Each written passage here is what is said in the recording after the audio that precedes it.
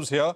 The Nifty support 23,300 and that's a level on the downside. On the upside 24,074 and 24,300 are levels. So I mean, actually, since Friday was a big gap, and we'll see where we go today. So the first one, 2474, becomes the first resistance before, of course, the bigger one, which is at about 24,300. GIFT Nifty gives you a quick sense of how we're likely to start. We'll pick it up from there. So 5-point change on the GIFT Nifty this morning. So it's absolutely flat. Nigel has walked across the wall with the flows, positioning, and the futures and options data. Nigel, take it away. Well, over the weekend, RCB said they did it again in the IPL. You had PSGs that said they did it again in the Champions League. But for today, the Bulls will want to prevent the Bears from saying they did it again, because the kind of fall that we saw in Friday's trading session was a little bit uncomfortable. But if you're looking at the flows, yes, there was big FI selling, but you need to keep in mind that normally you see mostly the passive flows that hit in the final hour of trade. However, this time around, it appears there was some active as well as passive, active that was pending and passive that had to take place. And that's why we saw such a large FI net sell number. And even the gross volumes are very, very high.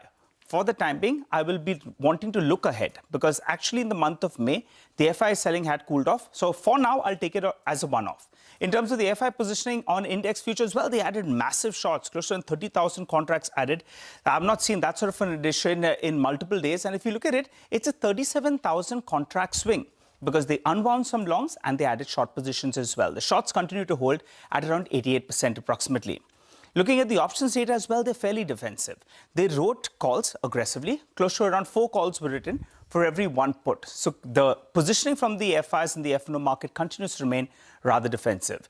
But here's what I'm looking at. The FI shorts in the system ain't too bad. The PCR coming down to around 0.74, that as well isn't too bad. So I'm clutching on to both these two data points, and I'm saying that we are unlikely to see that sort of an intensive sell number coming in today's trading session. That's my hope at least. We're looking at the options data then, since I said that the FIs were writing calls aggressively. The 23,900 call, big addition out there. 23,700 call, massive addition out there as well. There's clearly signs of writing as at those strikes, which brings us to the levels. Just in the near term, what was a support becomes a bit of a resistance. So the 50 DMA and the 20 DMA, that's the resistance zone that you're looking at. The bulls will want to get above this mark and then, push those FIs to cover the shorts in the system. And if you're looking at a support zone, well, this 23,250 has been a good buy zone. So if we drift towards those levels, then the bulls will fancy their chances. Recent low at around the 23,263 or thereabouts. Well, one technical indicator that's looking up actually, just a couple of months ago, the number of Nifty stocks that were trading above the 200 DMA, they had gone to around 20% approximately. That number has bounced up to around 46%. So that's encouraging. In terms of technical, that technical factor is actually working in favor of the bulls. And if you look at it, you'll say, well, the Nifty is still much lower since the start of this war, but the broader markets have outperformed. And I expect more of the same to continue, even if the headline index has to go through a period of consolidation. The broader markets, the momentum is pretty much with those guys, small as well as mid caps, and earnings as well, to be fair, have been better in the broader markets in comparison to the headline index. Well, the crucial trigger later this week will be the RBI policy meet and the decision out there. The good news from an RBI perspective or from a market perspective as well, crude oil prices have corrected sharply in the last 10 days or so, and the rupee as well. I think this is the positive. The rupee is showing signs of stability. The fear was it shoots past the 97 odd mark, so that now it's at around 95 odd. Both these two will favor a no rate hike, at least in this particular meet. Let's see how that goes. But for the time being, I'm expecting a rather good bounce back today in comparison to what we saw on Friday. All right, we'll take it from there. And the good news is earnings season is now behind us. But let's get to the equity calls then. It's Venugopal Gare of Bernstein who says that while a de-escalation in West Asia could trigger a relief rally, they expect it to be short-lived given the weak macro underpinnings and a likely revival in equity issuance. They maintain their Nifty year-end target of 26,000 and retain a neutral stance. He says from here, returns are likely to be driven by 3 themes. The first one is under-owned lower governance names linked to global themes such as AI data centers. The second one is globally exposed sectors like IT and healthcare. And 3, rebound trades as West Asia-related headwinds fade. Within domestic stories, though, he says selectivity remains key. Okay, let's get in Temur Beg, Managing Director and Chief Economist at DBS Group Research. Temur, we'll get to the RBI action.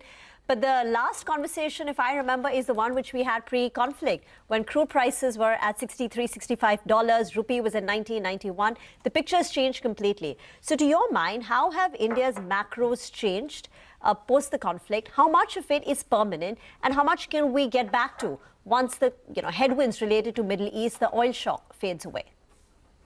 Good morning. I think India's fortunes will not be that different from many other emerging markets' fortunes, which is around dependence on energy import, which is around funding the current account deficit, and the monetary policy exchange rate management nexus that comes with it. So sitting here in Singapore, I look at Indonesia, I look at India, I actually don't see too much of a difference in the challenges that the policymakers are facing. So I would characterize the time that has gone by since we last talked as a global common shock. And India is going to be dealing with it the way most countries in the world that depend on energy imports will deal with it, which is at some point you have to raise petroleum prices, not just the amount that has been done so far, but the amount that sort of meets the minimum threshold for all marketing companies to keep making the kind of money they were making before the crisis. Beyond that, that impact of that energy price increase, the ones that have been done and that ones that need to be done, would feed into inflation. And that is so clearly visible that, in my view, the RBI has to follow the footsteps of the likes of central banks in Indonesia or Philippines who have already started hiking rates. So maybe this RBI meeting is not live, but in my view, it is just a matter of time before the central bank has to adjust the policy rate. I think the key thing that I would like to reflect upon, given now that we have had more than 3 months of this conflict, is that we should not be that afraid about the resiliency of our companies and of our consumers to take that terms of trade adjustment. It is not something that the world, or India for that matter, has not dealt with in the past. Energy shocks come and go. We had $150 oil about 16 years ago. And life did not end. And therefore, these shocks are going to be there. There are many lessons around that in terms of energy resilience, diversifying your supplier chain. I think we have all talked about that ad nauseum over the last 3 months. All of that is valid. But key lesson for me is that we're actually not that fragile. We can take these shocks. All right. Hi, Taimur. Good to see you, Ben. You just briefly spoke about Indonesia as well. Their central bank went ahead, and I think May 20th, they went ahead and hiked rates. When do you expect India to go ahead? I mean, you're saying maybe probably not in June, but say in the next 9 to 12 months, how many rate hikes are you penciling in here for the Indian markets? And also comment on the Indian rupee. It fell one way from 90 to around 97 odd. The last few trading sessions, it's been showing signs of stability. I would be in the camp that you don't want to see any big appreciation. But, that depreciation needs to stop at the pace that it was going. So your comment even on the rupee. Okay, so let me punt on the RBI rate hike part. My India senior economist Radhika Rao has her call on a modest rate adjustment over the next 6 to 12 months. And by that, we mean, of course, not more than 50 basis points. So I'll leave it at that. I think we need to see RBI leadership's communication in this regard. But as far as the rupee is concerned, when I look at the real effective exchange rate of the Indian rupee compared to key emerging markets economies like, say, China or Indonesia, they have all adjusted or gone depreciated by about 10% in real effective terms over the last 6 years. That does not seem to be at all a lot to me. For me, this is very modest and sort of relatively okay adjustment, especially compared to the peers. Now, what has happened is India's movement in the last few months has been significantly more than the few other countries that I just mentioned. They have been on a steady path of adjusting the real effective exchange rate, where India, it seems like now that we have the data in 23, 24, 25, was very resistant toward allowing the rupee to adjust, and now it has done so. So yes, like you, I don't want to see disorderly one-off adjustments. I would rather see gradual adjustment if there is selling pressure on the market. In my view, the RBI does not need to combat it every single time by selling precious reserves. It should allow the market to move on a two-way basis. And there is smoothing that is, of course, expected out of monetary authority. But we should basically think about the RBI's core mandate, which is inflation. And around that, if rupee needs to be defended, that's fine. But I don't think the sort of big losses in reserves, allowing the rupee to sort of stay stable when competitor currencies were adjusting, I don't think that had much sort of economic sensibilities around that. The adjustment that has taken place so far, Right. I think in a 5-6 year horizon, totally okay. Right. Got that. Taimur, hi. Last week we had, I think somebody from Bank of America was it. So basically, the point that the gentleman was making that the entire AI capex, which is happening in the US, the actual net boost to US GDP is very, very small. It's not very small. It's I think about 30 basis points or something. I don't know if you have a number. You have your own number, and maybe the reason for that is because while all the spending is happening, this is all kind of being sent out of the country because you're importing everything, right? From Asia, from countries like Taiwan, from countries like Korea, et cetera, et cetera. So just your thoughts there. A couple of thoughts. I mean, the U.S. economy overall is doing extremely well. Atlanta Fed's nowcasting suggests even for the second quarter of this year, the largest economy in the world is tracking close to 4% growth. Those are extraordinary numbers. Even if the nowcasting is a bit off and we settle down with, say, 2%, 2.5% for the second quarter, it is building on a bunch of years of pretty robust growth. And these are pretty impressive numbers, given that, we've had a trade shock, energy shock, and all those things that do hurt consumer sentiment, consumer buying capacity, and so on. And of course, you can sort of take this in the context of this extreme boom that we're seeing in the equity markets and the wealth effect around that. I think that the capex cycle is a bit lopsided. A lot of money is being spent on the AI infrastructure and very little money being spent on other things. That makes the cycle a bit vulnerable, that if indeed we have some sort of a reckoning around AI infrastructure spending, it can drag down US growth substantially. The investment related spending that is attributable to AI is actually not that easy an issue to solve. If a company tomorrow buys a couple of CPUs from Intel, is that an AI investment or is it just tech upgradation? If indeed we are seeing some degree of adjustment in the labor market, is it AI related or is it because in 2022 companies hired a lot of people? So I think that it's hard to sort of parse that issue very well, but it is true. Regardless of what the contribution of AI is to the capex cycle, is that the US is going through a fairly robust consumer and investment cycle, even as public sector has not been particularly spending a lot of money other than defense. I think that there is actually a very good lesson to be learned from the largest economy in the world for the rest of the world. We should not be scared of importing capital goods that feed the infrastructure foundation for future growth. So the US may seem like importing a lot of things from Taiwan and Korea, but it is going into building US capability going forward. Yeah. No, I wanted to sort of take up that question in terms of my question was whether these countries themselves are vulnerable in a big way now to what's happening in the US and this entire capex super cycle. Well, absolutely. Yeah, and I think that dependence is a lot more. It's very lopsided. Yeah, in that sense.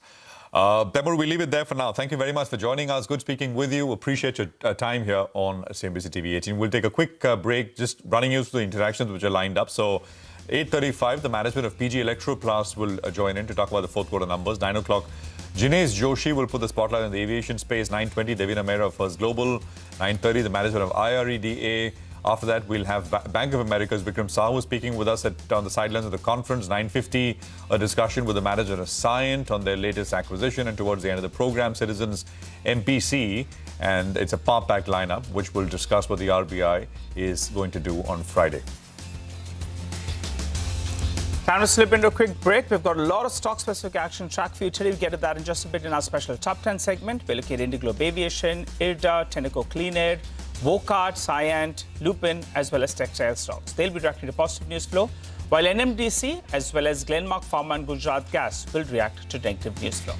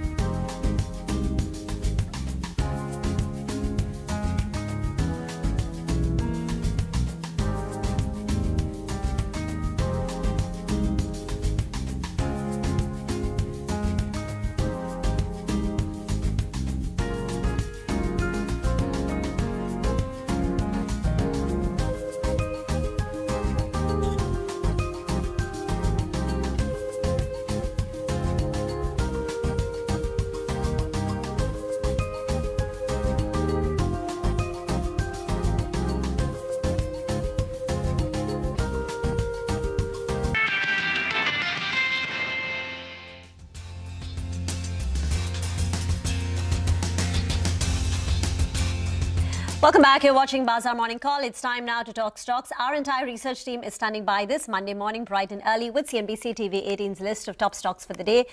Let me begin with Devyani, if we have her on Interglobe Aviation numbers.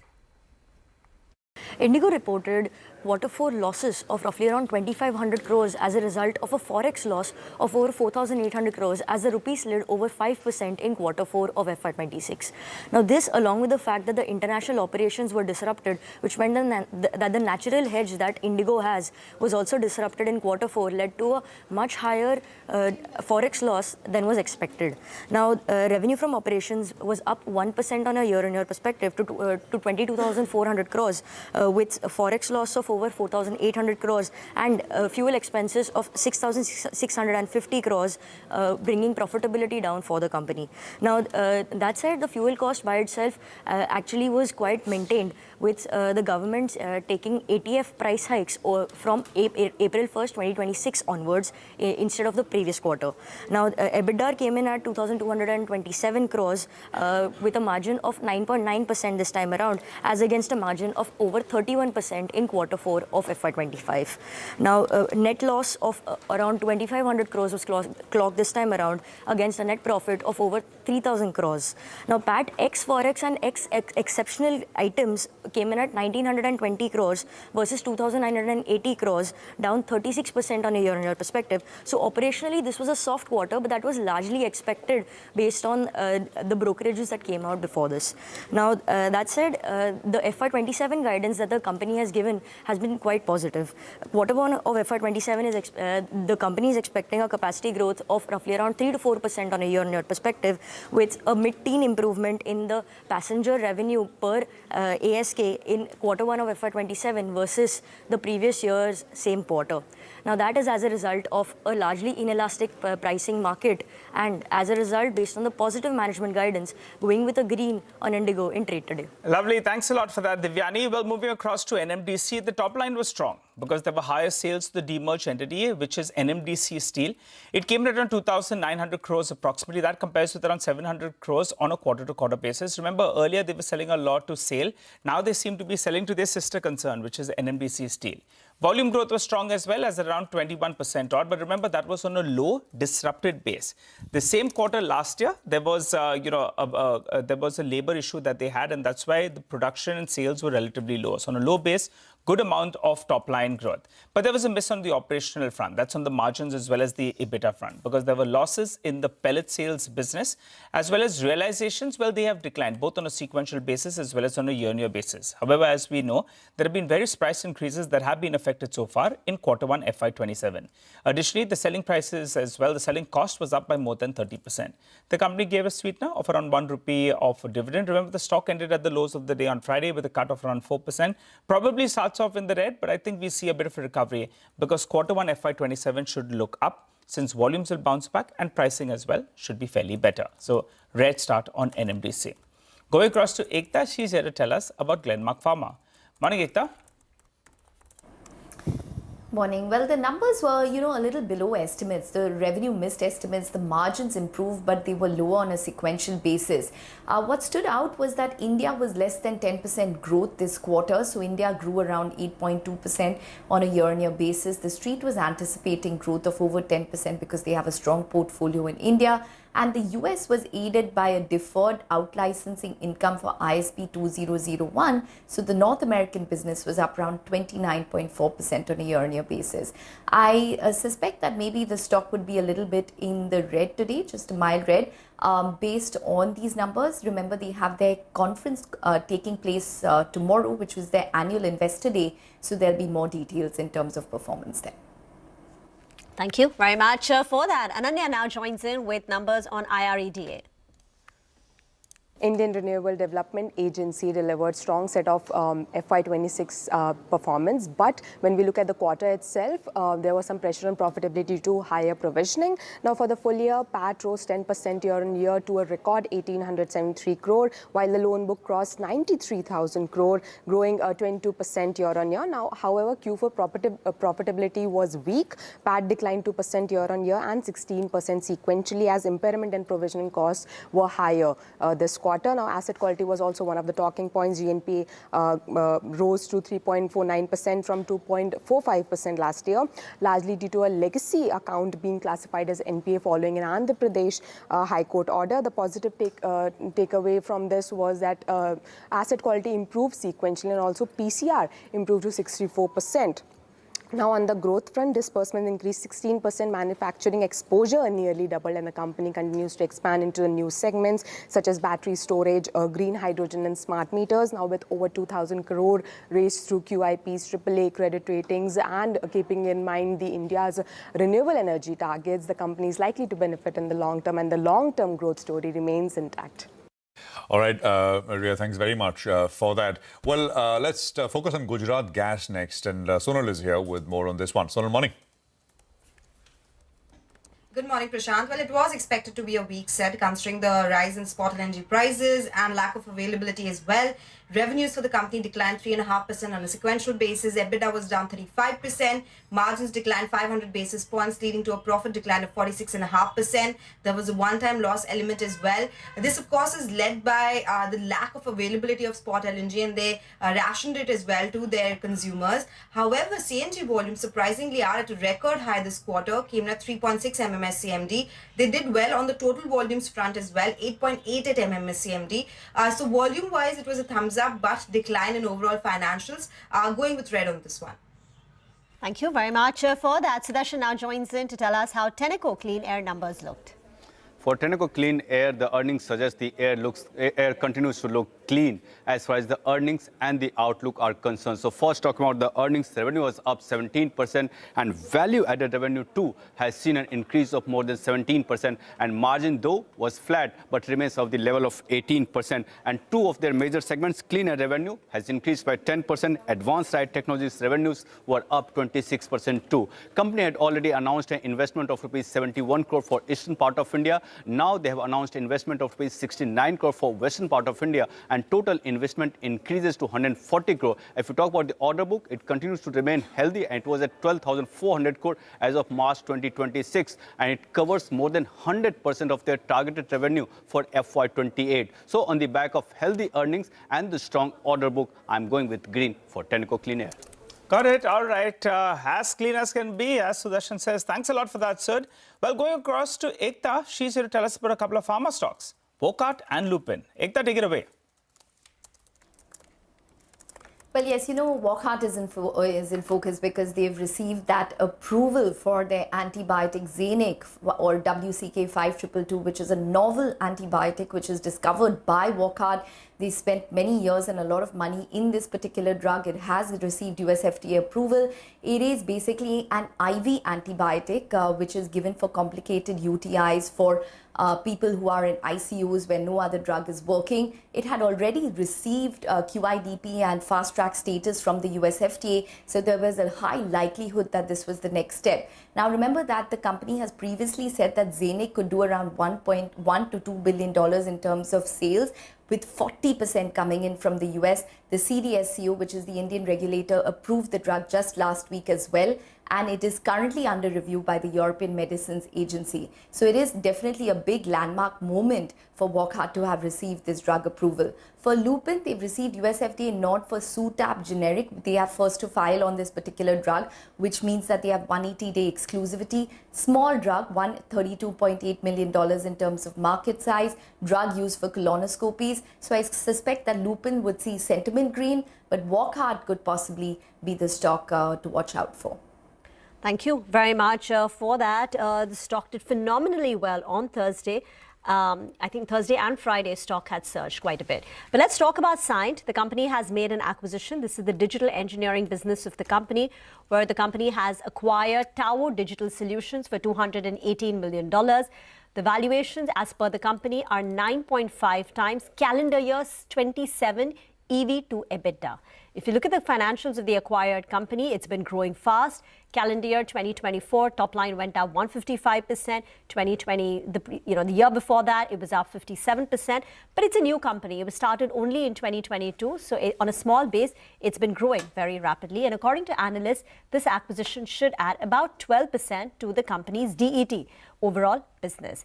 But the company generally, ex of this acquisition, has been struggling a bit. So last year, their main business had a decline of about 0.7%. Though in April, when we chatted with them, they spoke about a mid to high single-digit growth for FY27.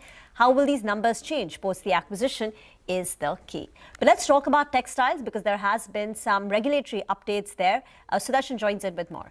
So on the first of every month, we do see changes to major duties like excise duty, all these import and export duties. So on the part of that, government today has announced that it will remove the 11% import duty on cotton, and that can be very positive for textile companies. And what does it mean? So basically, why exactly government decided to go ahead and reduce the duty? Because in FY26, there was a sharp increase of more than 55% in the cotton imports. Now, because of this duty free till October, India overall can import 6 lakh of base. Now, why this is positive for textile companies? First, it will reduce the raw material cost. Second, it will improve the export competitiveness that these companies face from neighboring countries like Bangladesh and other countries like Vietnam. And also, it will help in improving the EBITDA margin for major exporters. Now, who all will be benefiting from this? First, home textile exporters like Westman Living and Trident. Second, yarn and fabric manufacturers like Vardhaman Textiles and Nitin Spinners. And lastly, integrated textile players like Arvind and KPR Mill. All these companies are expected to benefit from this reduction in cotton import duty to nil from 11%.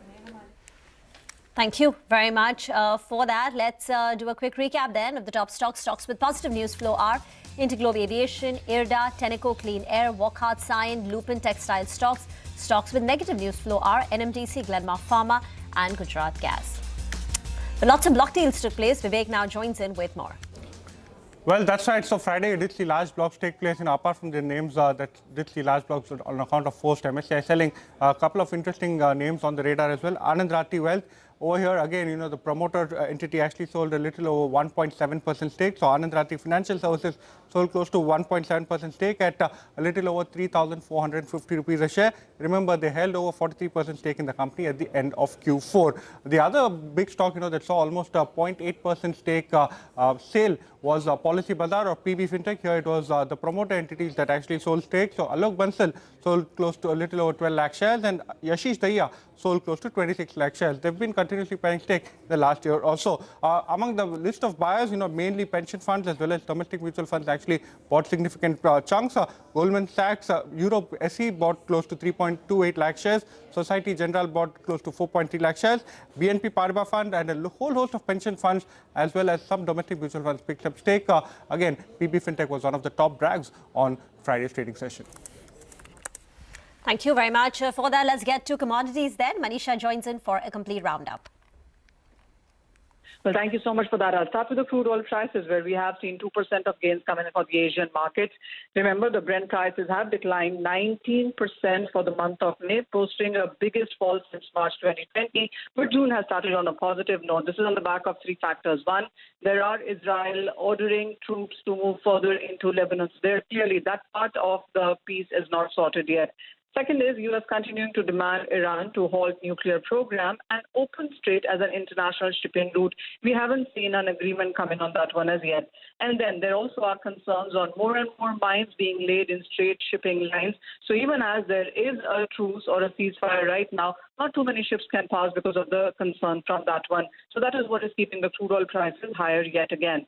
So while crude has rebounded, metals in any case have been on the stronger side. The decline in US dollar, inventories on major exchanges, and of course the closure of Strait of Hormuz has throttled supply for aluminum. So spot prices have been spiking and the exchange inventories have been declining. So when you look at the month of May, it has been a very good one for base metal prices, where copper gained 10%, aluminum was up 5.5%, zinc gained 5%, tin is up 13% as well. So most of these metals have posted May stronger, and the 1st of June today in Asia is starting on a strong note as well.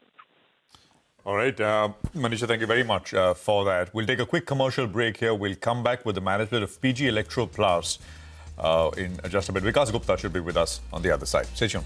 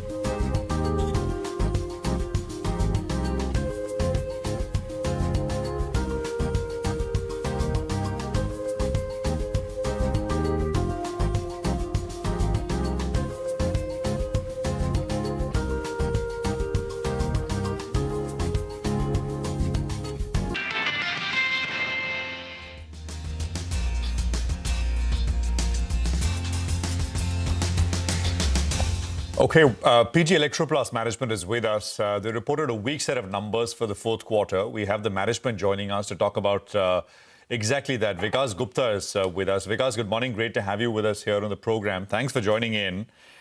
Just sort of run us through what happened in the quarter, because margins have come off sharply.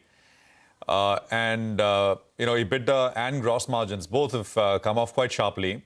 Is this largely a result of the LPG shortage and higher costs on account of that? I mean, just contextualize the numbers, especially on the margin front for us. Yeah, good morning, Prashant. So FY26 has largely been a very difficult year for the air conditioning industry. And air conditioner being one of the large revenue categories for our company, so that has definitely impacted us. So if you look at the air conditioning industry from the start also of the FY26, there was a early onset of monsoon, and there was a almost a collapse of demand after May. June and July were very weak in demand. The channel inventories were very high. Then there was the announcement of the GST rate cut, which led to the postponement of purchases till 22nd of September 2025. So that all led to the issues. Then the big blow came in the quarter four, which is typically the large and the most significant quarter for the company for the air conditioning business.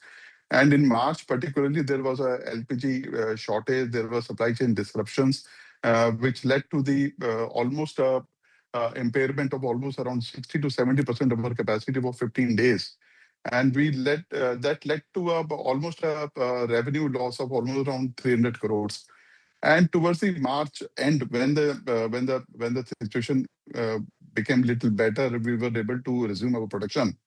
Then there was a shortage of trucks. There was a diesel shortage, and we were sitting with some FG inventory which we could not dispatch towards the end of the year. So all this led to the impact, and another major impact was the forex thing.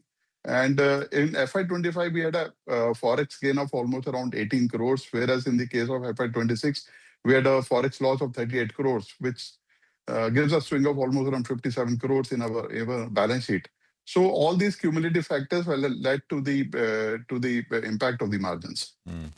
Could you give us, everything which goes wrong, which could go wrong, perhaps has gone wrong.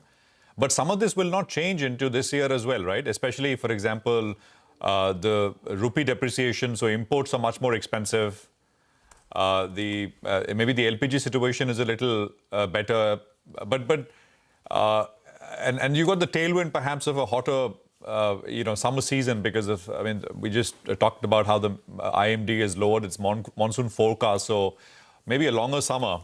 But so tell us, what are you expecting for 27 over 26, Vikas, just realistically? And we won't hold you to the numbers, but some indication will help. Please do appreciate that we also do a lot of inspection and what went wrong in FY26 and how to improve that in FY27. So we are working on a couple of levers. We are trying to see how we can improve the inventory levels. We are trying to see how we can localize some critical components that will help us in lowering our inventory carrying days. On the forex side, we are trying to see how to cover that, get a forex forward cover for US dollar. Chinese yuan is something that is difficult to cover. But looking at the macroeconomic situation currently in the country, we need to keep our fingers crossed, and we are monitoring that situation. What I can say, April, May has been better in the current financial year, and we hope this momentum continues. But we will have to keep our situation under supervision, and we'll need to see how things play out. But I can assure you that we will definitely give a better performance as compared to what we have done in FY26. It will be difficult to give any kind of a revenue guidance right now in such a volatile situation. Maybe perhaps when we talk at the end of the quarter one and we come out with the results for quarter one of FY27, we will be better placed to give some kind of a revenue guidance. So April, May, Mr. Gupta, you said is better.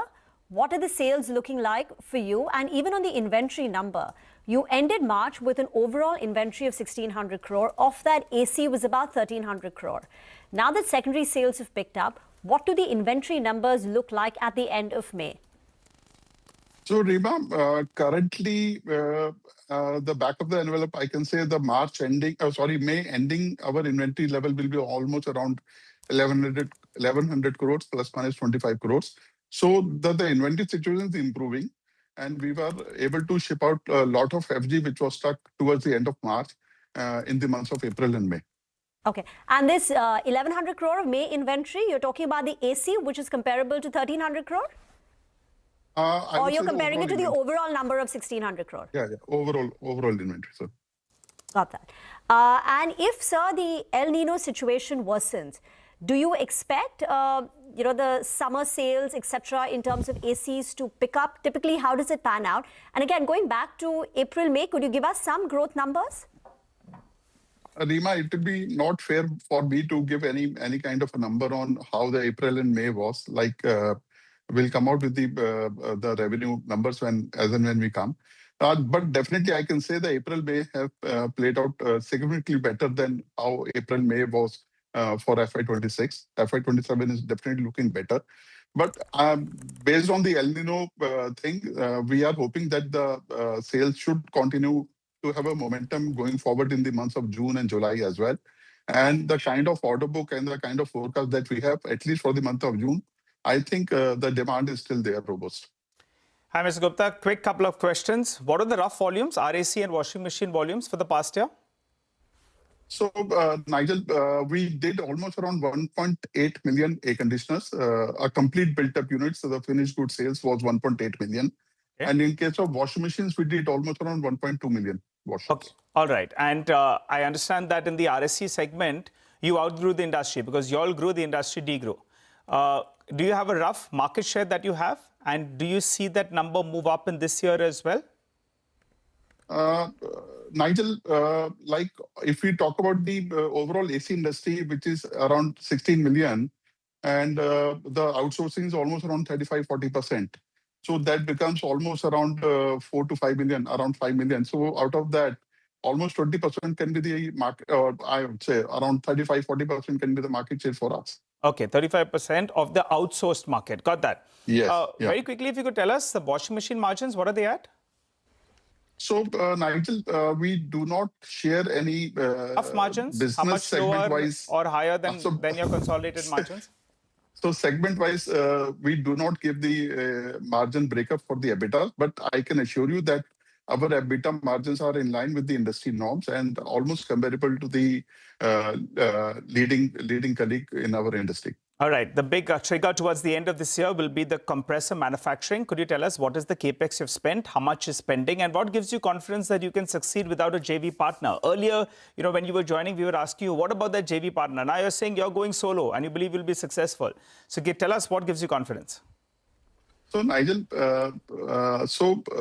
as I told you earlier, also, we already have the plant, land and building, which was already in place. We have already placed the orders for the equipment and machines, and that should start arriving into our factory by August. We are hopeful of starting the production in Q4 of FY27. We are tied up with the technology partner, a leading technology partner in China, to help us in this technology for compressors. And in turn, we have also internally created a team for the technology development and evaluation. And we are quite confident that we should be able to launch products successfully towards the end of FY27. Do you think, Vikas, this will improve your competitive position vastly? I mean, once this is up and running, or you think this is and what will it do for margins, etc.? So, Prashant, initially we are putting up a capacity of almost around 2 million. We are putting one line, which should be a 2 million capacity line. And it should be margin accretive, definitely. We see an improvement in margins coming from compressor backward integration. Okay. But please do understand, if the compressor things goes well, it will put us on a very strong footing in the overall AC industry for our customers. And we will be able to have a secure supply chain for the critical component like compressors.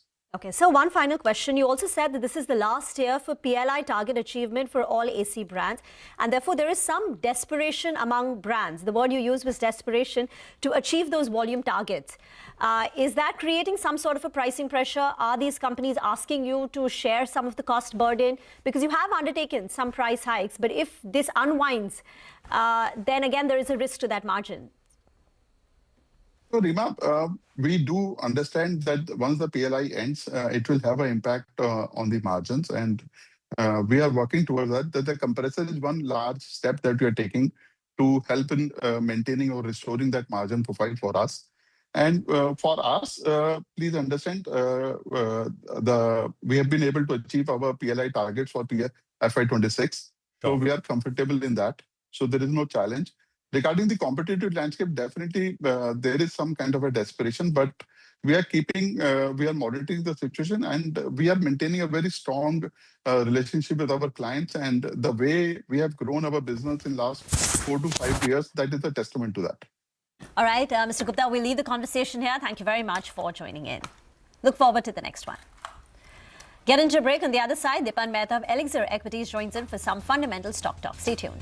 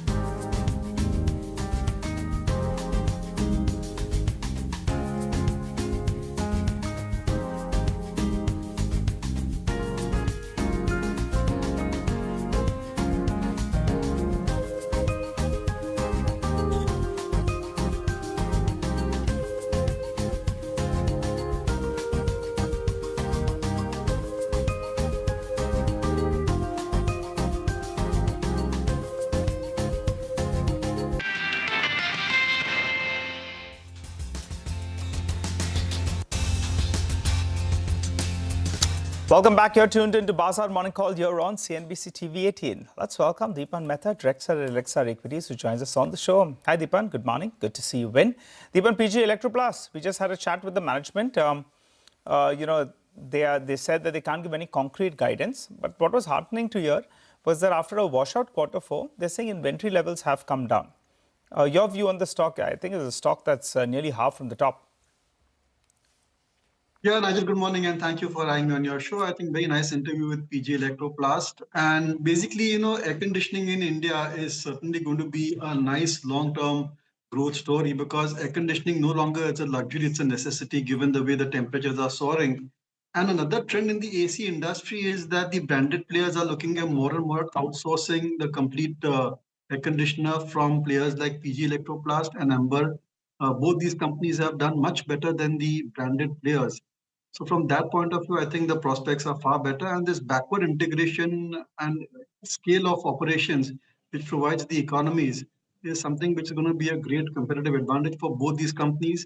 And I think that this is certainly a company to watch out for. Optically, it appears to be expensive because of a poor FY26, but I think FY27, 28 onwards, we should see the company going back to growth path. It's just that investors have to tolerate a high degree of volatility in their earnings, but long-term growth trajectory is pretty decent. Do you own it in your portfolio, Dipan? No, but we do have investment in Amber Industries, and right now, as you compare, I think Amber is more expensive than PG Electroplast. Although PG Electroplast internals, returns, growth rates are far better than Amber, but who knows? At some point of time, we may certainly look at it as a measure of exploit. Got that. Do you want to comment on the very, very large gross selling seen by the foreign investors on Friday? 1.1 lakh crore. When was the last time we had such a large amount? Of course, partly explained by the MSCI rebalance, but even if you strip that out, it's still a very large number. What happened? I don't know, Rima. I'm just waiting for it to end. I mean, there's no way of guessing. Actually, I had an idea just now that, I mean, when this thing happened, is that we should take what was the FI holding of all the listed 500, of the top 500 companies, maybe just after COVID and what they are just now, and how much further lower can it go, and estimate how much selling is still left to go. I mean, you can assume 5-10% maximum holding of an FI and then see how much more selling has to come, because there's just no way of predicting these things. And I think the index will remain highly pinned because of FI selling. That's where it's concentrated. But look at the mid-cap market. I think portfolios are doing well. Mid-cap index is doing very well.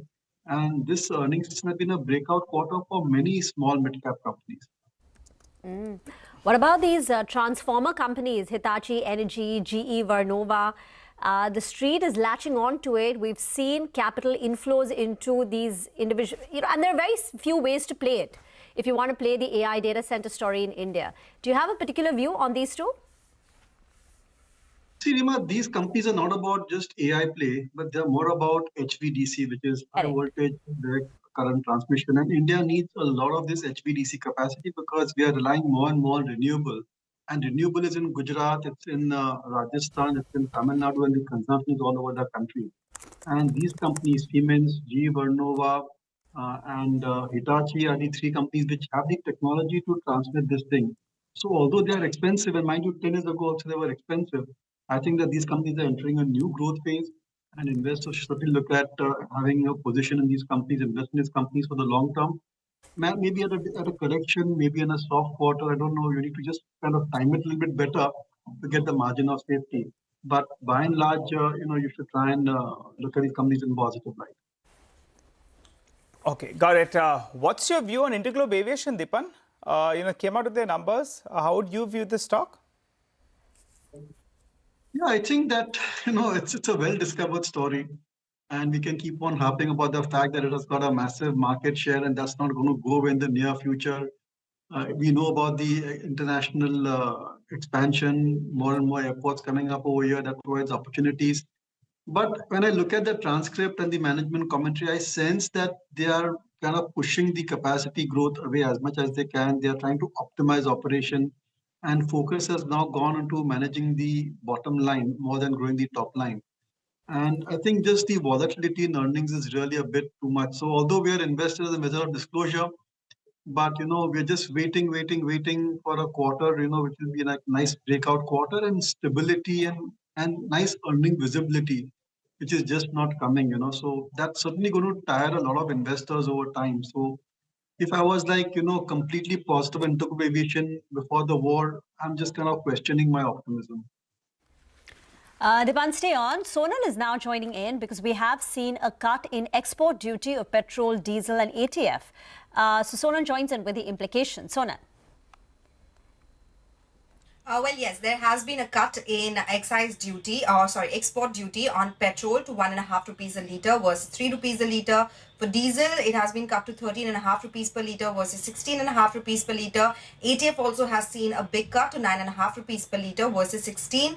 The revised duties will remain applicable for the next fortnight, which starts from today, that is June 1st. It is going to be reviewed every 2 weeks. Now, crude prices, they have come off sharply, and that is one of the reasons why we are seeing export duty cuts as well. The other reason could be better domestic availability. The government has been talking about enough reserves available. So yes, this is not something which will impact our petrol and diesel prices, but this is something which will improve financials of oil marketing companies. So those stocks should be in focus today. Thank you very much for that. We will slip into a very short break. We'll come back with the pre-opening rates. We'll also be joined by Jinesh Joshi to put the spotlight on the aviation sector. We'll also be joined by Vinay Rajani and Sudarshan Sukhani for some technical trading ideas.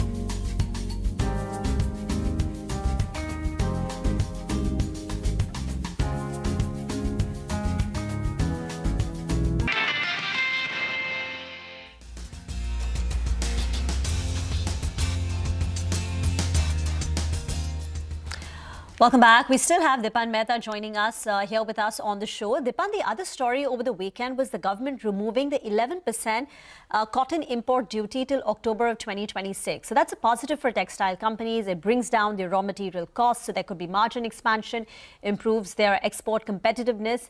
That, along with the kind of rupee depreciation, do you have a view on textiles? Is any stock a part of your portfolio? No, Rima, but that's a very nice question. And this export competitiveness and rupee depreciation, how it's going to benefit exporters is certainly an investment theme which we are quite actively pursuing. And two names come to mind. One is Gokuldas Export, and another is a small cap company. Again, disclosure that we are actively studying this company and we look at investing in it. So our views could be biased is Kitex. And if I can just take a minute to talk about Kitex. So Kitex has got a separate unlisted company which they are merging into Kitex Garments. And this quarter was a complete disaster for all the reasons that we know.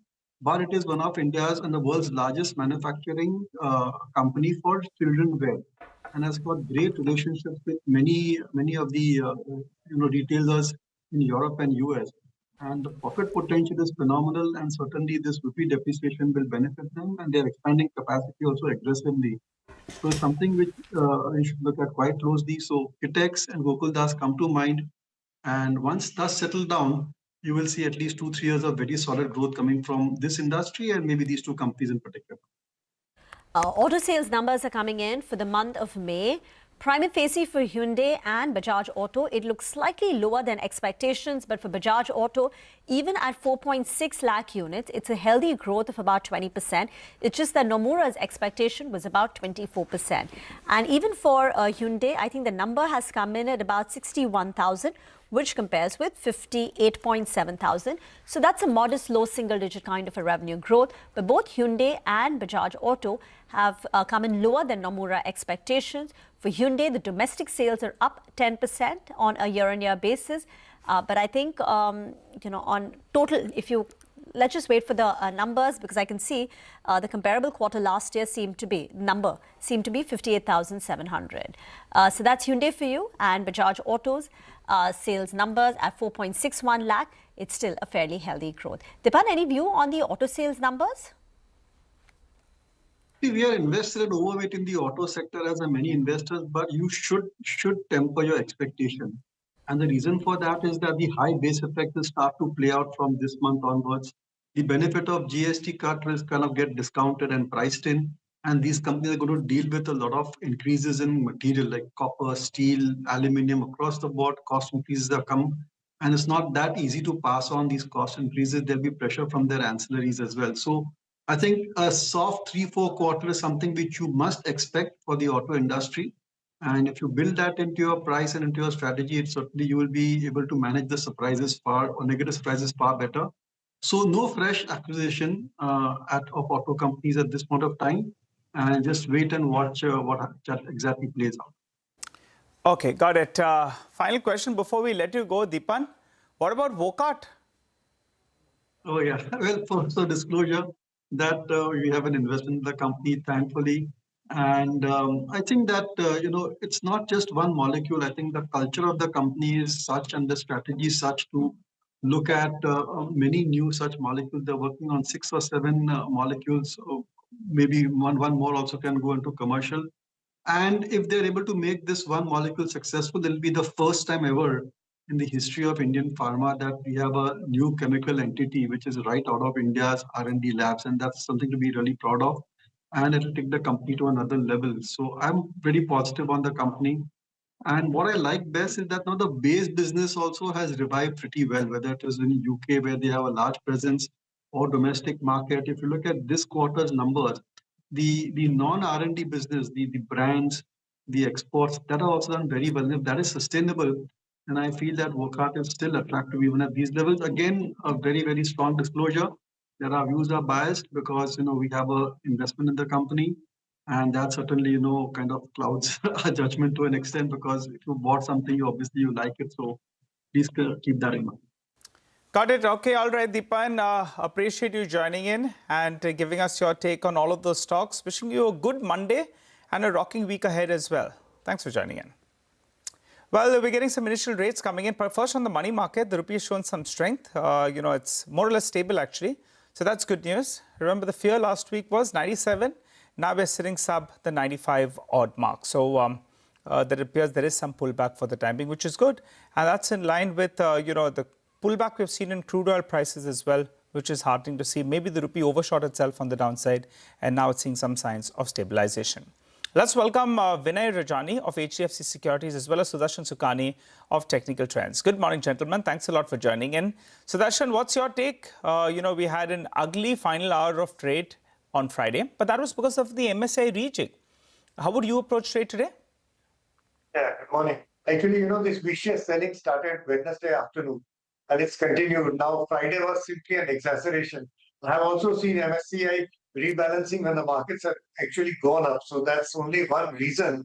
The tendency was that there were sellers and more sellers, willing sellers than more willing buyers. That's the fact. Now, fortunately, we have seen a 600-point sell-off, and the chances are that at least for the time being, we should see some kind of a sort of stoppage of this selling either today or tomorrow.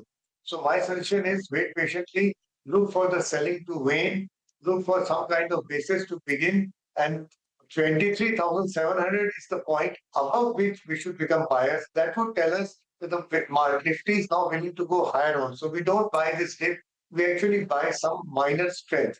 If that level doesn't come, we do nothing. So you'll initiate a buy above which level? 23? 23,700 with a stop at 23,500. That needs to be closed.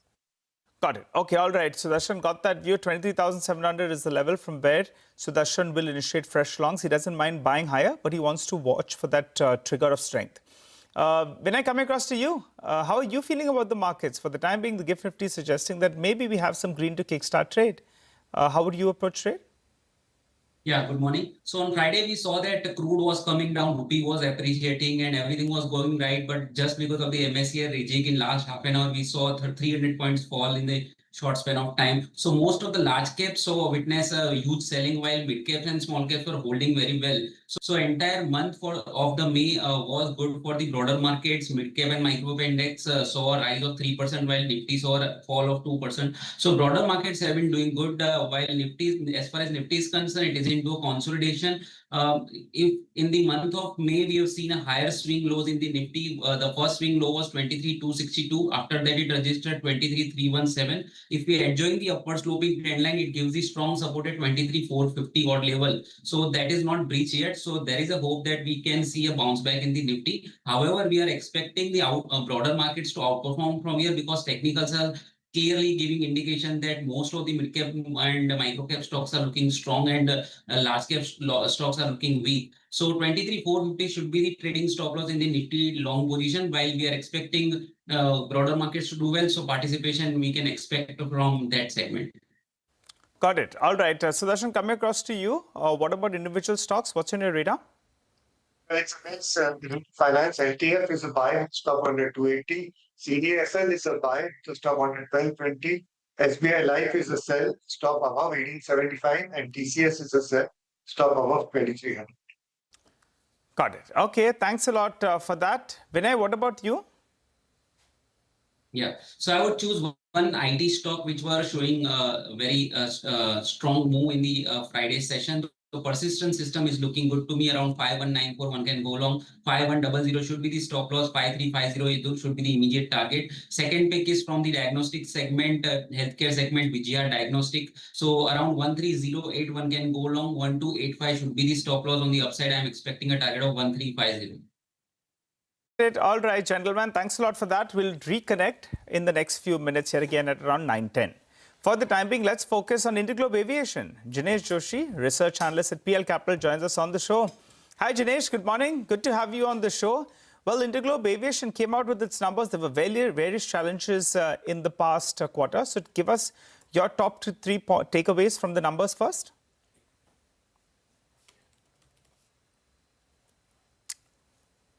Sure.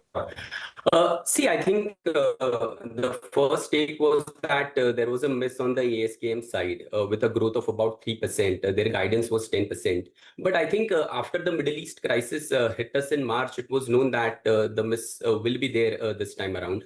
Secondly, I think the Forex loss hit of about 4,200 crores. I mean, that also troubled the company in this particular quarter. And if I talk about their near-term guidance, I think the 1Q guidance of 3 to 4% growth in ASKM does kind of indicate some kind of challenges on the demand side. And also, if you look at the month of April, the domestic max growth is down by about 3% odd. So I think there are some near-term challenges as far as the overall demand environment is concerned. Yeah. Jinesh, Motilal Oswal, I was reading their note, and they said the EBITDA X of the Forex was actually better than their own estimates. How would you look at the numbers X of exceptional? And have you made any changes to your estimates? Right. So X of exception, as I mentioned, that the overall FX loss was about 4,200 crores. And if you adjust for that, the EBITDA is at about 6,200 crores.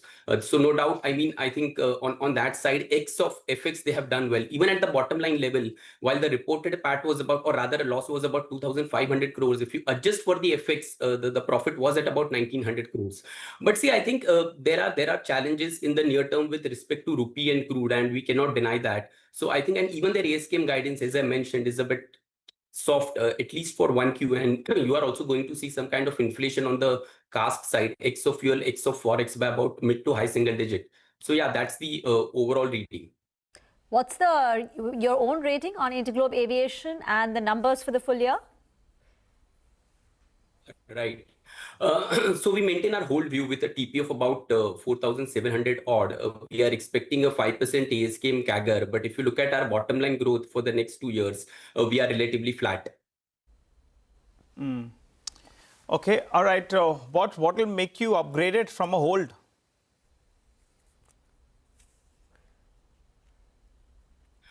See, I think the comfort on ASKM, I mean, if I recollect properly, earlier when I was there on your channel, we had highlighted some concerns on the ASKM side, right? And now with the 3 to 4% guidance, it does indicate that there are certain near-term demand challenges. But I think one positive point is with respect to their unit packs revenue guidance of mid-teens growth, which is expected to come in 1Q. So I think some bit of cost inflation on the crude side is covered by the yield repricing that we have seen. But on the ASKM side, if we see some kind of comfort come through, I think that will really help the operating leverage magnify. And if the crude and rupee kind of maybe settles down a bit, I think that flow through on the EBIT better. Okay. So Q1 ASK guidance has been given by the company at 3 to 4%. But assume as the quarter progresses, the Middle East crisis comes to an end, international operations show signs of recovery. And plus, there are new airports which are coming on stream. There is domestic travel. So suppose that ASK guidance for the full year, the company in 2 months comes out and says it's going to be 7-8%, high single digits kind of a revenue growth. Is that good enough for you? Because you are currently at 5%. Right. So see, a 2% difference might not make much of a change in view. But I think what can really help the company is how the yield repricing happens, because I think the mid-teens growth guidance that they have given on the PRASK side for 1Q definitely is slightly comforting, and it takes into account some bit of ATF inflation. So I think a multitude of factors have to play out. The ASKM growth guidance needs to kind of up a bit. The crude has to settle down. The repricing scenario has to be much better. Then you are going to see that EBITDA growth come through. Because if you look at our numbers at this point in time, on a 2-year basis, our EBITDA CAGR is approximately about 4% odd. Okay, all right. Very quickly, Jinesh, you cover a lot of stocks from aviation to hotels to I think Nazara as well. From your universe, leave us with your top 2 picks. Sure. So I think the two names that we like at current levels is Safari. I think this quarter they did a very good performance on the margin side. I think the EBITDA margin of 13% was definitely much better than our expectations, and also the top line growth of 12% that they have reported.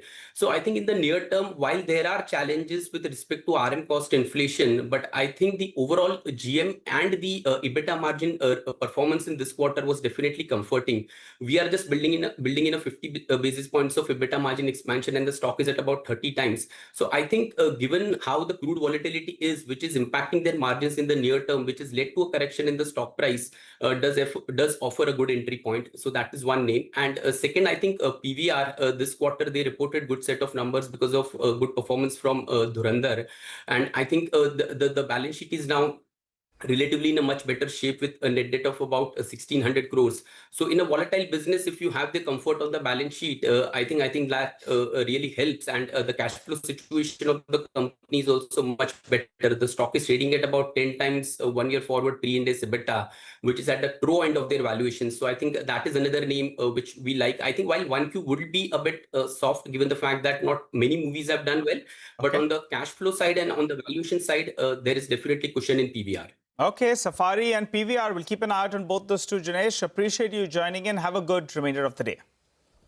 Well, let's welcome Sudarshan Sukani back on the show. Sudarshan, what's your 910 call? LTF, L&T Finance, with a nice LTF with a stop under 280. Can you repeat that, Sudarshan? Missed that. L&T Finance, is it? Yes, buy it with a stop under 280. Stop under 280. Got it. Okay. Thanks a lot for that, Sudarshan. We catch up soon. Let's focus on Asian Paints. That was one of the better set of numbers actually we got. But there's a bull as well as there's a bear argument. Vinny joins us to fill us in with both views. Vinny? Hi, so firstly, let's talk about some of those bull arguments that have come in, right? Macquarie, they're maintaining the outperform rating target price of 3,000 rupees per share. And like you said, good numbers that came in from the company, healthy volume growth in the decorative side of the business as well, 12.4% volume growth there, better than what the street was expecting, better than some of the peers as well. Now, management is also guided for an 8 to 10% volume growth in FY27. Festive season, that's something that will support the growth as well. And demand strength, that continues to be there in Q1 of FY27 so far is what the company has highlighted. So that's why they're maintaining their outperform rating. Jefferies, they continue to maintain their buy rating target price of 3,300 rupees per share. They also are highlighting that volumes for the company in terms of the domestic volume growth, that's been at a 12-quarter high. So that's quite a very positive sign that's come in there. The commentary for the management that came in terms of volume growth going forward, that also is positive. Near-term margins, maybe that should be in the guided range that they've given. But apart from that, they're quite positive on the earnings. Nomura, they also continue to maintain the buy rating target price of 3,600 rupees per share. What they're highlighting is that they continue to maintain this buy. Why? Because they believe the peak in terms of competition now is behind, and disruptions was far less than one was expecting. So competition, they believe from here on will now start coming down. So that's why they're forecasting a EPS CAGR of 13% over the next couple of years. Now to the bear side. CLSA underperform rating target price of 1,186 rupees per share. Citi 2 is maintaining a sell rating target price of 2,500 rupees per share, while Morgan Stanley 2 is maintaining an underweight rating target price of around 2,253 rupees per share. And they believe that March growth of 3 to 4% was reflecting upstocking and price hikes as well. Leave it there. The first bell has gone. It's 23,700 on the Nifty. It's a positive start. After losing 350 points in Friday's trade on the Nifty, we managed to recoup about 150 points. Sensex opens higher with a gain of 500 points. In percentage terms, we are looking at a gain of about 0.6% on the Nifty Sensex. The advanced decline ratio has begun positively, about 2:1 on BSE, 1,200 stocks advancing to 600 stocks in the red. Mid-caps are moving in step. The Nifty Bank, at least for now, is slightly on relatively underperforming in the green, but a gain of about 0.2%. Well, the top gainer today is Interglobe Aviation, so that's up nearly 4.5%. Then you've got buying in IT names. That's visible. Bernstein today was telling us that how they're overweight on IT names. Infosys, Tech Mahindra, TCS, HCL Tech all start strong with a gain of 1.5–2%. Asian Paints is seeing buying, and that straight away opened up with a gain of about 3%. Other than that, metal names are up and about. So Hindalco, JSW Steel, Tata Steel on the gainers list. I can't see any large banks, at least on the front line, at least in the big movers. The Nifty Bank has now, in fact, flattened out completely. Kotak Mahindra Bank is a bit of a drag. ICICI Bank has opened lower with a cut of about 0.3%. NTPC is under pressure, and consumption names like HUL, ITC are slightly subdued in trade. And Bajaj Auto reported their May sales numbers, and that's opened up with a gain of about 0.5%. The gains have moderated now after opening at 23,700 on the Nifty. We're hovering around 23,600 in the green, but the Nifty Bank has no gains this Monday morning, absolutely flat. Well, Rima, a few stocks that are calling for attention. PTC Industries, that's one of the reactions of the morning, I think. Not too high volumes. It's more than a 15,000 rupee stock, so that's on expected lines. But PTC Industries, that stock is flying away in trade today. So let's pull that up. Olectra Green Tech, that's another stock that's up close to around 7% in trade today. That's PTC India. In a short while from now, we'll be pulling up PTC Industries as well. So that's the other stock that we're looking at. I think there's a buy rating coming out from one of the frontline brokerages as well. So PTC Industries coming up in just a bit. Wokat, positive news flow is what we are seeing.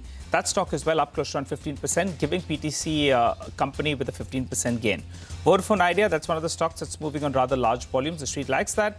Stock is gradually moving up, volumes rather high, 1.5% higher. Remember, in the rolls into the May series, we had pointed out that they were appearing positive. So some kind of positive news flow is what the street was talking about. The stock was 9.5 rupees at that point of time. Sterlite Technologies, well, that one continues from circuit to circuit. Good up move is what we're seeing out there. Textile names, you have some positive news flow that's coming in there. And the stocks are moving up, and they're moving up quite well.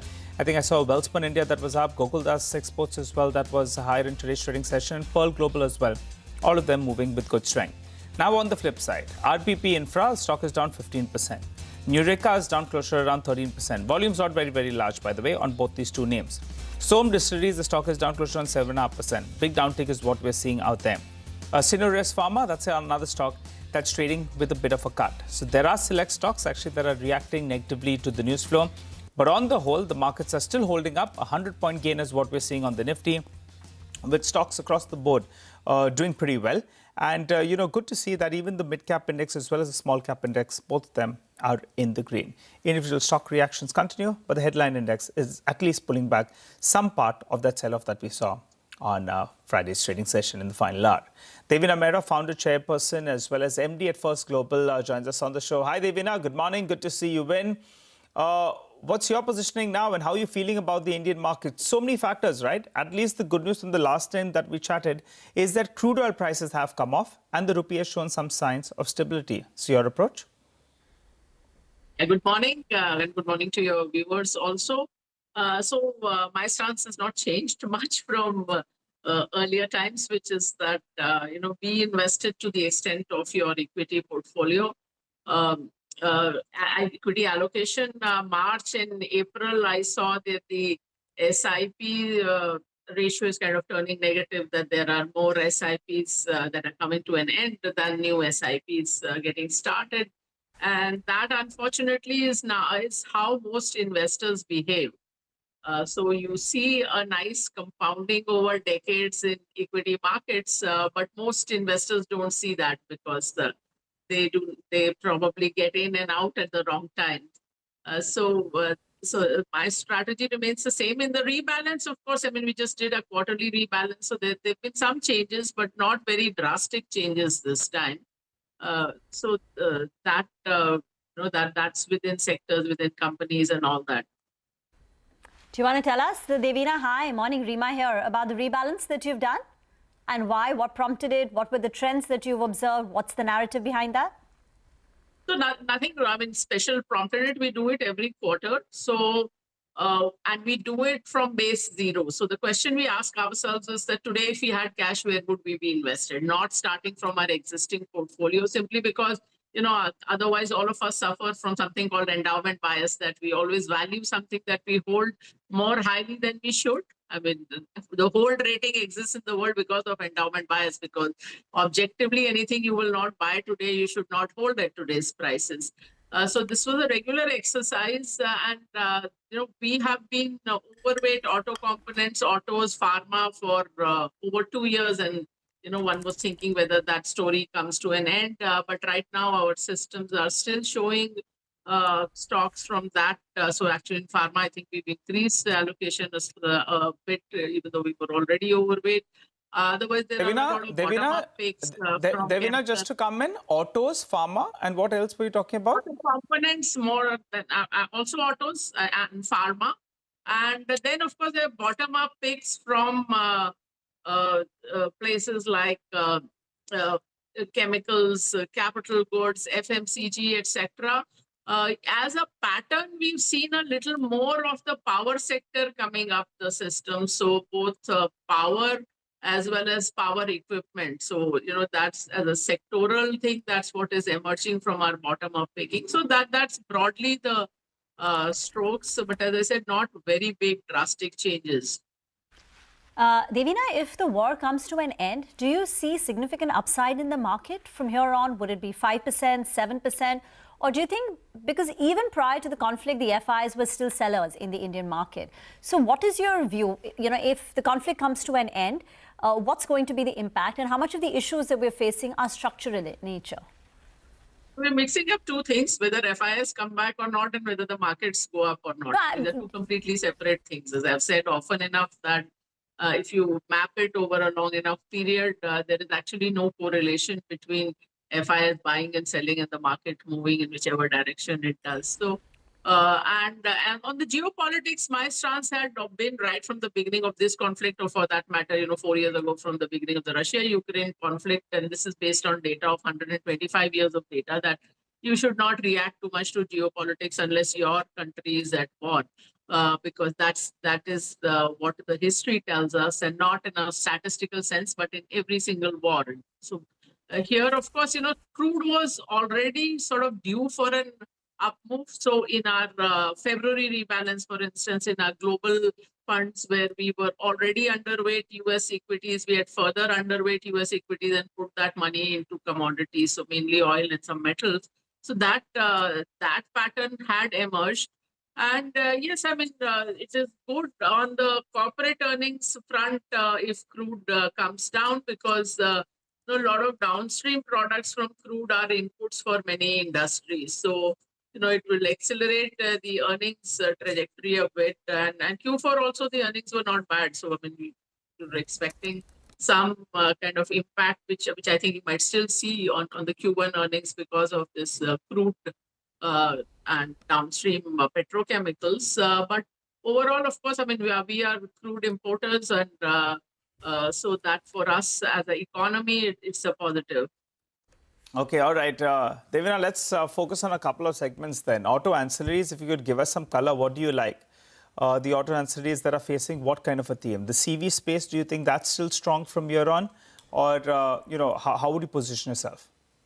So as I said, we've been overweight that theme for over 2 years. So from the beginning of 2024 almost, we've been overweight that. So it's not a new theme for us. And we don't believe in either excess sector concentration. So we'll never have like 30 or 40% in a single sector. And within a sector also, we have normally a range of companies. It is not just, one company or two companies. So I mean, our equity product is called India Super 50. So because we target to have about 50 odd stocks. So that's it's a broad theme. And as I said, since we've been overweight for over 2 years, I thought maybe that theme would be tiring. But for now, it's holding up. Okay. And on metals, what is it? Ferrous, non-ferrous? Are you playing the gold finance companies, or I want some color out there, since you'll have added some positions there. Metals, we are not overweight, and we'd have, I think, a little bit of ferrous and a little bit of non-ferrous, but that's not a theme we are especially overweight. I just said that overseas, I mean, because you can play the commodities also, we had, and that was not the big chunk again in commodity. The big chunk was oil and energy, but we did buy some metals. As in terms of precious metals, I was just, taking a evaluation. Normally we have single digit allocation, but because the precious metals did very well last year and equities did not, we actually are in double digits just now in both our India fund as well as our global fund. So we just actually not in the global fund, but in India we are in double digit in precious metals. So we're just reevaluating whether to remain there or cut it back a bit. Devina, how much of a negative would SIP ratios turning negative? I know we've seen only early signs, but you did say that this is a trend which happens when markets do nothing for a while. And plus, if markets recover a tad bit, we will see equity issuances come back. So that creates that supply pressure. See, I mean, that's what I'm saying. Most retail investors enter and exit at the wrong time. I'll give you an extreme example. Many of your viewers would have read or at least heard of One Up on Wall Street by Peter Lynch. Now, he was almost the most successful mutual fund manager in American history.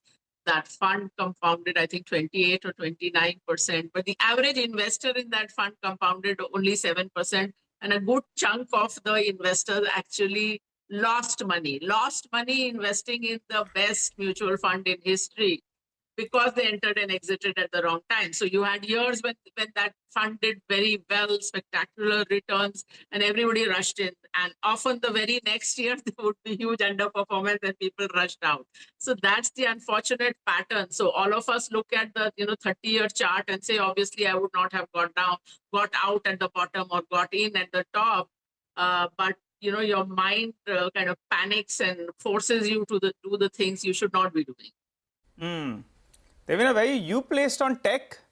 Or a debate, right? Globally, AI trade doesn't slow down. In India, we have these tech companies that have underperformed. Which side of the argument are you on? Good time to look into it or stay away? I have an op-ed coming out tomorrow on the global AI bubble. And I think it is a bubble. It's just a matter of when now. It's not if. And if you see, I mean, we think AI means the mega AI deployers, which is the Magnificent Seven, the big 7 stocks in the US. But actually, that bull has been tiring for a while. Even in 2025, 5 of those 7 underperformed the S&P. This year, 3 of them are down for the year.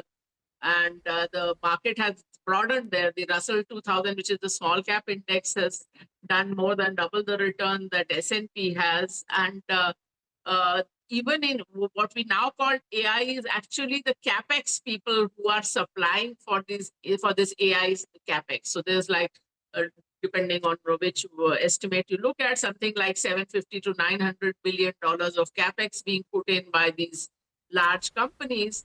And therefore, everybody, hardware, networking, semiconductor equipment, they not only have great demand, they have great pricing power at present. But semiconductor companies like that sector historically has been a very cyclical sector, like most capital intensive industries. So this year you have the CapEx, but 2 years later, will you have the same level or higher level of CapEx for you to show the growth? So, I mean, I find it a little silly to look at that very simple PE by growth people look at. Yes, this year there is growth, but will it sustain? Because the problem is that these kind of capital investments will not get the return on capital. That is really the big question mark. That yes, I mean, AI might thrive as a technology, maybe. I mean, again, all the people telling you the hype about AI are either the companies or early investors in their companies, and most of the so-called research reports are all research papers are not peer reviewed or any of that. So, I mean, you are talking to the companies who are raising money either in the private market or on the IPO market, and obviously they will hype up the technology. Whereas the user, like recently the Uber CEO said that we did not see the cost benefit playing out in AI. So that's the one part. As far as India is concerned, the India IT services companies, even if AI comes in, no chief technology officer is going to turn over the keys to their system and database to an AI company. They will still need an intermediary, because otherwise, AI can also cause havoc in your system. So I think, in terms of business, the IT companies in India will be able to pivot their business. The issue might be more for the macroeconomic front, that they may not be, at least for some time, the big employment engine they were for the last 25 years. And we are already not doing so well on the employment front. Devina, a great conversation, and we look forward to that op-ed on AI. But thank you for giving us that sneak peek. Thank you. Great chatting with you. Let's move on now. We've got the management of IRDA joining in on the back of the Q4 numbers. The loan book momentum has remained strong. It's crossed 93,000 crore in FY26, but higher provisions have weighed on profits. To talk more, we have Pradeep Kumar Das, Chairman and MD of IRDA, now joining in. Mr. Das, morning, and thank you very much for joining in. Let me just begin with your gross NPAs and get a sense of the asset quality.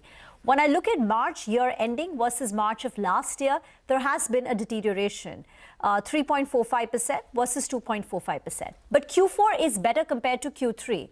So give us an indication of how your gross NPAs and net NPAs will trend. And X of that AP account, which you had flagged off earlier, is there any stress that's building in the broader economy, if you'd like to talk about it? Yeah, very good morning, and thank you for being me here.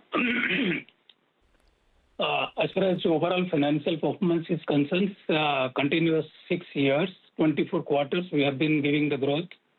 And the loan book growth, if you see, 22% growth, which used to be generally 28 to 30% range. And earlier to this, 5 years for CAGR was 28% around, and this year 22%. So that speaks the volume that we are focusing more on compliance, governance, and asset quality improvement. See, the asset quality deterioration, what happened, it happened in the beginning of the previous year, which the entire investor community and you all know, majorly for Gensal and other one more Andhra group accounts.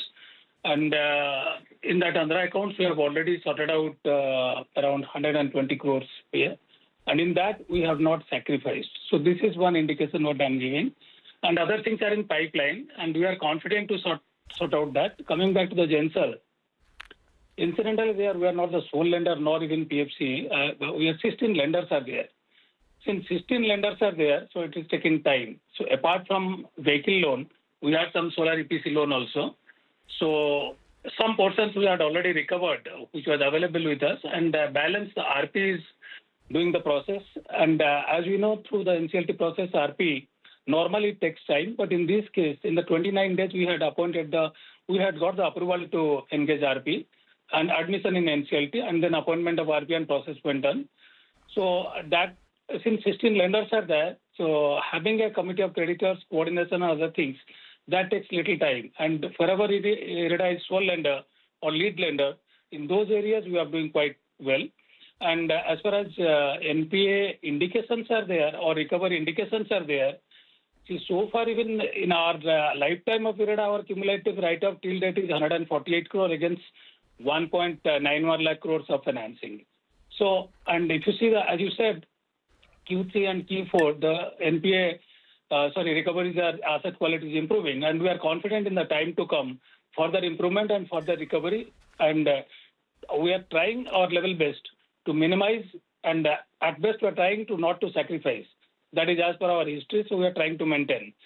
And to the extent possible, in case of Gensal, whatever best course of action to be taken, since the RP process is going on, it will not be appropriate on my part to talk what action they are going to take, because it is a free court process. So therefore, our action with respect to the recovery and support to the RP, that is quite good, and we'll continue to do that.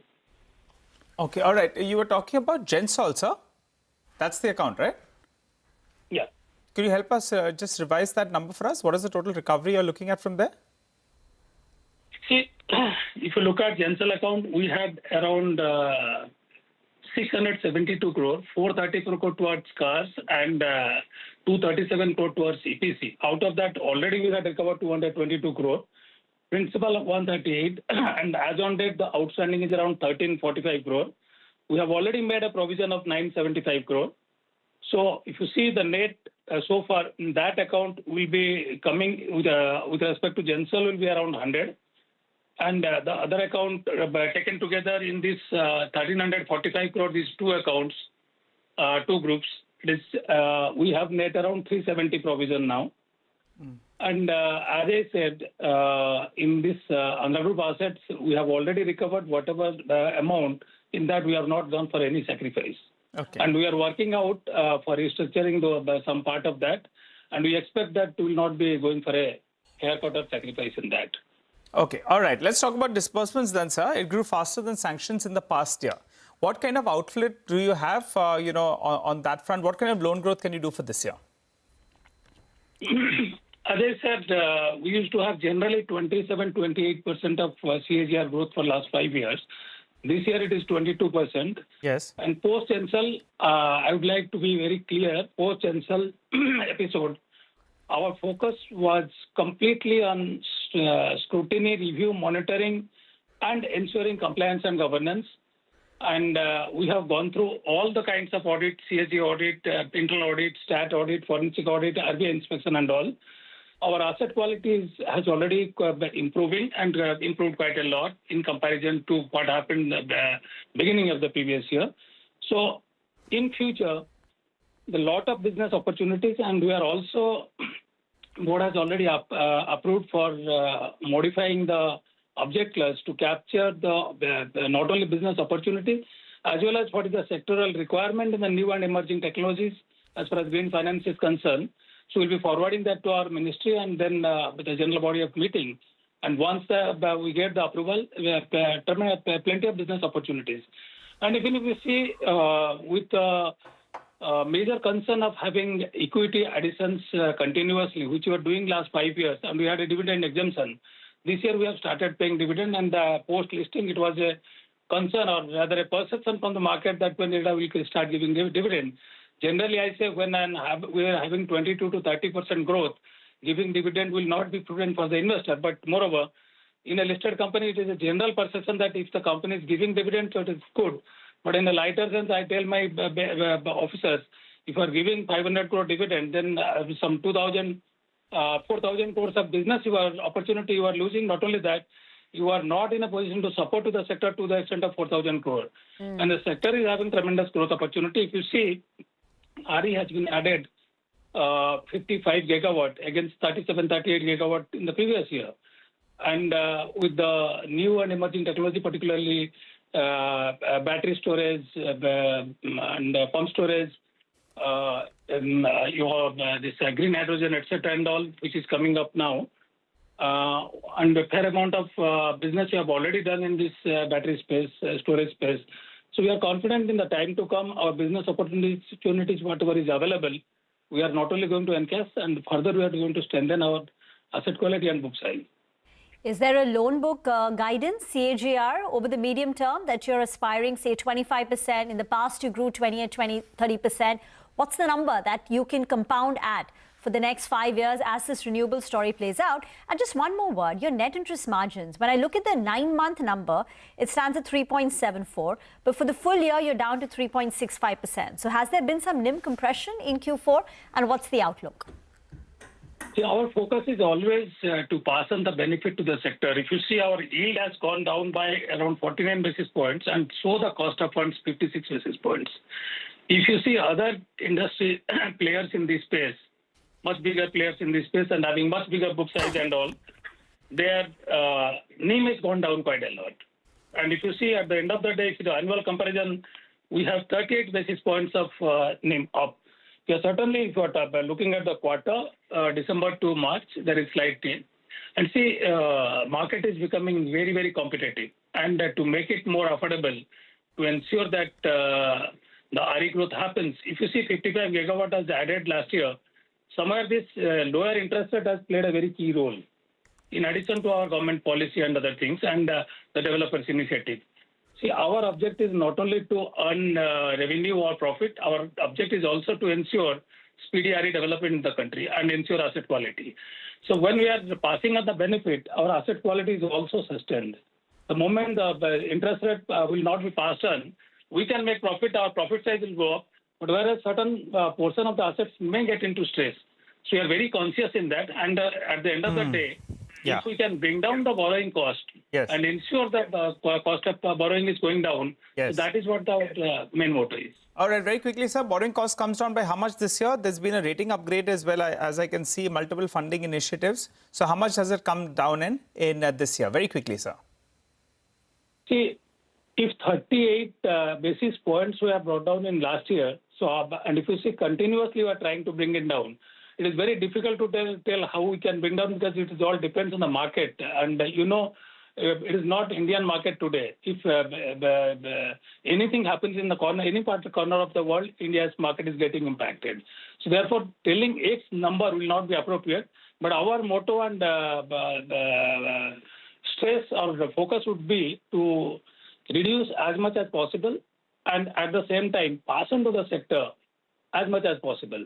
And at the same time to ensure fair amount of share for our investors.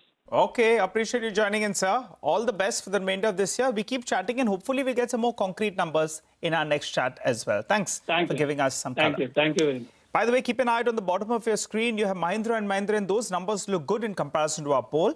The total tractor sales numbers are much better, and the total auto sales number as well much better. So a thumbs up coming in from Mahindra and Mahindra. My colleague Sudarshan will, slice and dice those numbers soon. For the time being, safe to say, thumbs up out there.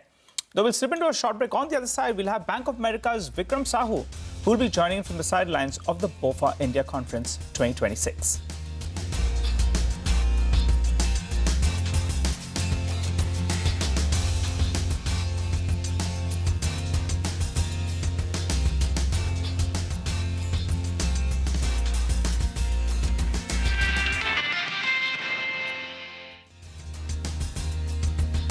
Co-powered by SBI, the banker to every Indian, truly. मैं 10 या 12 stocks में expert हूँ, पर Kotak neo 300 stocks में। Get access to daily trading ideas on stocks, F&O and commodities. Stay tez with Kotak Neo. Investments in securities markets are subject to market risks. Read all related documents carefully before investing.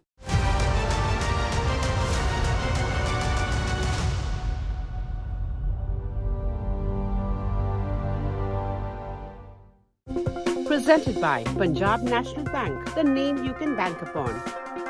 Co-powered by SBI, the banker to every Indian, truly.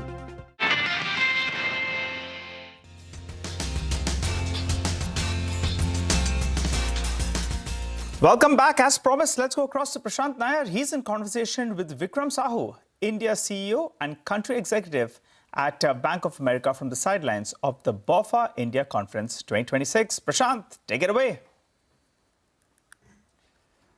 Well, thanks very much, guys, for that. This is the Bank of America flagship conference 2026. Lots of, chatter at the conference here already. It's a two-day conference, and you'll have top corporates, you'll have top investors. And of course, the entire Bank of America team sort of interfacing between both sides. And I'm sitting down with Vikram Sahu, who's the India CEO at Bank of America. Vikram, great to have you with us here. Thank you very much for your time. Morning. So what are you expecting personally from the conference? If you had to kind of sort of, maybe the top question which you think is on everyone's mind, which you hope gets answered through these conversations over the next 2 days, what is going to be the dominating sort of agenda of this conference? Top question. That's a target-rich kind of topic to choose from, because we've had so many challenges that we faced in India over the last year. A lot of it not of our own choosing.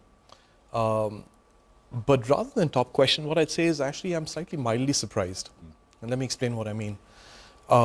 Given everything that India has gone through, given where FII ownership is of India at present, given what's happened with the rupee, I wasn't really certain how much interest there was going to be in coming to India to be at this conference this year. What we've ended up with is a 30% increase to our foreign institutional investors who are participating in the conference this year relative to last year. And that tells you something. It tells you that investors, while India may have been out of favor in the last year, at least foreign institutional investors are prepared to look through that. They want to invest in India for the long term.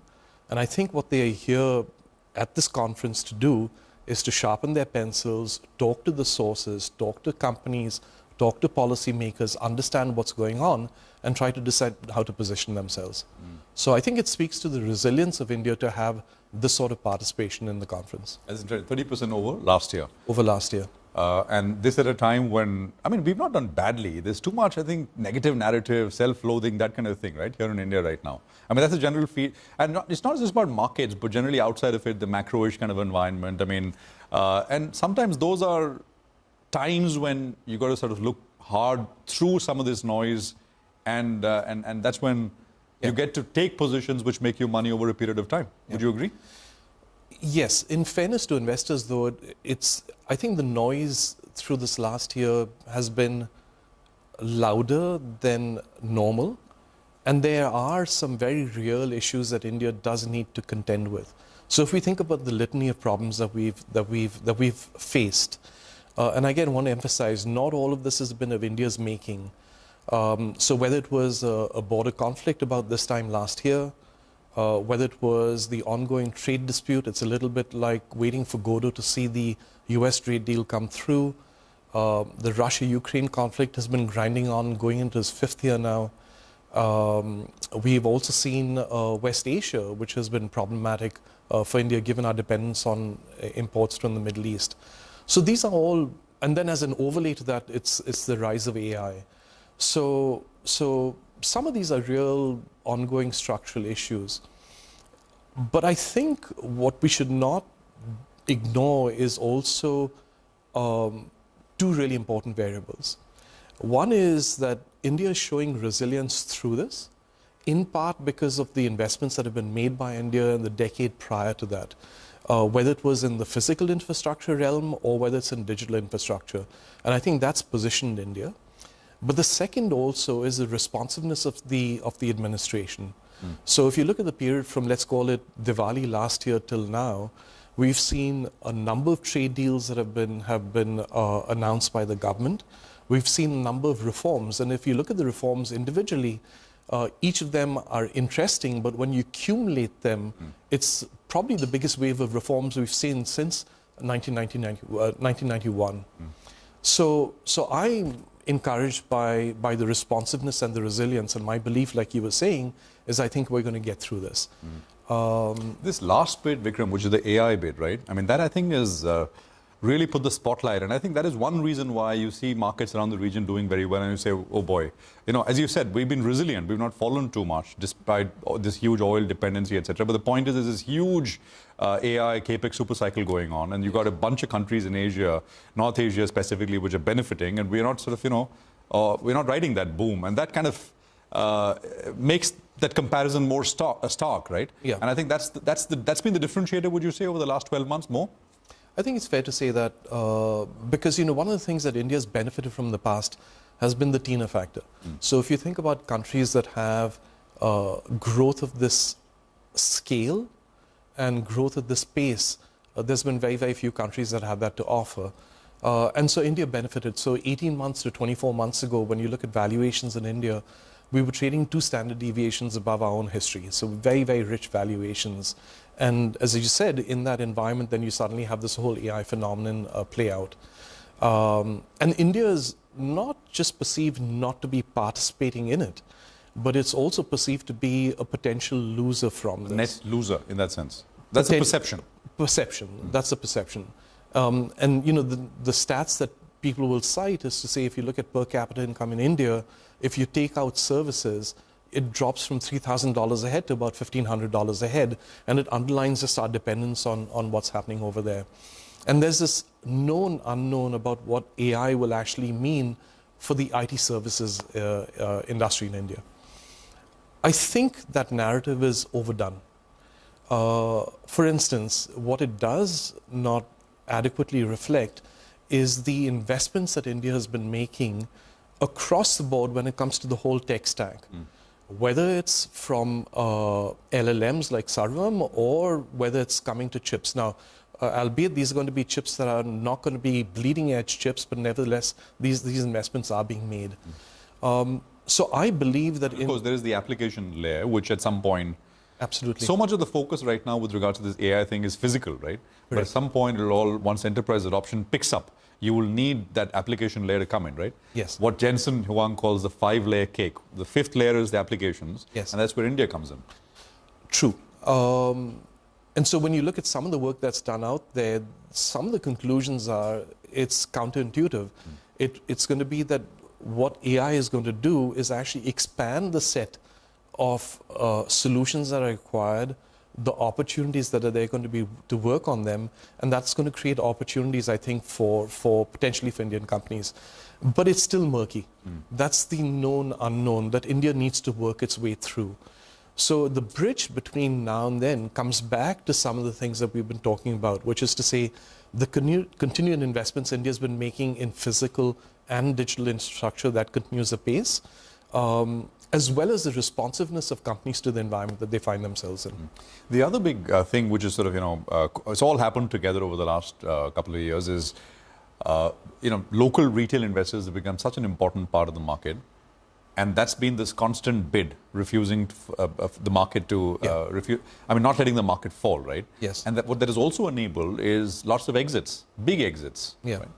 Right? And now people are looking at capital. I mean, the reason why macros, perhaps the rupee has been under pressure is largely because of the capital account. Yeah.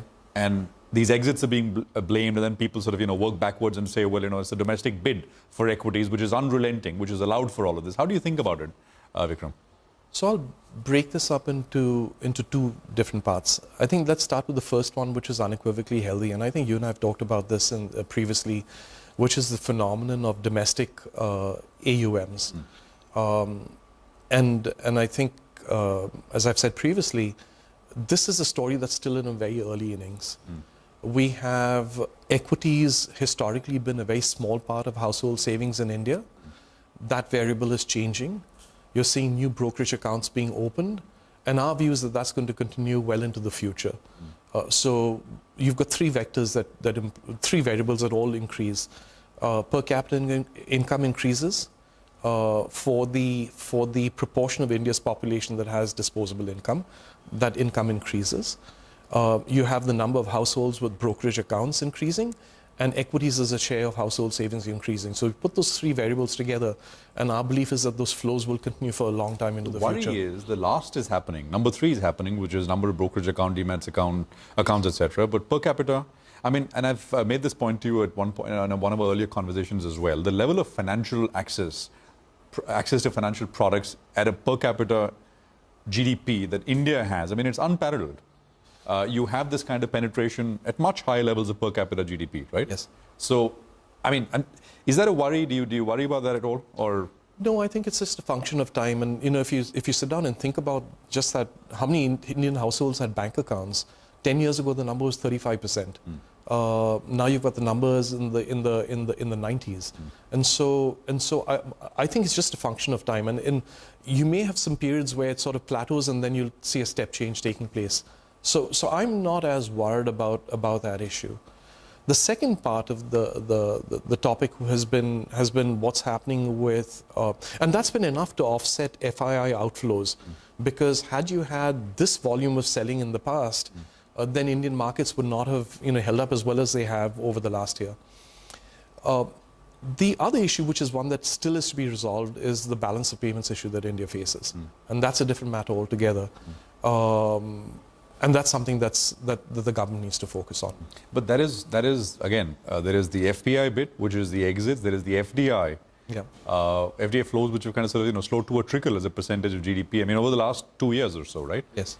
I mean, you sit at the intersection of foreign investors wanted to come in, FDI wanted to come in. I mean, you're involved in lots of large transactions. What are you seeing, Vikram?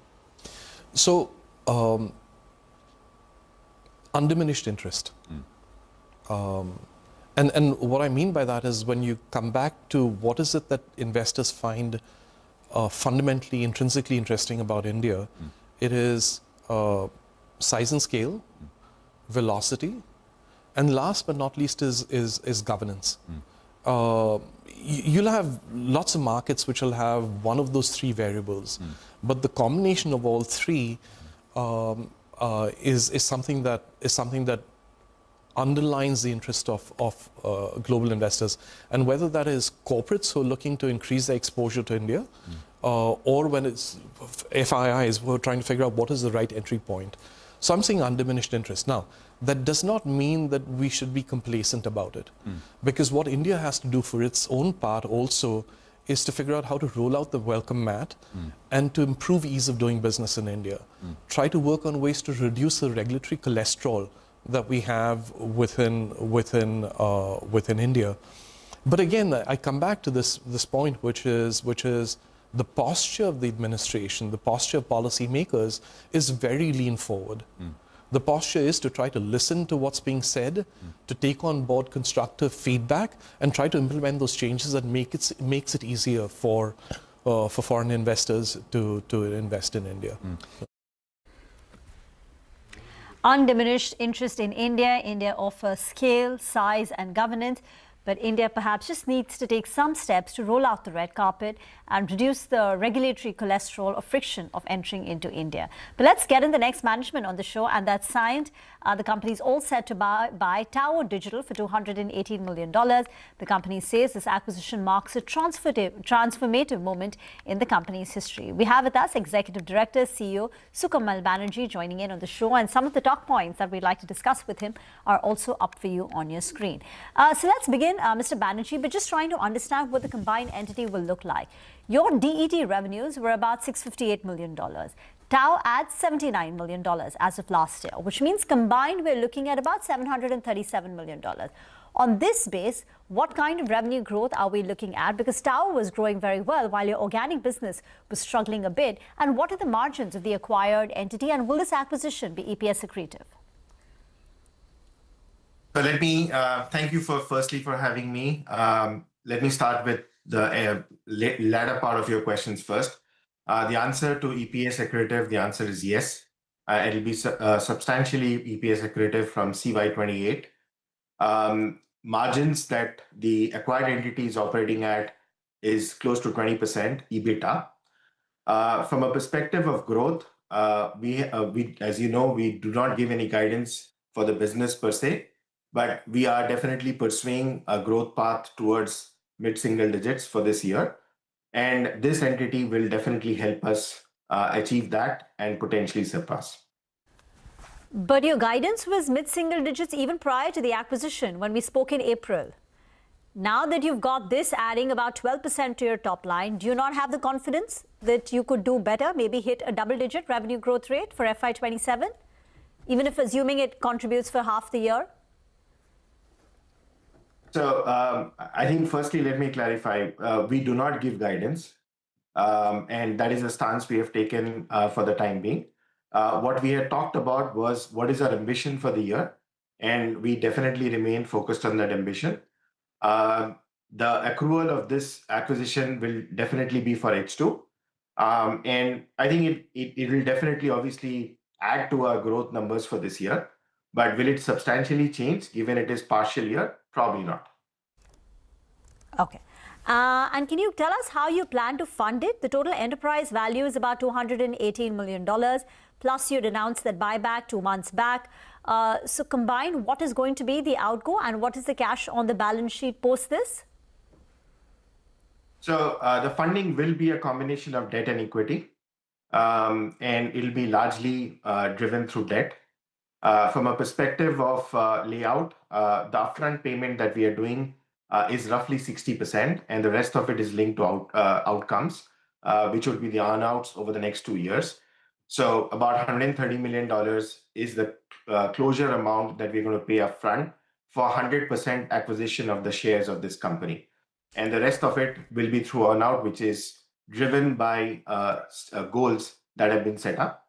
From a perspective of cash, we have roughly about $180 million in the bank, and we're going to use some of it, but we'll probably raise we'll fund this from a debt perspective for the rest.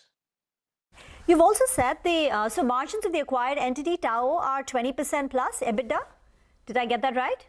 Around 20% EBITDA, that's correct. So you've said in the press release, the way to look at the valuations of the acquired entity is a 9.5 times EV to EBITDA calendar year 27. So what is the EBITDA run rate that you are assuming going forward for the acquired company?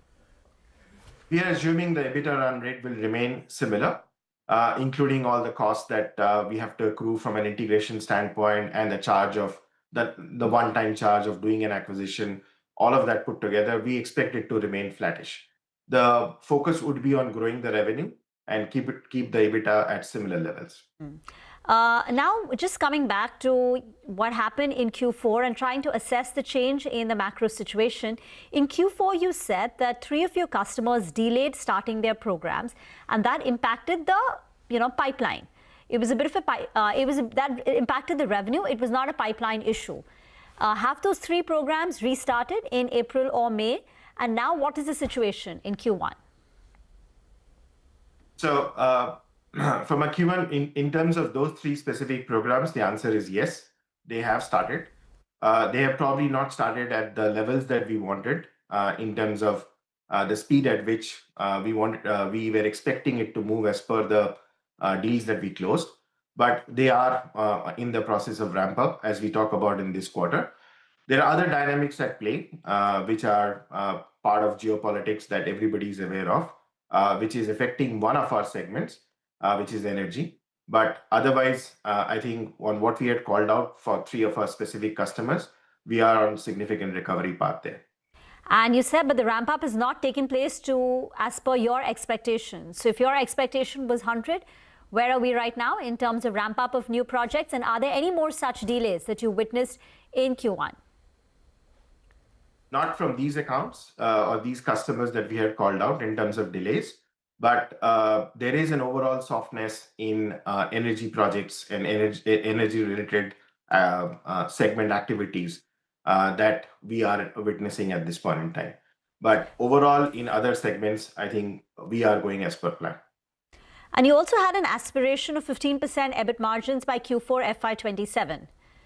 Now that Tao is growing well, is there a change to this aspiration on the EBIT, sorry? So from an EBIT perspective, combined EBIT will, because of amortization, will obviously have an impact. But from a standalone EBIT perspective, which is the organic business, we are pursuing it. But obviously, it does need a ramp up in revenue to achieve it. But we are still working towards that number. Our aspiration remains the same. And in terms of what it takes for us to get there, we have partial visibility. We are working on completing the visibility towards that number, which we do not have right now. And getting back to this acquisition and the kind of synergies that you expect from it, and what is the total addressable market it opens up for you? So it is a combination of not just from this acquisition, but something that we have been already working on at Cyient, which is to shift our focus from just being an ER&D outsourcing company to be a lifecycle engineering company. What that means is essentially pursue the entire product lifecycle. And the industries that we operate in, the lifecycle is anywhere between 8 to 10 years on the lower end to 30, 40 years on the higher side. And increasingly, our customers are witnessing 2 things. One is obviously the amount of data, because products today have far more sensors. They have manufactured at a different level of granularity of data points. They are monitored at a different level of granularity of data points. We are seeing a significant explosion in terms of data created. In fact, in our market segments, our customer segments, data is doubling every quarter. So what it opens up for us is a significant downstream activity around data engineering in that life cycle of the product, from the product development, the processes of product development, to the manufacturing cycle, to from supply chain, and then of course, where our customers are seeing a significant growth, which is services revenue for them, which is in the services of aftermarket, MRO, and so on. And that is where we see the unlock happening. If you look at ER&D outsourcing today, it's probably about an $80-100 billion business. And we expect the market that we are talking about is probably 20x. Obviously, it's going to take quite a lot of work and time to open up that entire market space, but that's the level of TAM which is available to go after. Appreciate you joining in, sir, and giving us all those details. Have a good day, Mr. Banerjee, and all the best with this acquisition. Thank you very much. Okay, all right. Well, the markets have come off actually from having a good, rocket start actually. Now the Nifty has flattened out completely. The problem is the Nifty Bank. It started off in the green, it hit resistance, and it's pulled back a little bit. So some kind of nervousness continues in our markets. It was a good start, but that got sold into. Shilpa Rao of Prabhudas Yadar joins us for a technical check. Hi, Shilpa. What are the levels you're looking at on the index, and would you buy this intraday fall? Good morning, Nigel, and thank you for having me on the show. Talking about the indices, I feel that there is some sort of resistance at around 23,800 24,000 zone for Nifty. And for Bank Nifty, the same lies at around 55,000. As for option chain, we have seen in rollovers that the support comes at 23,000 for Nifty, and for Bank Nifty, it is around 52,500. The rollovers has also been on the softer side. So I believe there's some sort of nervousness, definitely, but stock-specific, conditions are looking pretty good. So I have a buy and a sell. The sell would be in NMDC. NMDC is having a resistance at around 91 zone, so that should be a stop loss and keep, looking for targets of 85 to 82. The other one would be a buy in Infosys. Infosys is looking quite strong. Keep a stop loss of 1180 and look for targets of 1240 to 1260. Okay, thank you very much for that. We will get into break. On the other side, Manisha Gupta will join in to talk about commodities. Stay tuned.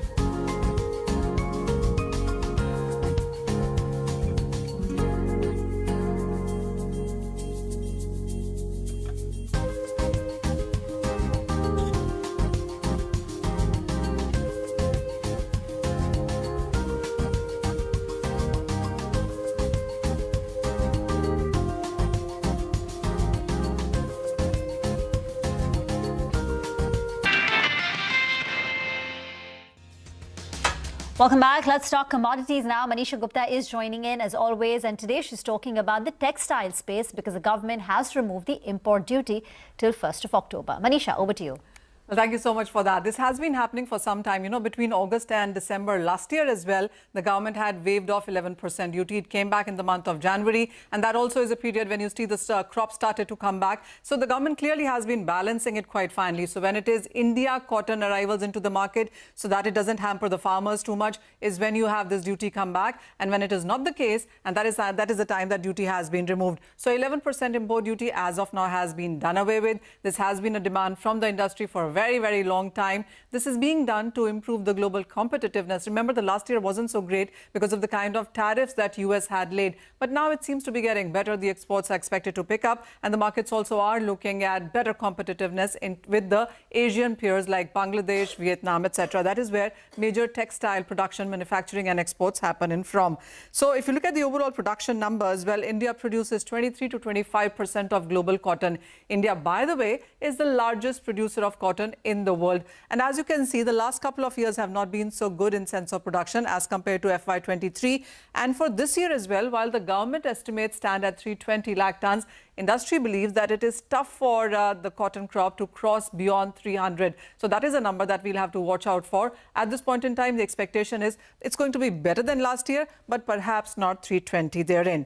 When you look at the textile exports, and this is exactly where the move has come in for, has seen a decline of 2.2%. This is all because of the tariff that the markets did see, and the anticipation that you will see perhaps FTAs happen from India with various other partner countries. So you could see that number increase therein.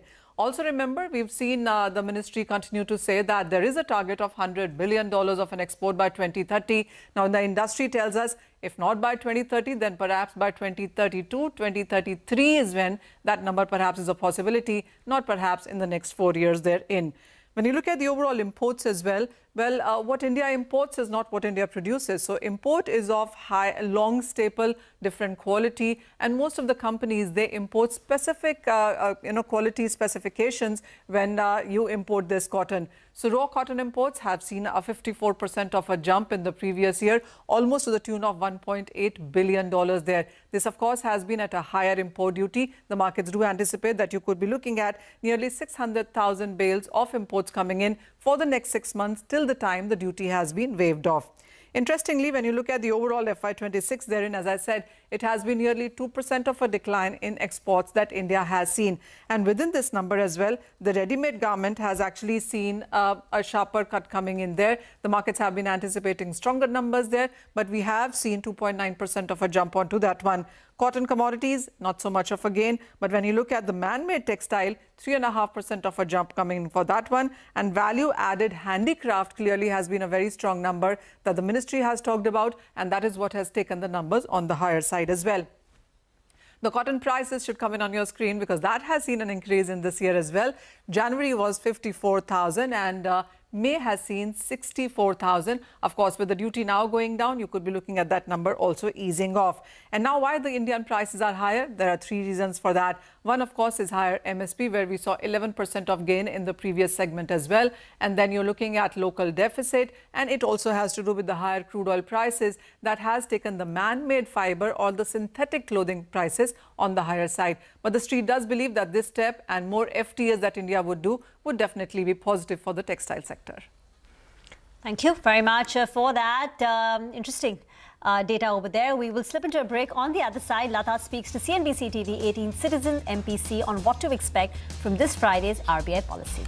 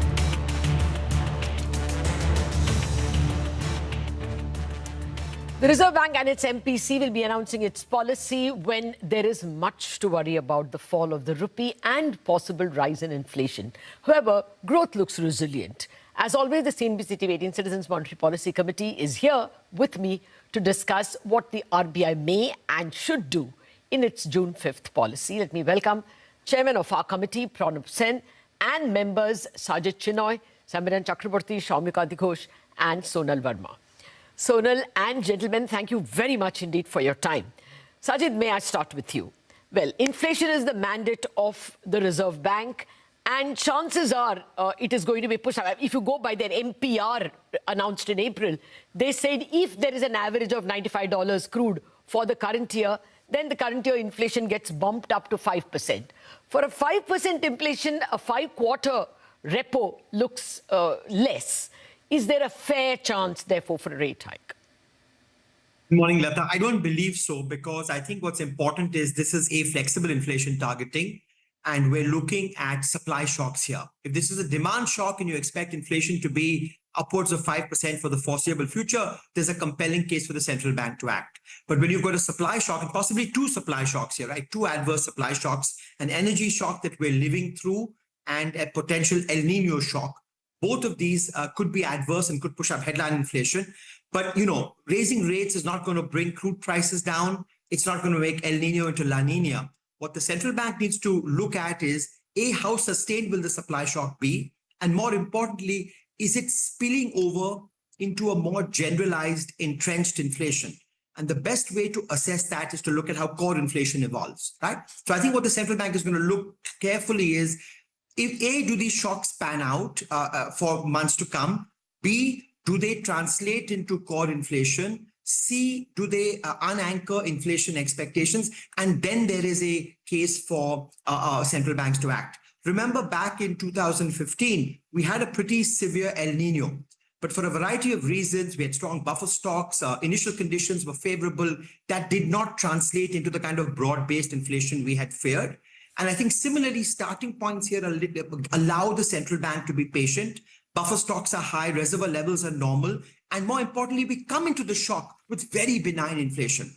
Core inflation has been running, correctly measured. If you take out precious metals, take out petrol and diesel, is running at 2.2%.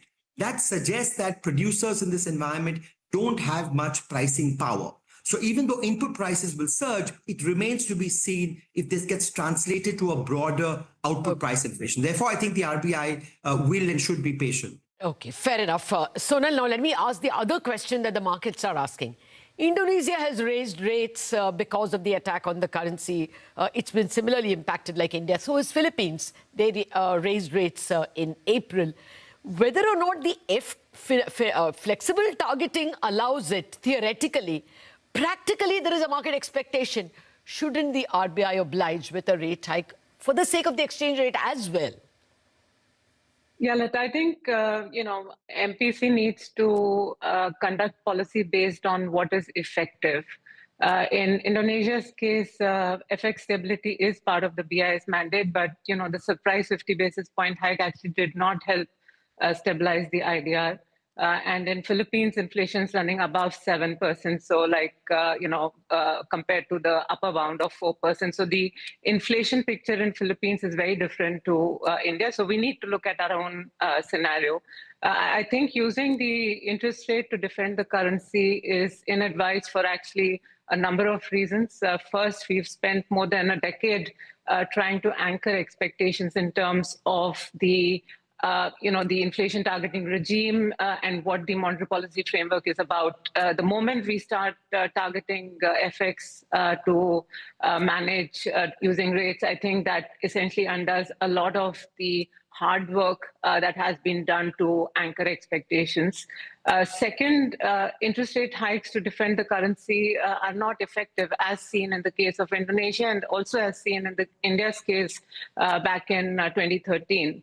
And third, we need to do a cost-benefit analysis. The cost of doing a very aggressive rate hike in order to curb demand vis-a-vis, the benefit, we will end up in a situation where the growth damage is so substantial that we'll start worrying about the fiscal side and other consequences of weaker growth rather than on the balance of payment situation. And, as we've discussed in the past, India does get a lot more of growth capital. And finally, I think we have, a number of non-monetary measures on the current account, on the capital account, on the macroprudential toolkit that can be used to manage the currency. So I think, the market argument of using the interest rate to defend the currency, I think both from the currency side as well as, from the inflation side, it is not essential and not needed in my view. Okay, I'm going to bounce the same thing to Samiran as well. Because there is a lot of voices in the market which believe that the optics are that the Reserve Bank may be falling behind the curve, both on inflation, but even on interest rates. The defense is being asked for by some quarters. Samiran. Yeah, thanks, Lata. I guess Sajid and Sonal have very eloquently argued in favor of the view that why RBI can delay any rate hikes at this point of time. And it's also our view that that's probably likely in the June policy that RBI defers it. But it's interesting that there could be another way to play this also. First, we have to understand that the December rate cut actually did not have any intended effect on the transmission. So in our view, probably another 25-50 basis point hike from here is simply normalization because we probably cut too much in the cutting cycle at that point of time. So it just creates a little bit buffer for RBI to work with. The second issue is that we all are forecasting that inflation in the latter part of the year is definitely going to go up. By how much, we probably don't know for sure. But that increasing trend of inflation, again, it's possible that the MPC decides to create a buffer now so that they don't have to scramble too much at the latter part of the year when there's a sudden spike in inflation, partly simply because of base effects. And the last point, which you also mentioned, which is about this whole perception about falling behind the curve. And there is a risk that if the markets feel that the RBI is falling behind the curve, then the exit route or the valve that the markets will try to play it through is likely the currency. And that's where the fear is that if RBI is seen not to be doing anything, then is that going to be some sort of an additional risk that the market will try to price in on the currency front? So we remain with the baseline view that probably not a hike in June, more likely in August, because RBI wants to give some guidance generally to the markets. But having said that, there is we will not be surprised, at least, if the hike is advanced to June itself. Okay, so the governor has, elbow room on both sides. Soumyakanti, actually the bigger thing that the market is waiting for is what's the package for the rupee? If not rates, what? What do you think? They can, they just have to sound, the optics have to be pro-rupee. What will they announce? Yeah, thank you, Lata. I think there are a couple of options on the RBI before the table. And in my sense, I think given the rapid and the unprecedented depreciation in the value of the rupee, which is, I think, has somehow been significantly higher compared to any other currencies, I think possibly and addressing the issue becomes more important at this point of time. There are various options. I think the first options, all the other members have already debated, an interest rate hike. I am of the view that a policy rate hike may not be appropriate for this currency, the currency, because of the simple reason is that the more you try to hike the currency, the more the market will believe that the rupee could actually, it is being done to protect the rupee. And better way is basically to work on regulatory to other measures. For example, the measures which attempt to address the market microstructure, which raises the short-term rates and lowers the long-term rates, like Operation Twist, or even widening the corridor for a limited period, which was done in 2013. So that could be one of the options. Regarding the second option on the balance of payment, I think there are a couple of options, but the options are on an FCNRB window like which we did in 2013, or even raising bonds at this point of time would be a little defeatist, because the cost of such mobilization could be in double digits. And I don't think at this point of time, for example, even if they give the options of an FCNRB deposit mobilization, the end use of that funds within 10% upwards, I think nobody is going to willing to borrow. So it's an avalanche of liquidity in the system. Okay. Apart from this, there could be issues like capital controls. There could be also controls on the repatriation of funds from the NRI deposits. There could be some simplification of the tax structure on the portfolio outflows. And there could be also some measures which tries to addresses the LRS. I take your point, Soumya, but much of this falls in the remit of the government. Not all of them fall like taxes or capital controls. Dr. Sen, as Samiran also said, they first like to guide and then hike. What should the RBI's message be? Because this policy, more than any, is going to be a matter of optics. How should they sound? Well, the point is that we are in a situation where the government or the RBI should make no effort at all into downplaying the seriousness of what we are facing. And the RBI needs to talk about it. I mean, it's not that people are insensitive, but the conditions that we are facing are really quite serious, because everybody's talked about the supply side shock, which is absolutely true, but there's a demand shock that's going on as well simultaneously. And so that puts us on a really serious tightrope walk at the moment. And this is something that the RBI has to make very clear, saying that things are in the process of development. We will watch and take appropriate action when the time is right.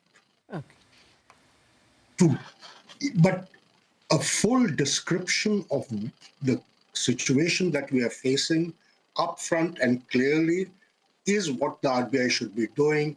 And I agree with everybody else that this is a time to actually give them not necessarily a guidance, but at least give them the likely scenario that the RBI is visualizing. Okay, fair point. Guidance may come, but it's not absolutely necessary. But people need to know where RBI stands, how RBI is analyzing the situation, and what its stake is on the likely future. Okay, fair point. No pussyfooting on the difficult issues, is what you're saying. At all. Absolutely, point taken. Actually, I want more of your views on what is in the what are the options available for RBI, and more on whether of the dangers of falling behind. Considering that growth is resilient, why not now? I want to ponder those questions more, but we have to take the first vote. So, gentlemen and Sonal, be ready. First question: what will RBI do on June 5th? I've more or less guessed, but Sonal, you go first. On hold.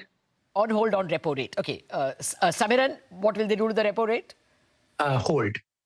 Soumya? Hold. Sajid? Hold. Okay. Chairman, your role is easy. Would you agree? Hold. Yes, you sounded that way. Okay, it's a universal hold, or unanimous hold. Let's see if the next question throws up a difference. Sonal, how many rate hikes do you think in this year? FY27? None, and can't say right now. Okay, can't say. Samiran? We have penciled in 50 basis points. Okay, 2 hikes. Soumya? Can't say at this point. Okay, playing it safe. Sajid? As of now, none. I think None. uncertainty, but as of now, none. Okay, this is a divided house. Dr. Sen, what would you say? It's difficult to say, but at least one will have to come sooner or later. Okay. There, it's as divided as that. The Reserve Bank has a lot on its plate to decide. We have to take our break, but we're going to be back and analyze more the questions of how bad inflation can get and whether rupee needs some more steps. All that coming after the break. For Bazaar viewers, the entire show after market hours.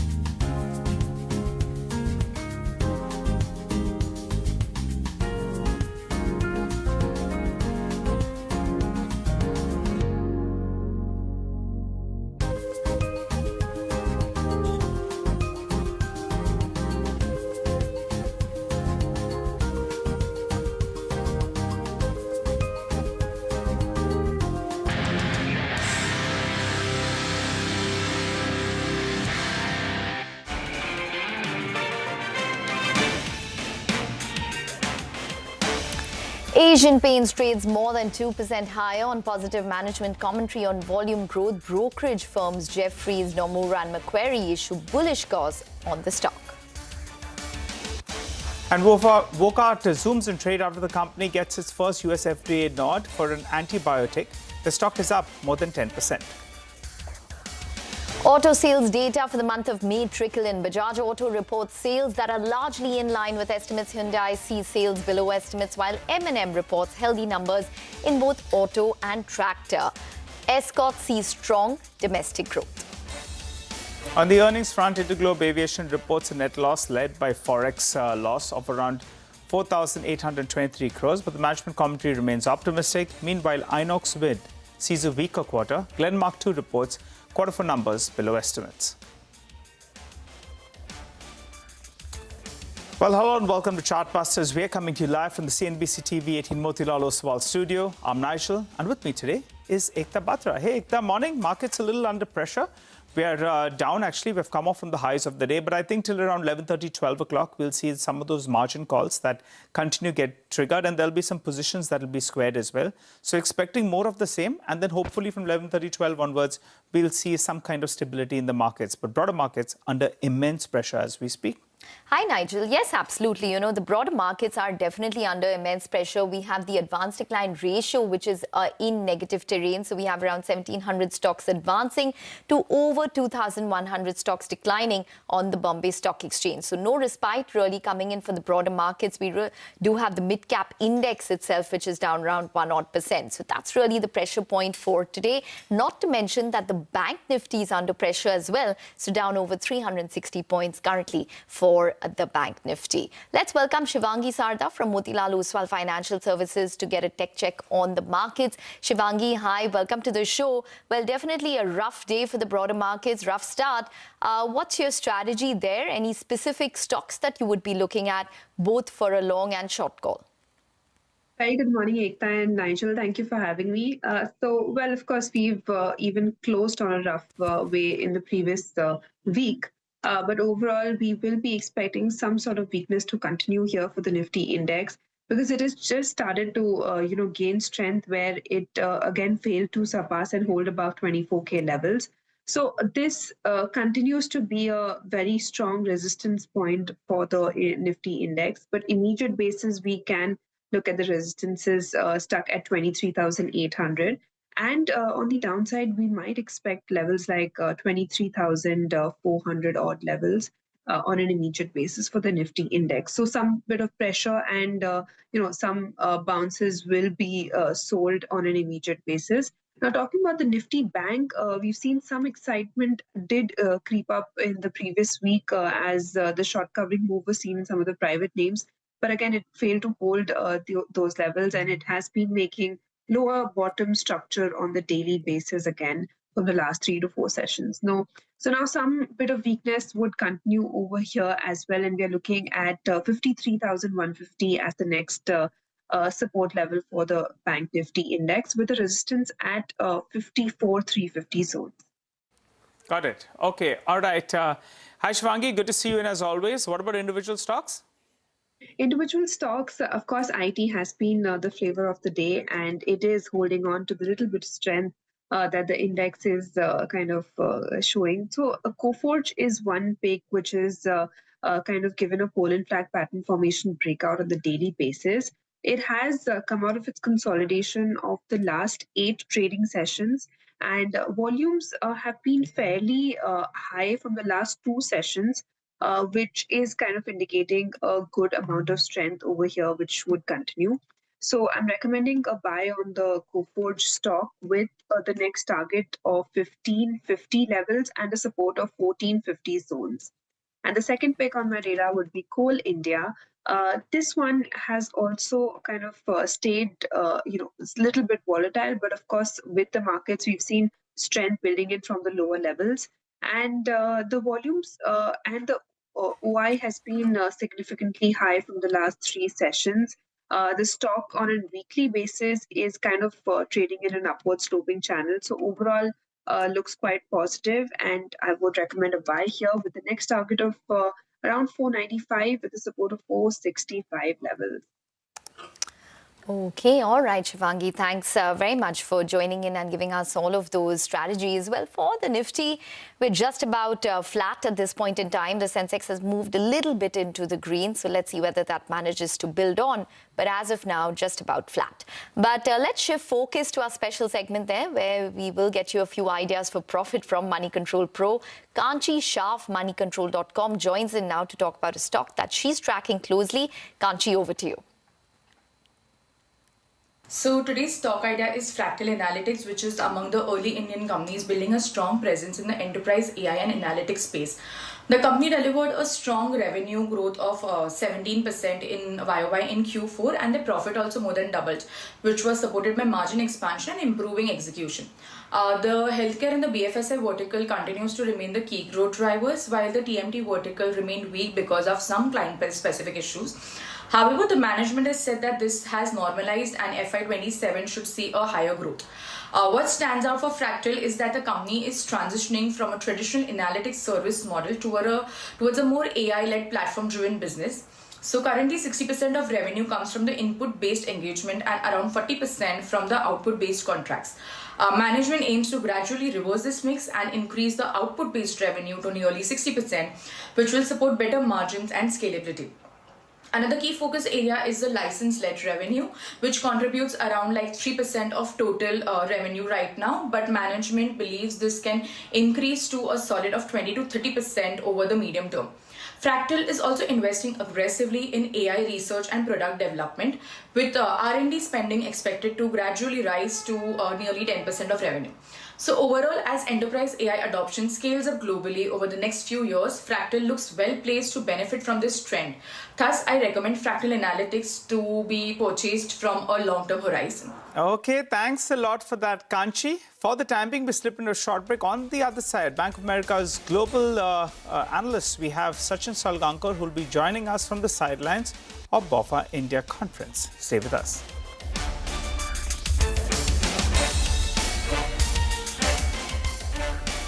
A small programming note as we wrap up. Uncertainty in the market is rising given geopolitical and trade headwinds. We at CNBC TV 18 are featuring some of the biggest faces in the market from 3 mega conferences to help you take informed investment decisions. Tune into CNBC TV 18 to catch the top minds from Bank of America's global investment team, including Amit Shah as well as Mr. Vikram Sahu. You can also catch the macro and the market opinion from Morgan Stanley's Chetan Iyer, Rhythm Desai, and Jonathan Ghana. Citi's Managing Director Sue Lee and CEO Jane Fraser will also be part of the blockbuster panels lined up only on CNBC TV 18.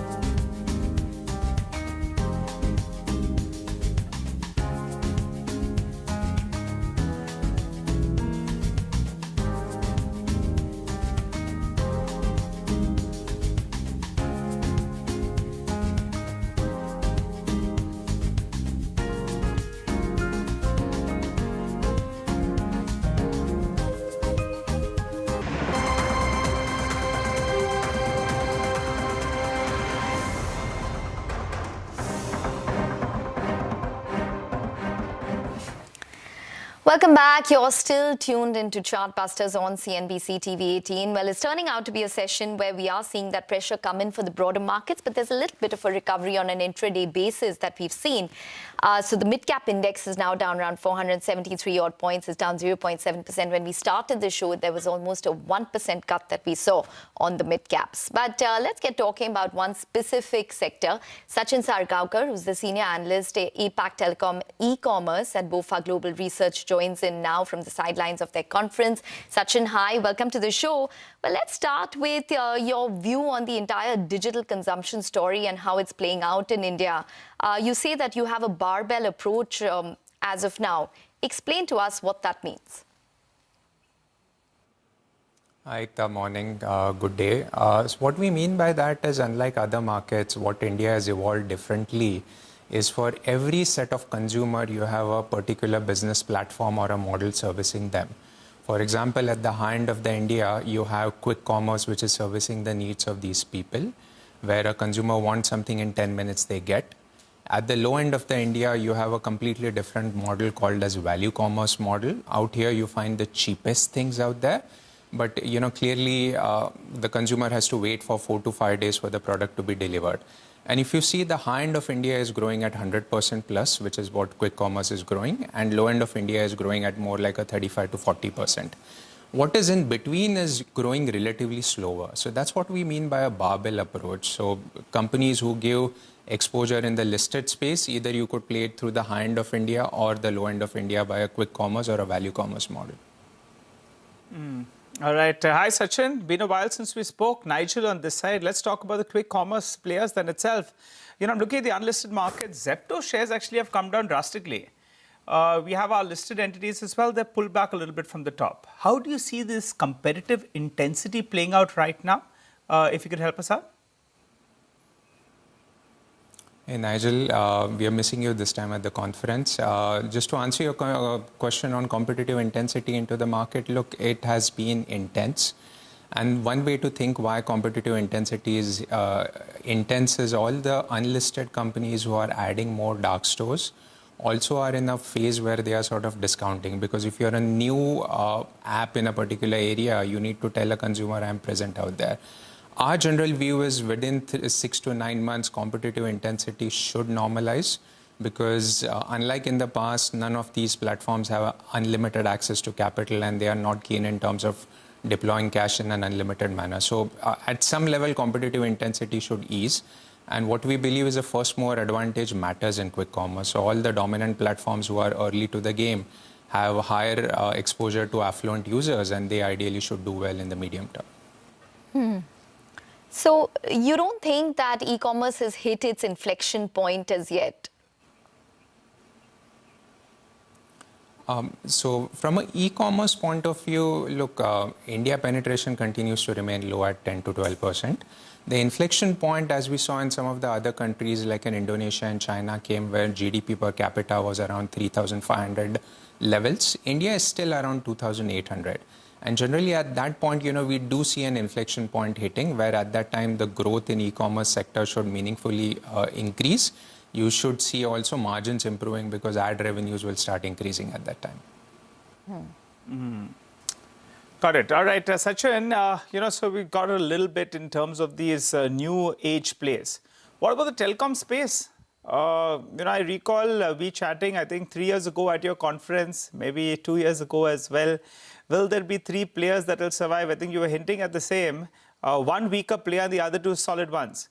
What is your take now with regard to, do you believe that it will continue to remain a 3-player race? And also if you could help us out with ARPUs. Directionally, what kind of increase are you working with for FY27 and 28? Yeah. So Nigel, you're right. Not much has changed from a telco landscape point of view. We have 2 large dominant players with close to 40% market share. And we have a third operator who continues to sort of lose market share. The pace of decline of the market share of a smaller operator has sort of come down. But where things stand today, India is a sort of a what we call as a 2.5 player market versus largely a sort of a 3-player market. In terms of ARPUs, the theme for the last 2 to 3 years is they are directionally moving up. And there are 2 reasons why ARPUs move up. One is a natural migration from a prepaid to postpaid or a sort of a feature phone to smartphone. And second is what telcos do every 2.5 years, where they do take a headline tariff hike. And whenever the headline tariff hike happens, ARPU moves up in a meaningful manner. Last headline tariff hike happened around July 2024. We are at that point where, 2.5 years might be around Jan or Feb of 2027. So ideally, that could be a time frame where one could look after that a headline tariff hike happening into the market. So the directional, way is ARPUs will continue to move up. Okay, just wanted to circle back, Sachin, and talk a little bit about the digital e-commerce story. But separately, you've written a lot about AI. For example, how the penetration of ChatGPT is, how Indian companies have started using AI as well.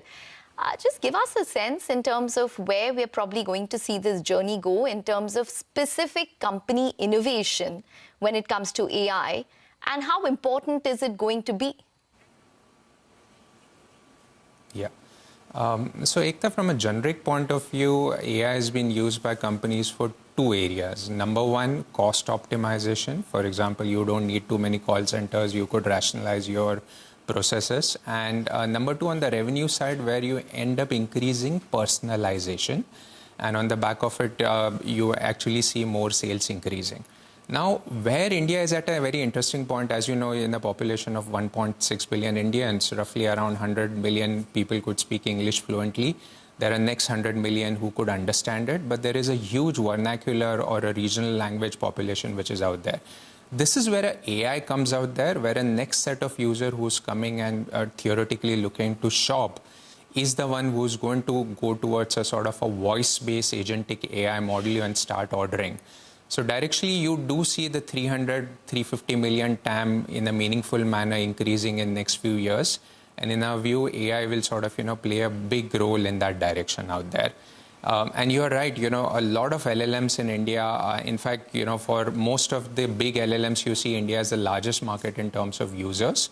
That ideally makes India a platform where you do see a lot of agentic AIs picking up. These models will first grow up in India, and then directionally you do see a mass adoption of these models globally. Well, Sachin, always a pleasure having you on the show. Maybe I'll try to hit you up at the conference, in either today or tomorrow. But wishing you, the team, all the very best. And thanks a lot for joining in. Have a good conference, mate. Thank you, Nigel and Ekta. Cheers, bye. Okay, all right. Time to slip into a short break. Come back. We'll continue to focus on markets as well as stock-specific action. Stay tuned.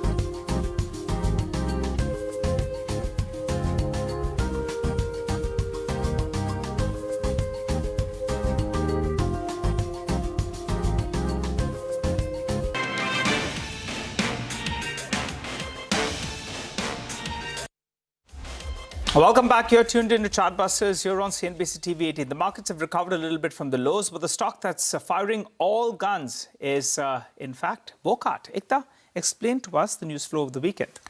Well, yes, good news coming in for Wockhardt, and you can see it reflect in terms of the stock performance. It's up 11% today. It saw a huge rally on Friday as well. Now, the news is that the US FDA has approved the company's drug Xenic, or WCK-5222. It's basically an antibiotic which they've had in their portfolio. They've been doing R&D for it since 2011. Finally, they have received approval both from India as well as from the US FDA. So in terms of the Indian regulator, they approved it on the 28th of May based on phase 3 data that they had, which showed that this particular antibiotic, Xenic or WCK-5222, had more efficacy than the current standard antibiotic that is used in certain conditions. So that's positive news, and hence they gave the approval. This particular antibiotic is used via an IV, and it's only used in hospital settings. So for example, if you have a multi-drug resistant infection, only then do you use this kind of an antibiotic as a last resort. That's how it's been used till now. The compassionate use, which has been used at over, in terms of over 80 people, has been very positive. So that's the positive news with regards to it. So the US FDA gave them fast track approval. They said that we're going to expedite in terms of approval. And now they are happy with all what Wockhardt has done in terms of the drug and given the US FDA nod for it. So now what happens is that how much will they actually make from this particular drug? Company has previously told us that Xenic could make around $1 to $2 billion in sales, with 40% majority coming in from the US. CDSCO approved Xenic in India last week, and the estimate is that they could make 150 crores in the first 2 years from this particular drug. And it is also currently under review from the EMA, which is the European Medicines Agency, which would be another approval to watch out for, which will probably now get expedited because the US FDA has given its approval. So that's the news coming in for Wockhardt. Big news because it's the first Indian company to go so far in terms of a novel drug. Well, big news, big move. Thanks a lot, Ekta, for explaining that to us. But let's focus on another stock, that's Asian Paints. We've got mixed views coming in from brokerages. Vinny joins us to help us out with the bull versus the bear scenario. Vinny, take it away. Hi, good morning. So first up, let me start with the bull scenarios that have come in, right? Macquarie, they're maintaining the outperform rating, target price of 3,000 rupees per share. Obviously, it was a good set of numbers that came in from the company, right? Decorative business volume, 12.4% versus Berger Paints that had seen 11.8%. So better than what the street was expecting, better than its peers in terms of the volume performance there. But when you talk about what the management has said in terms of commentary as well, they've said an 8 to 10% volume growth in FY27 is what they're expecting. Plus festive season, they've spoken about the positive signs there as well. So that is why Macquarie is maintaining their positive stance on Asian Paints. Asian Paints has taken a price hike as well. Obviously not enough to match the inflation in terms of the cost that one has seen in, but still a positive sign there. So that is why a positive in terms of margin growth for the company going forward as well. Jefferies too is maintaining the buy rating. Target price is 3,300 rupees per share. Domestic volume growth, they said, is at a 12-quarter high as well of more than 12%. So positive there. And overall positive commentary continues to even for Jefferies to maintain their positive stance. Nomura maintaining their buy rating, target price of 3,600 rupees per share, and their forecast for EPS CAGR, they believe that will be in the range of around 13% for the next couple of years. They believe the competition in terms of the peak competition that one has seen, that has started coming off now, and that will taper off going forward. Now on the bear side, you have CLSA that's maintaining the underperform rating, target price is 1,186 rupees per share. Similarly, Citi is also maintaining their sell rating, target price is 2,500 rupees per share, as well as Morgan Stanley is maintaining the underweight rating, target price is 2,253 rupees per share.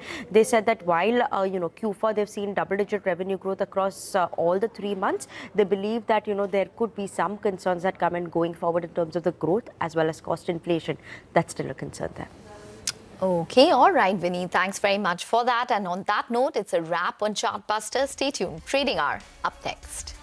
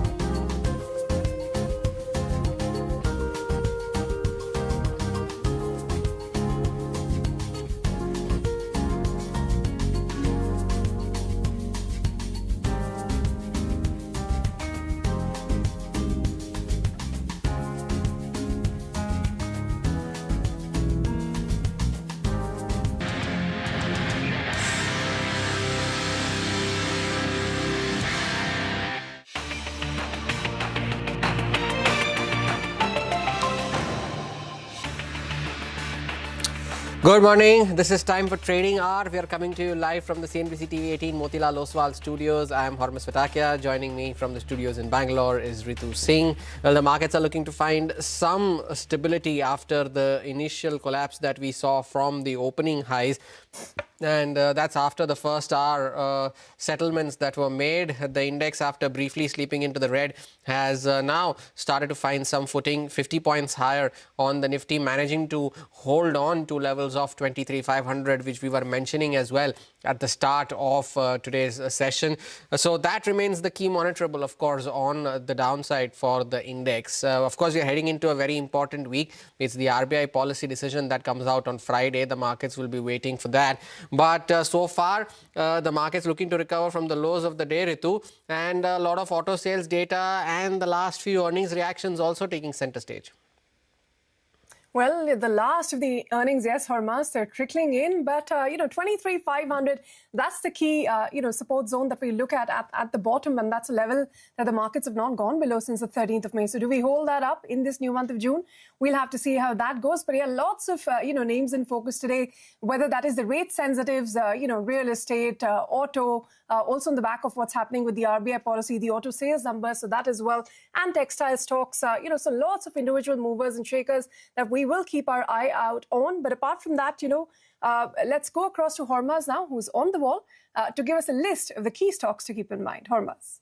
Well, indeed, and that's been the first couple of hours of today's trading session. It's the start of a new month as well. So the month of June, of course, for the markets, historically, it's been a mixed trend, no significant trend as such. But the mid-cap index, after the initial 400-450 point fall, has now started to see some bit of recovery from the initial lows. So still a 0.25% lower, underperforming the benchmarks, but a recovery that is coming in nonetheless from lower levels. The question is whether that recovery sustains as we go along into the trading day. The one sector that is lending support to the market, though, is IT. And even when the index was collapsing from the highs, the IT stocks stood firm, and they continue to stay firm as well. Look at Infosys now, 4.5% higher on the stock. Persistent Systems is up 5%. Coforge is up 4.5%. LTM is up 3.5%. All constituents of the IT index are trading with gains in today's session, and healthy ones at that, mind you. The sector that's sulking today is the Nifty Bank. The PSU banks in particular,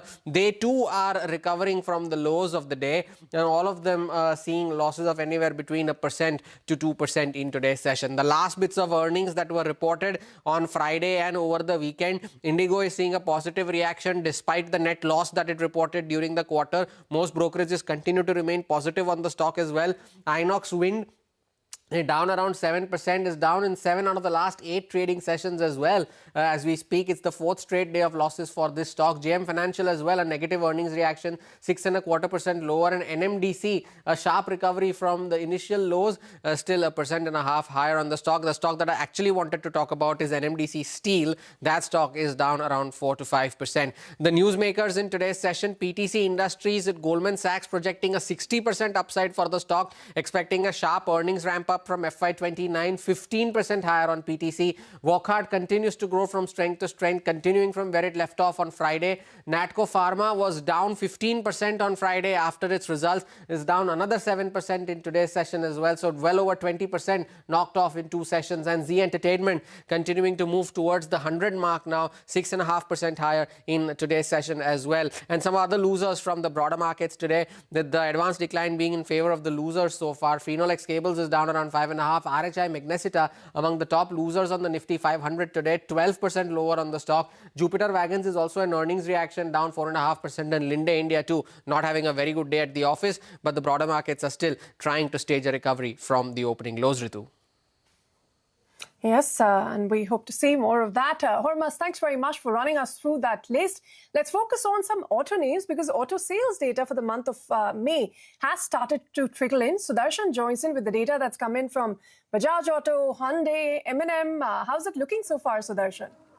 So far, most of the companies that have reported sales so far are looking largely in line with what our expectations were. So we'll start with Bajaj Auto. Numbers have looked largely in line. Export continues to be more than 2 lakh units that company has been guiding for. On domestic front too, company had expected things to moderate from Q4 level. That has happened. The growth has come in around 10%. Exports have increased by 34%. Two-wheeler domestic sales were up 9% and three-wheeler domestic sales remain healthy. It was up almost 12%. So for Bajaj Auto, largely in line. For Hyundai, sales both on domestic front and on the export front were below expectations. Total sales have come in at 61,137 units. Our expectations were around 64,500 units, and total sales have increased by 4%, and domestic sales were up almost 9%. If you combine April and May, total sales have increased by 13%. Coming to Mahindra & Mahindra, both auto and tractor segment have reported numbers that were much better than expectations. But for Mahindra & Mahindra, which is a major player in the tractor segment, more than the numbers for the month of May, what would be in the focus is the outlook, considering the IMD's monsoon forecast of below normal. So we'll have to see what exactly management talk about the guidance. But talking about the sales, auto sales have increased 20%. SUV continues to see a healthy growth. Even for the month of May, it was up 11%. For tractor segment, it has reported a healthy growth of 23%, and growth was driven by timely completion of Rabi harvesting and favorable terms of trade for farmers. Last one, Escorts Kubota, like Mahindra & Mahindra tractor segment, this company too has reported a healthy growth. Total sales have increased by almost 23%, but company has said that emerging El Nino conditions may influence rainfall distribution going forward. So we'll have to see the outlook, what both the companies give. But as of now, the sales we have received so far are largely in line. Largely in line with expectations, but of course, as Sudarshan was highlighting, the management commentary on the road ahead and of course sales data for this month is going to be key. Of course, the auto index too recovering from the lows of the day back into the green as we speak. Now, some earnings reactions. As we spoke to you earlier about Indigo, reported a net loss in the fourth quarter, and that was largely on the back of forex losses. Devyani is now joining in with more details on the company's fourth quarter performance. Devyani. Well, despite a weak set of quarter four earnings, majority brokerages still have a buy call on the stock of Indigo, with only Investec being the one with a sell call after the results that were posted for quarter four, as the weakness was on expected lines, and there is positive commentary coming in from the management for quarter one of FY27. Now, what is this commentary? The capacity growth guidance of 3 to 4% year on year, and the management also expects mid-teen improvement in the revenue per seat kilometer in quarter one of FY27 versus the previous year quarter one, and as a result of the price inelasticity that has been seen so far. Now, as for the quarter four earnings, the company saw a net loss due to the forex losses of 4,823 crores, with rupee sliding 5% in quarter four alone. Now, revenue came in at 22,480 crores, up 1%, with fuel expenses largely maintained, with ATF prices seeing a hike from FY27 onwards. Now, operating expenses ex forex were up 35%, which led to an EBITDA ex forex drop of 6%, with margins holding up at roughly around the 29% mark this time around. PAT ex forex and ex exceptional items though came in at 1,920 crores versus 2,980 crores, down 36% year on year. And as a result, a net loss of 2,536 crores was clocked this time around, majorly impacted by a forex loss and a one-time additional impact of changes in labor code of 250 crores in quarter four. Now, nonetheless, a top Nifty gainer this time around with a positive outlook that's driving the stock. Devyani, thanks very much for bringing us that update. We have to slip into a short break, but up next, we're going to focus on the bond markets with Manisha Gupta.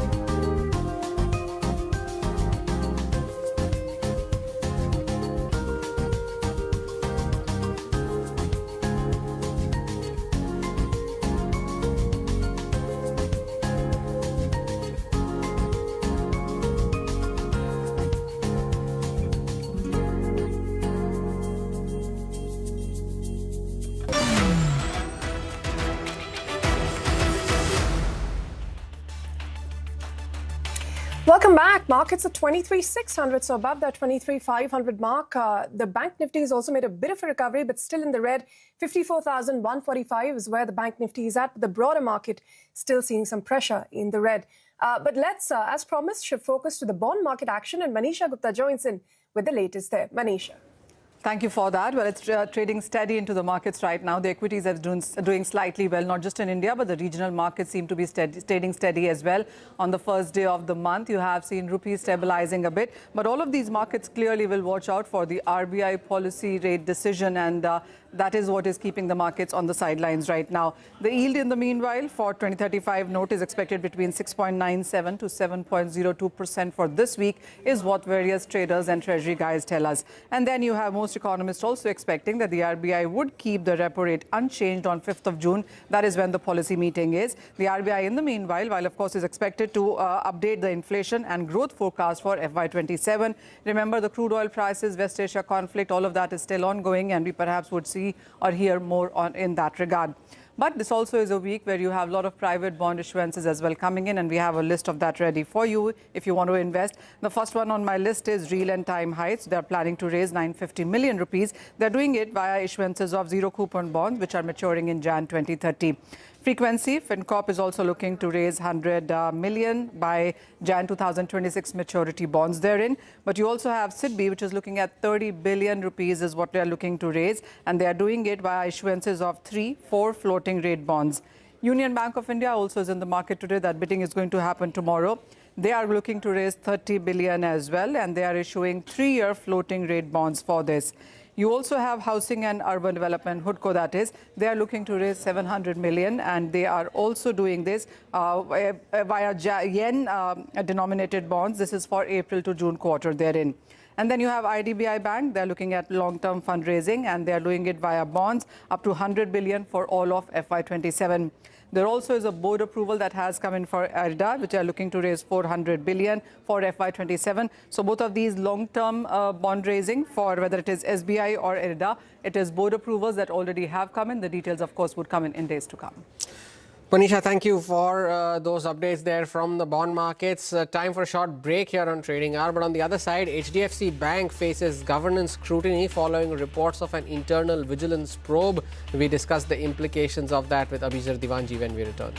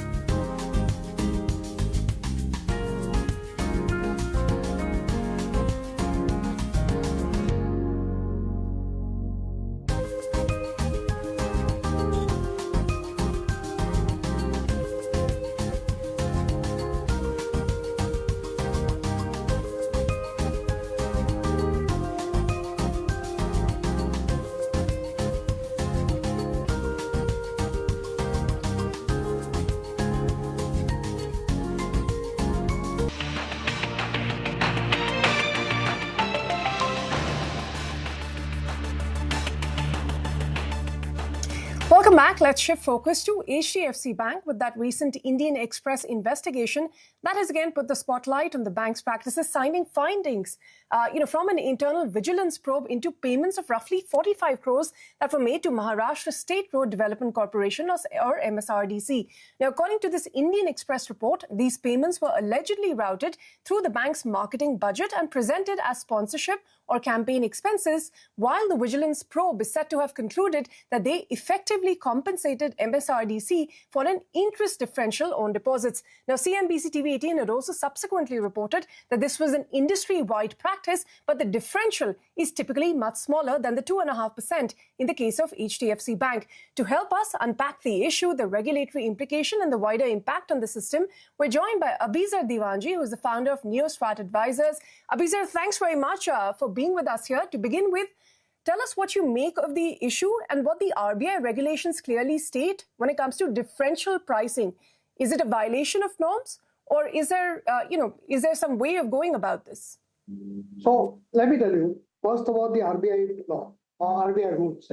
And RBI rules are very principled. One has to agree with it. What RBI's principles basically said earlier, interest rates in India were very regulated. This is what you could give in FD. This is what you put on a savings account. This is and current account is no interest. However, over time, the RBI allowed flexible pricing. On flexible pricing, all they said is that for particular classes of deposits, you can define pricing. And the only issue is that whatever pricing you offer to one, you also have to offer to the other. It's as simple as that. Now, operationalizing some of these things, and I do believe that this is more of an operational issue. Simply because operationalizing some of these things is very difficult. A corporate may, based on its own treasury estimates, say, I'm going to deposit X. And if it ends up, say, depositing only Y, then suddenly the slab reduces. Then what do? One option is to tell the corporate, fine, I'm going to pay you a lower interest rate. The other option is to tell the corporate, and by the way, it can go the other way around too. It can go to higher interest rates too. The other thing to tell the corporate is, I will still honor the commitment because I know it's a treasury issue. Over time, deposits come, deposits don't come. But let's honor the commitment that is given. Now, in honoring those commitments, as you rightly put out, the general practice a lot of people follow is that they pay you, compensate you in some form or the other. Now, this is not ratified or an approved policy. Now, what happens in such cases in banks especially is that an internal audit, not necessarily vigilance, internal audit investigates and comes out with these differences. These differences are placed before an audit committee, and the audit committee then takes appropriate action. So appropriate action would be to say, we shall do nothing like this. So when you negotiate with your people, please negotiate that it is a quantum-based interest rate. If you deposit lower quantums, we'll pay you lower quantums. However, industry practice, especially the fight for deposits, is so large that some of these things may have practical nuances. So the practical nuances are actively considered by the audit department, by the audit committee. And then the audit committee would either ratify it or stop the practice if it is across or whatever else. So there is some ratification done. Now, the important thing to note and where RBI, I think, draws comfort from is the fact that, yes, there is a rule and there is a discipline to be followed. RBI also understands the practicality of things.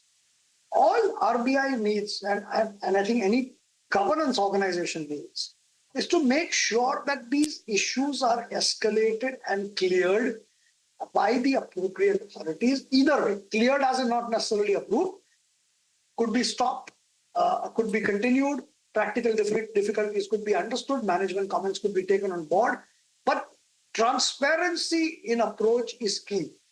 Anything clandestine is not necessarily accepted.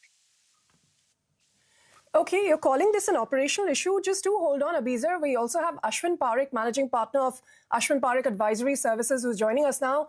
Mr. Parekh, very briefly, if you're aware of what's happening with HDFC Bank, one, is this in any way a violation of RBI norms that clearly say you cannot offer differential prices to one depositor versus another? And two, is it a common industry practice for banks to offer slightly higher interest rates to some depositors versus others? Well, you see, I'll tell you what. I mean, one thing is pretty certain, as Abizar rightly said. then the interest rates flagged out by at the time of monetary policy and thereafter are only benchmark rates. Then thereafter, we know, for instance, that when it comes to lending, for example, the banking companies do apply an element of risk premium, for instance, depending on the rating of the borrower institution. They will normally price it accordingly. Something similar would apply to a certain extent for the deposits as well. If the deposit size is very large, we've seen time and again that from the ALM perspective, for example, interest rate structure of each and every bank may vary, for different durations. So you may come across one bank which may be needing more, let's say, deposits during a 6 to 12 month tenure. The other bank may be requiring something else. So they work out some amount of flexibility within the interest rates on the deposits, let's say, whether it's for individuals or for institutions. They do it on a very regular basis. So to a certain extent, I suppose, if there was proper governance observed. For example, if there is a strategic decision, the amount of deposit in this particular case is just too large. It would certainly invite a certain order of differential, a certain order of additional incentive for that amount itself. And if it is a strategic decision, brought to the audit committee, as it was pointed out earlier. And if the audit committee did find that there was a good reason for, a business call rather than sort of, not complying with any regulation, then in that case, I don't see anything wrong with it. What needs to be now examined is, and I get an impression from the first denial that, let's say, the bank has made, that the matter it was actually come out from the audit committee, proceedings itself from the minutes. The audit committee did get an opportunity of examining this, and they, in fact, investigated. Then there is one more thing that the bank has very clearly said, that no individual has personally gained out of this. So, it was a strategic or a business call that the bank made. No individual has actually benefited from out of this particular Mr. Parekh, the question is not about any individual gaining. The question is whether the bank went out of its way to pay a much higher interest rate than it typically would have to get these deposits. So, the simple question, when you say if the audit committee brings it up and it is cleared, would it not be called a violation of RBI rules? And two, when you say it is common in the industry, typically, I know I'm asking for a simplification and a generalization, but typically if a bank does end up offering higher interest rates, is it as high as 2.5%? Not really. It is on a case-to-case basis. Very clearly, it's a business call. It's a business call that the bank has made.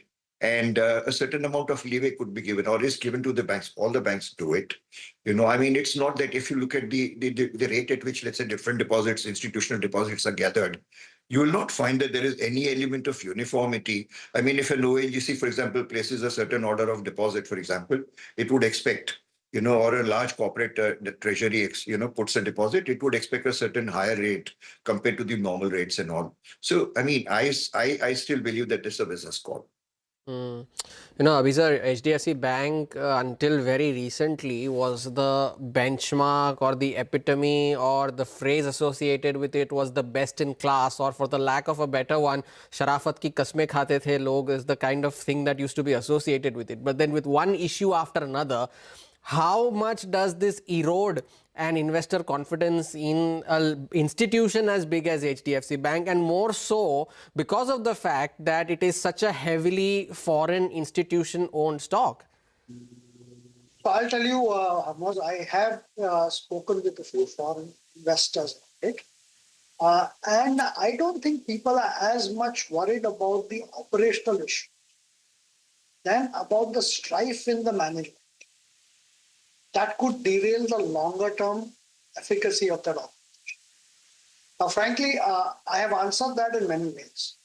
One is that I think there was a strife with the chairman, and I think to some extent that has been resolved. And it's appalling that issue after issue is coming out in some form in the press, not formally, but through informal means, actually reflects more on individuals other than the organizations. That's point number one.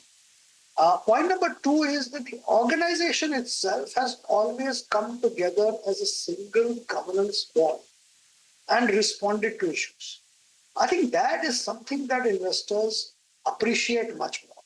The transparency is appreciated, as against the fact that issues are coming out. And, because, as Ashwin also said, issues are operational in nature, and banks do have operational issues. I sit in an audit committee and of a bank, and we have enough and more operational issues outstanding to be resolved, processes to be changed, policies to be changed going forward based on experiences. But the intent is always good because the governance system brings it out rather than an emergency, as we have seen in some other banks. Abizar, since we ran out of time, just one clarification. If you say it is a common industry practice for banks to offer slightly higher interest rates, in the interest of garnering these deposits, is it okay as per RBI rules to categorize these higher interest payouts as a marketing spend? Or is it not interest expended, then that is not rightly accounted for? I agree with you on that. I think that point of policy has to change, because not accounting for, so then RBI needs to give that level of flexibility to say that, yes, if there was a committed deposit, just taking a situation, if there was a committed deposit rate and I'm against that, I have committed an interest rate. If that deposit falls short of something, if the interest rates have to be lower, then there is a leeway exception that can be taken to the audit committee and ratified. If that is the case, and if the regulator kind of allows that, I don't think these practices will happen. Nobody needs to do this. And nobody really benefits out of these practices. That's point number one. By the way, in other sectors like insurance, wasn't this rampant? Is it not rampant in the AMC industry? Now, what happens is the market reality versus the cap needs flexibility in the market in today's dynamic. And if any regulator understands that well, I don't think people will need to do something. They should not be doing, for sure. Well, something that is out of the rule book being followed by the industry doesn't make it right for everyone to follow. But irrespective, both of you, Ashwin Parekh, Abizar Divanji, thanks as always for taking out the time to help us go through this issue. And we'll keep coming back to examine this as and when more details emerge. But let's take a short break on that note. Up next, we'll have Bank of America Securities' Arvind Maheshwari, who will be with us to discuss the current market environment and the outlook ahead. So stay tuned for that.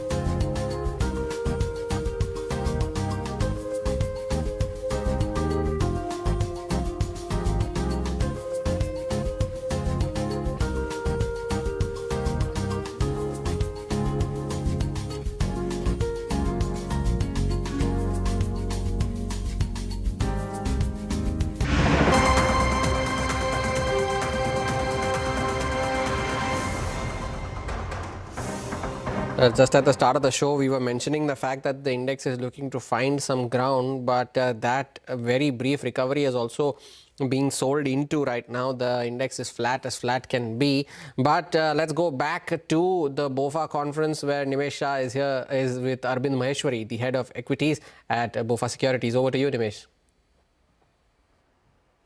Thanks, Harmaz. Yes, as you rightly said, Arvind is joining me from the BofA conference. Arvind, let me ask you the billion-dollar question, which everybody would be asking you as well. When will FIs return to India? Morning, Nimesh. Thank you. And yes, I know that's partly why we are here hosting our conference. This is the annual flagship conference. I'm pleasantly surprised actually by the level of attendance. We thought that Indian markets have been seeing this deluge of foreign outflows over the last 15, 18 months now. And it has gotten, we've not seen this kind of concentrated selling for a long time. And the question is, what is causing this? And then more importantly, when do foreigners come back into the country? So I think partly why the level of attendance that we are seeing in we have 400 plus investors, which is much higher than where we were last year on this mark, is they are trying to understand what is changing and finding out what are nuances that that the Indian story is offering that they are missing out on, and valuations, which has been a big the big reason why people have been shying away from investing in India, that sort of has tempered down. And so people are out here looking for ideas as to what could be the next phase of growth that they can invest in. So it is a tactical retracement from foreigners, and we can see that, and with good reason. There are genuine problems that India is facing here and now. So the near-term pain obviously exists, but it seems more cyclical driven rather than a structural reassessment. So it will be a matter of time. Hard to say exactly when, but as the West Asia crisis starts to, it's already in the de-escalation phase, and hopefully as it retraces and goes away, we will start to see interest come back into as people start looking at what next. Arvind, we look at the long-term picture, but from the very short-term point of view, just for the viewers' experience and for their understanding, what we saw on Friday was a massive $3 billion sell figure. The gross number was also very high. The net number was also very high. Of course, there was an MSCI angle to it, but if you can just briefly explain what led to this big $3 billion selling on a single day in India. Sure. So look, on that day in particular, obviously the MSCI rebalance was the big impact. It was close to $1 billion. We were estimating about $2 billion coming out of that MSCI rebalance itself. And on top of that, I think people used the increased liquidity to sell a little bit more into that event. So that was that day. But to your point, I think it's also partly the fact that foreigners are using every opportunity they can to, and India has become a bit of a funding market. And where is all this money going and flowing into? Well, some of that is recirculating within Asia. So going into the AI thematic, which is at the front and center of all things equities at this point. So you are seeing a lot of that money going into Korea, Taiwan, but also the US itself is attracting a lot more money back to the home base. So you are, it's a very, very narrow rally. As you can see, only 2% of emerging markets is responsible for most of the returns, and just 4% when you look at the S&P. So it's an extremely narrow rally in some sense that is driving gains, and unfortunately India falls outside of that AI thematic which is currently driving all equity indices. Right. Arvind, you said nearly 400 FIs have registered, and this is by far the large number that they're attending India at this point in time. You must have spoken to some large investors as well. Are you getting a sense now that they are really hoping for some sort of a relief from the government with regards to the taxation in India? I mean, that's something which has been talked about for the last 2 weeks now. But is that a hope getting built up with the institutional investors as well? Yeah, sure. I think there is definitely an expectation of reform building. And in fact, there have been positive comments on how this government has actually navigated a very tricky situation that has, it's an external shock, and how the government has been nimble in taking steps. But there is definitely expectations of more reforms to come through. Taxation is one of them, and there is. Do you think that can change the sentiment towards the global investors if there is a bit of a relief in terms of taxation? For sure, it's definitely a big sentiment boost. I don't say that by itself will drive money back into the country, because ultimately it is about earnings, it is about fundamentals, and in the longer term, if we have to attract capital, we need to be able to deliver on those fronts. But we are fighting with one hand behind our back if you're a foreign investor, because most other markets that we compete with for capital have zero capital gains tax, and we don't. And that is something that we have to we have to cross the hurdle for foreign capital to come into the country becomes that much higher. So there is expectation that something will be done on that front. The other big challenge for the global investors is the depreciation, the rupee getting depreciated. And that's the reason why in dollar terms, the returns have been quite negative or flat for most of the global investors. In your conversation with these global guys, what's their take on India? I mean, because, all said and done, markets are slave to earnings, and that's not coming up. At least in the large cap Nifty names, the earnings seems to be a bit disappointing. What's your call? What's your in-house call in terms of earnings? And what's the big takeaway from an FII perspective on what they're looking forward to in India? Yeah, so if you look at how India has suffered in terms of market performance in the last 2 years, it clearly is driven by fundamental changes. All things aside, we had single-digit earnings growth. When we started the year in-house as well, we started with about 14-15% earnings growth estimates, and that now is down to about 8.5%. So there is obviously that dose of realism that is setting in, and which is why valuation multiples have also been compressing, especially on the Nifty stocks. Now, what changes and how India is able to deliver that earnings growth, I think it will be a matter of time. Like I said, most investors that we speak with have longer time horizons, and for them, this feels like more tactical in nature. They understand that this is cyclical, that there are obviously the geopolitical shock at some point will wear off. It is not going to be permanent, and there will be stories that will emerge as this pain subsides and people will start to look to come back into the country. So, in your interactions with the global investors as well as local investors, do you think there is a bit of frustration that India has been a completely non-AI play? There is absolutely nothing from an AI perspective to play in India. Is that something which is missing for a lot of the global investors, that they are not able to look at India at this point in time? See, some of this is also very sentiment driven because all the flow right now is going into the AI thematic. And I think when you look at some of the large cap plays in India, AI unfortunately is not a theme. Not to say that AI is not a story at all in India. I am sure there is a lot going on under the surface, and there are startups and ecosystem that is developing and gearing towards building out the AI story in India as well. But it's not something at this point where public market equity investors are able to invest in. And so we'll have to wait that one out, at least in the near term. Arvind, the other big theme for the last couple of years has been the big stake sales, the promoter stake sale, the PE stake sales in India. India has become a very good exit market for the FIIs. I don't think that's been the trend in the past, right? I mean, only in the last few years, we've seen so much of domestic money that the FIIs, the promoters, the PEs are easily able to exit without any much impact. What can that change? I mean, do you think if there is a reversal of domestic flows, that will also mean that it will become even difficult for FIIs to exit? To be honest, that is two sides of that coin, right? I would look at that as a positive as well, because it is deepening of the liquidity pools in the market. You could not have this kind of selling getting absorbed.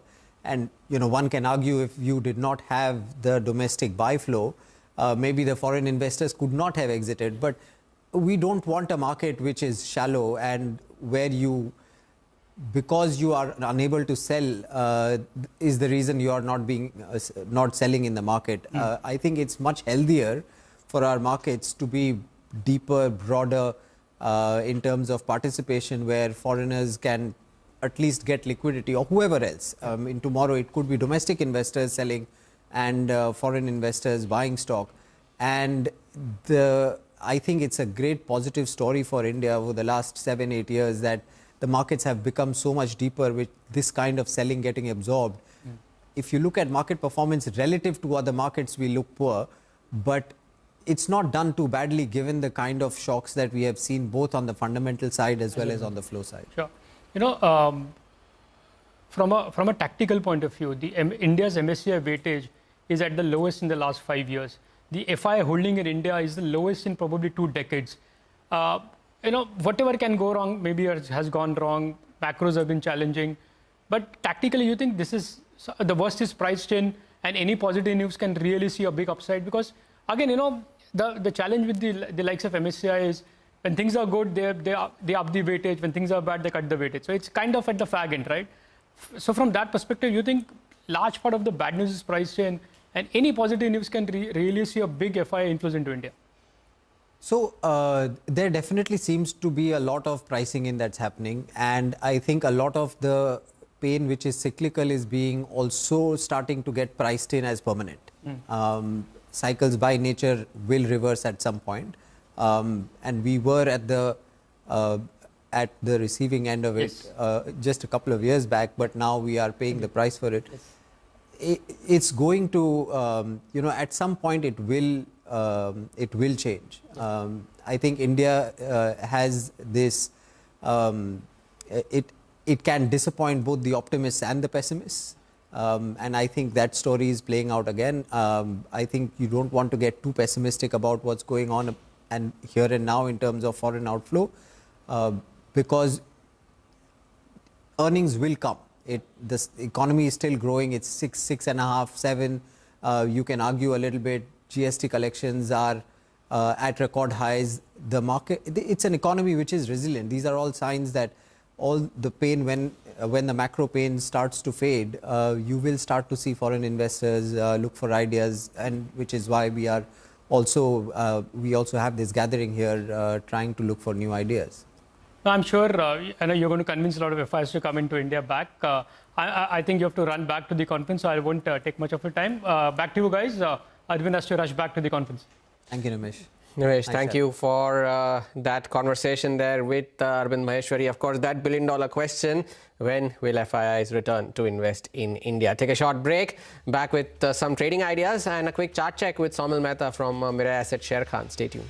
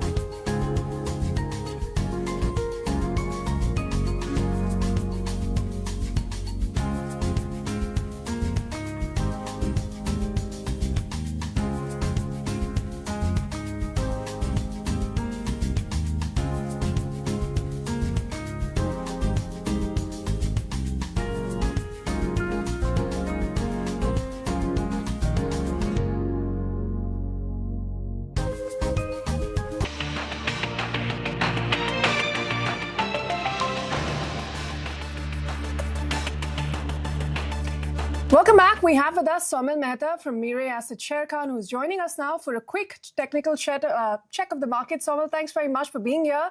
As we start this new month with a bit of a volatile day, where do you see Nifty sustaining? It's below the 23,600 mark, 23,535 near-term levels you'll be watching out for. And, any top stock picks you'd like to call out for us? Good morning to everyone. My view at the moment in the very, very short term is a little negative. Market has been in the range. The upper end is around 24,200, 300 levels, and the lower end is around 23,250, 23,100. I'm still expecting markets to be in this range, in this broad range. On the upside, there's one more resistance around 24,600 levels, which is 200 daily exponential moving average. So I'll be expecting markets to be a little range bound here in this broad range. However, we need to be a little cautious at this point of time because Nifty has started making low top, low bottom the weekly charts. Nifty is right now trading below 20 and 40 daily moving average and 200 daily exponential moving average, which is a sign of a little caution. I'll be expecting weaker stocks from here to go down. We can have a short position in the very short term, but in the medium term outlook, I'm still a little positive, where I'll be expecting markets to take support around 23,000, a little lower probably, and again shoot up. The opportunities on the long side are in the a few sectors like pharma. I like metals as well. So there are a few opportunities there. There is FMCG, which I'm thinking would take support around these levels and again start the move up. So there are opportunities on the long side, but at this point of time, a little negative. A short position can be created in a few weaker stocks. I have two stocks on my list. First one is PG Electroplast on the short side.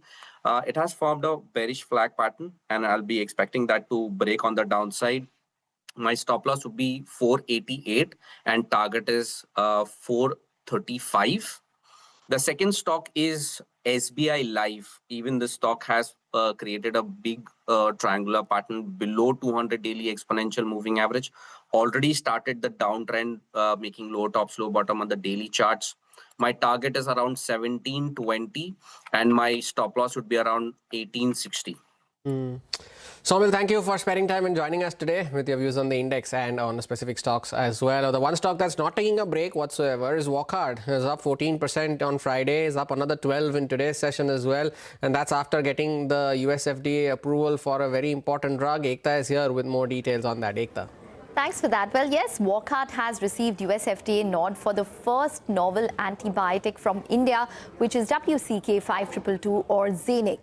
Now, it is approved for urinary tract infections and targets multi-drug resistant superbug infections. So basically, these are infections which are not treated by other antibiotics successfully. It is an IV antibiotic and it is only mainly used in hospital settings, ICU settings, and it is used as a last resort antibiotic, which is when the basic standard antibiotics do not work on that particular condition.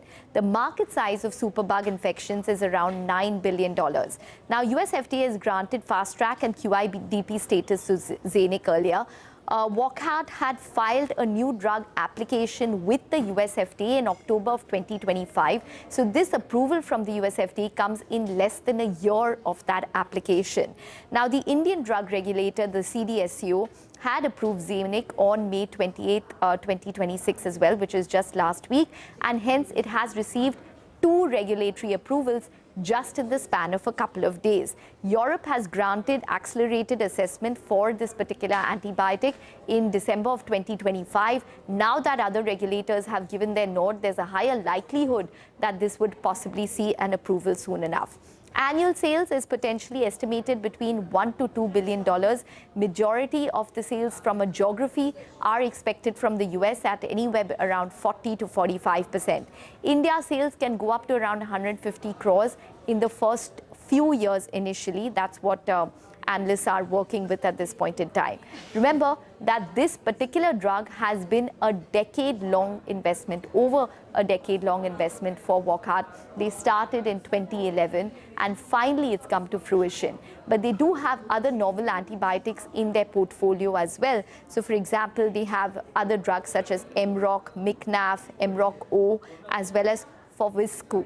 Now, lastly, just want to point out that while this particular drug has received approval, what the commercials will be, how much the offtake will be, is something that the street will want to watch for. Also, any kind of partnerships going forward, any kind of distribution partnerships that Wockhardt would probably sign up for with any other pharma company in order to increase distribution globally.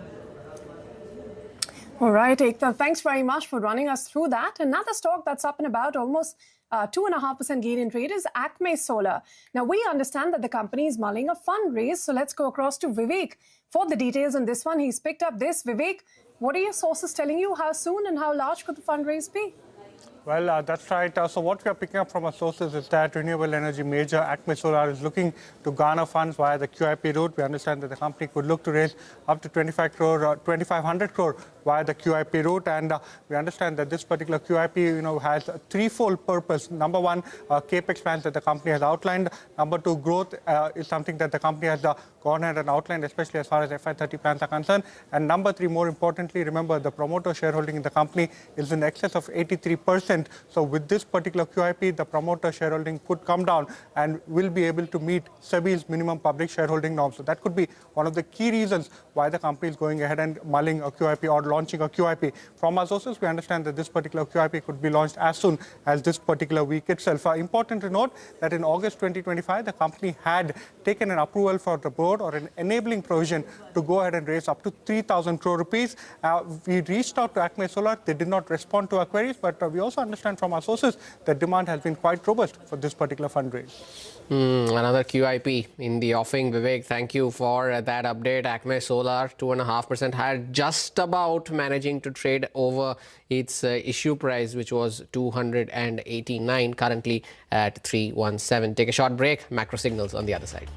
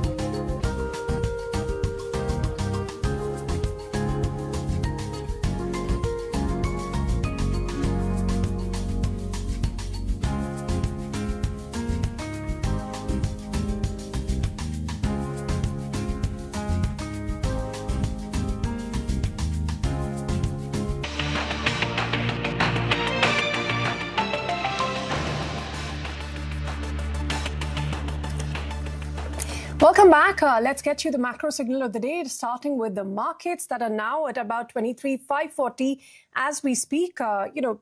Almost slipping into the red now. In fact, they briefly dipped into the red, down about 2 to 3 points. That's where the broader market, it also put out the broader markets that have seen some pressure. The mid-cap index is now down by almost 0.6%. At the Bank Nifty also down 0.3%. The rupee, that opened slightly higher compared to Friday's close of 95 against the dollar, but it has since appreciated a tad, now trading at about 94.92. That's where it is at. And of course, this follows a rise in oil prices. The other factor that's also weighing on the rupee today is a bit of the heavy foreign outflows that we've seen. FPIs, remember, have sold about 21,000 crores of equities on the 29th of May, the biggest single-day outflow 2026, but that coincided with the MSCI semi-annual index rebalancing. So all of those factors playing out for the currency markets. The oil prices, meanwhile, they've also surged by, almost 3% as we speak. Brent crude at 93.61, a barrel. Prices, of course, have gone up after, Israel ordered additional troop deployments in southern Lebanon that intensified the conflict with Hezbollah. And that military action has dampened hopes for a durable extension of this US-Iran ceasefire agreement. The 10-year benchmark yield, again, responding to that, trading higher today at about 7.02% on the back of these higher oil prices, concerns on energy-led inflation. Markets are also turning cautious ahead of the RBI MPC meet, which will be scheduled for later this week. On Friday is when it will be announced. And of course, lastly, bond markets also bracing for a fresh debt supply, including a planned auction of about 320 billion rupees. That's coming up for the benchmark 10-year bond yields. So all of that is keeping the macros on edge. And on that note, we'll take your leave on Trading Hour from Hormaz and me. It's a goodbye. But stay with us. Halftime report will take all of the action forward.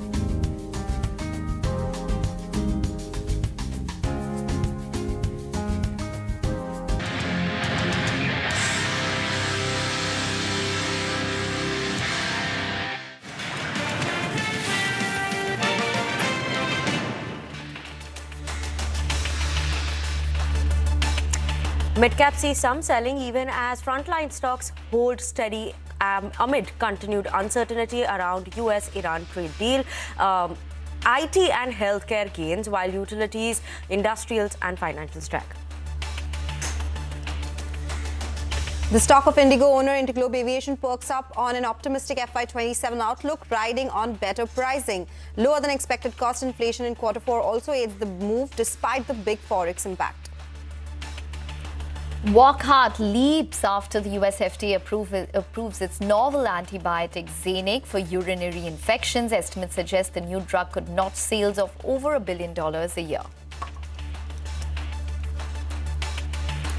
In a relief for tariffs struck a textile sector, the government has allowed duty-free import of cotton till October 30th. The step is expected to lower costs and improve export competitiveness. Textile stocks rally on the news.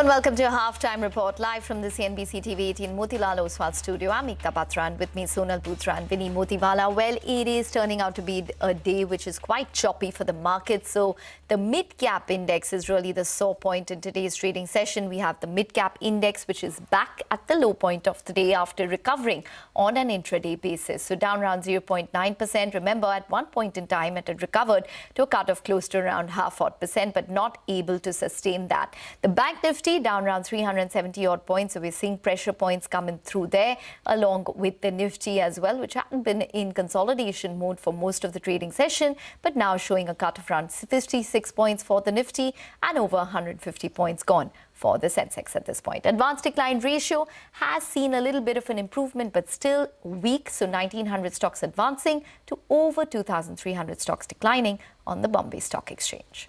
Hi, girls. Hey, girls. Good afternoon. And as we speak, of course, as Ekta pointed out, the advanced decline ratio has turned for the worse. We do have the Nifty at the day's low with a lot of these big names which are putting that pressure. ICICI Bank, we have Bharti Airtel, Axis Bank, SBI.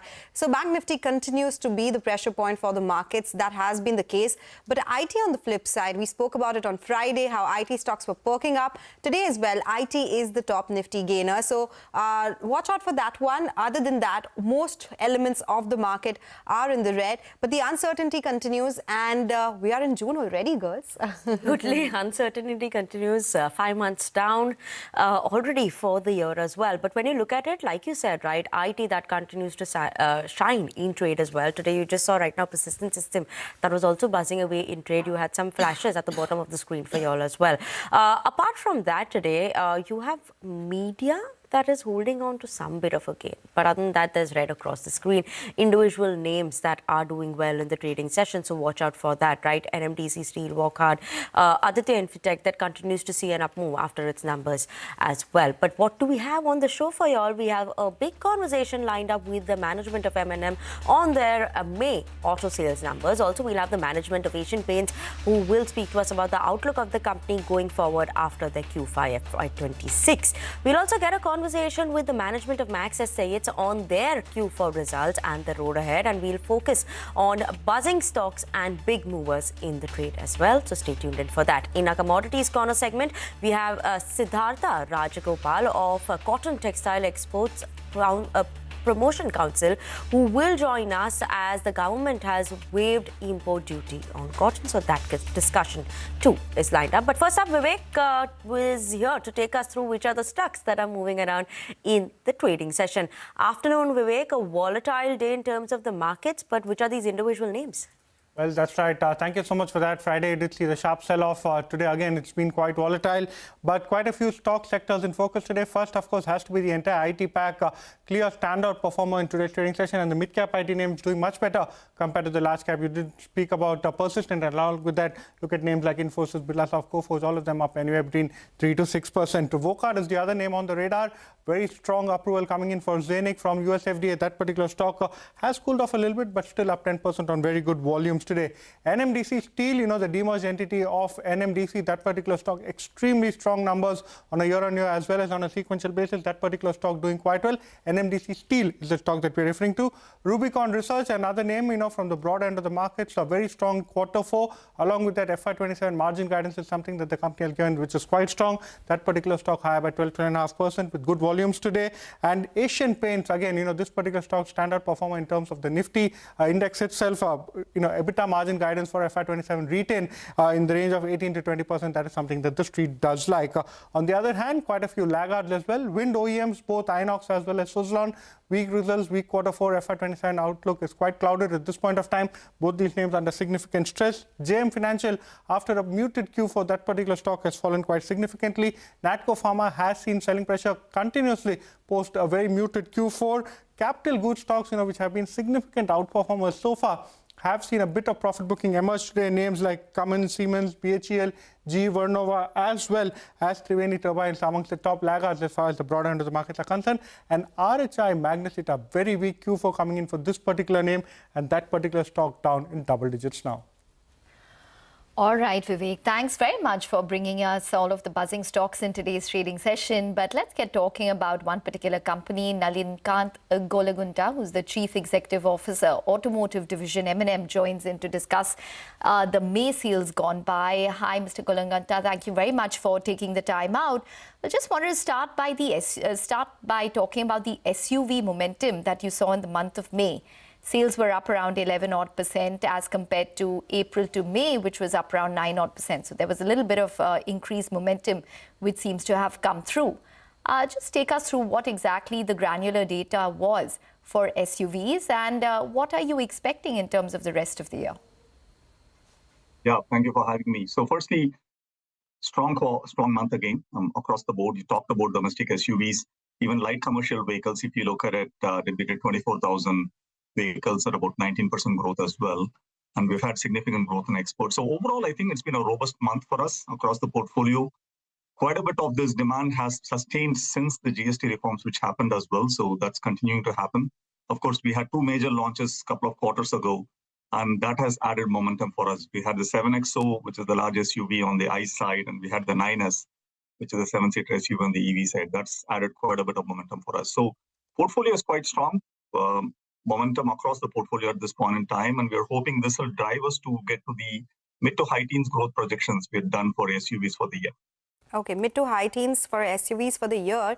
In your commentary, but you also indicate, Mr. Golagunta, that there is some constraint because of supply chain challenges due to manpower shortages at select suppliers. Tell us more about that. Is this something which could be a risk? Is it making you a little more cautious? And the overall 20% growth that you've seen in total vehicle sales, is that something that could be impacted going forward and in SUVs as well? Yeah, at this point in time, we see this as a short-term pain. Primarily, this was triggered by the West Asia crisis in about March timeframe, and there's quite a bit of labor who have gone back to their home states. And of course, elections happened, so folks stayed back for the elections as well. And we're starting to see some of those labor coming back, but at a tier 2 level within the ecosystem, there's not just what Mahindra is experiencing, there's across the industry to that extent. We are seeing that labor shortage kind of extending a little bit into May. We expect some of this to improve in June, but it's a short-term phenomenon. We believe by end of June, a large part of it should get addressed. Some of it happened in specific areas like forging, for example, which is a labor-intensive area. So we are seeing some of that happen, but our expectation is this should get eased out by about the end of this month. Okay, by the end of this month, you're expecting these challenges to ease out. So, what I also want to know, while you said that you're maintaining that high teen growth, right, for FY27, when I'm looking at it in terms of numbers, seems like that growth that one has seen for SUV, the growth rate has seen a reduction. Is there any concern around that in terms of demand trends, or what was that specific reason for the growth rate seeing a reduction? Yeah, so it's a great question. Firstly, like I said, the demand is quite strong. If we didn't have the supply constraint that I'm talking about, we could have easily had another 10 points of year-on-year growth happen on SUVs as well, and even on LCVs. So demand is not necessarily a constraint for us. It's a question of supply at this point in time. So that's a bit of the challenge that we'll have to solve for, which is more on the supply side. The indications on demand is quite strong. And if you look at EV specifically, very strong demand for the products. Of course, post the West Asia crisis as well, there's increased interest that we are seeing in our portfolio as well. So I'm not necessarily worried as much on the demand side, as much more on the supply side we have to solve for. So based on what you are seeing in terms of, say, the supply side challenges, what is the waiting period like in the SUV portfolio, especially for your two new launches, which you alluded to? And what are the pricing changes at this point in time? Yeah, so let me start with the pricing. We announced price hikes in early April. As you know, 1.8% we had announced at that point in time. And that is holding us good for now. But of course, with the input costs going up in several areas, this is something we watch very closely. And there's a possibility that we'll have to go in for another hike in the next 4 to 6 weeks or so. But again, we'll have to see how the numbers play out across all of the different commodities as well as memory costs and all of those pieces. So we're watching that closely as well. Yeah. Yes, I was. Please continue. Yeah, so that's the primary. Sorry, what was the first question? I missed that. In terms of the waiting period, considering that the you are waiting seeing... periods, The waiting periods depends on the variants that we have, but it is anywhere between 6 to 8 weeks we see at this point in time for most of our high volume variants. What about EVs? Because you did indicate you have seen a pickup in EV demand. There is a push coming in from the government as well.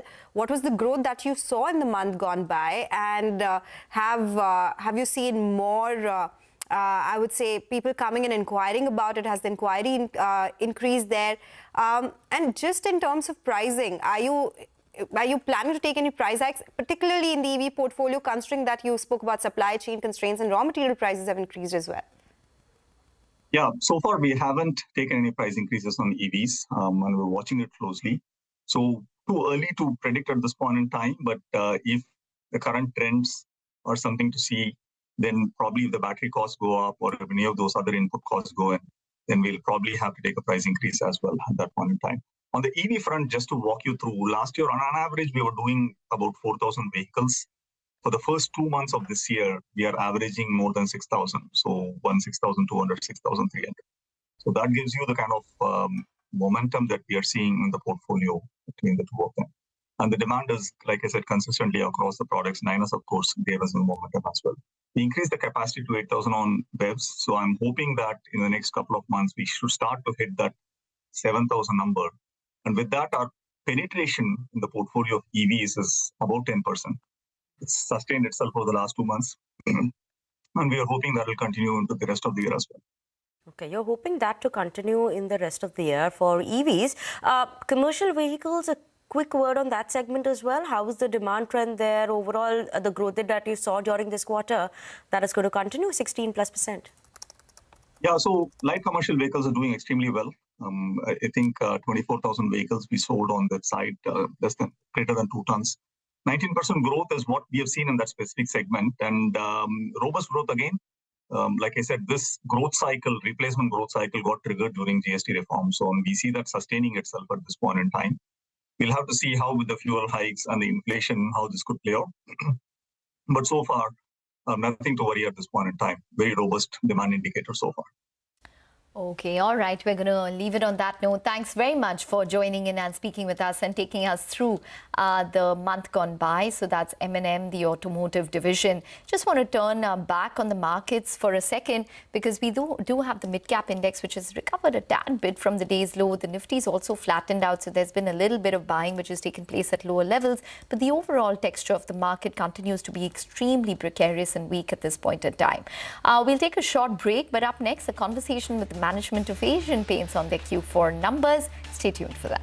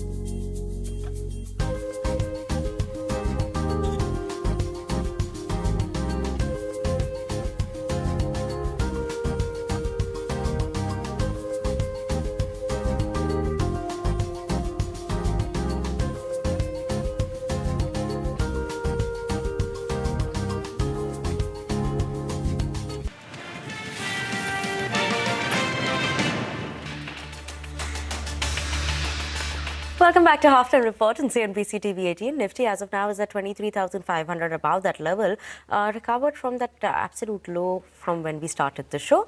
But let's put the spotlight on Asian Paints, right? That's come off the day's high. But on Friday, we saw it run up and trade. Strong numbers that was reported by the company. The margins of the company expanded. We saw the decorative business volume that came in over 12% as well. I spoke with the MD and CEO of the company, Amit Singhal, and I started off by asking about the volatility that we're seeing in commodity prices, right? The company has taken price hikes, but is it enough? What's the outlook in terms of impact of volumes? Listen in to that conversation. It's been a great quarter for us overall in terms of both value at about 11% and the volume at about 12.7. I think PBDIT margins have been strong in terms of what we've been able to register.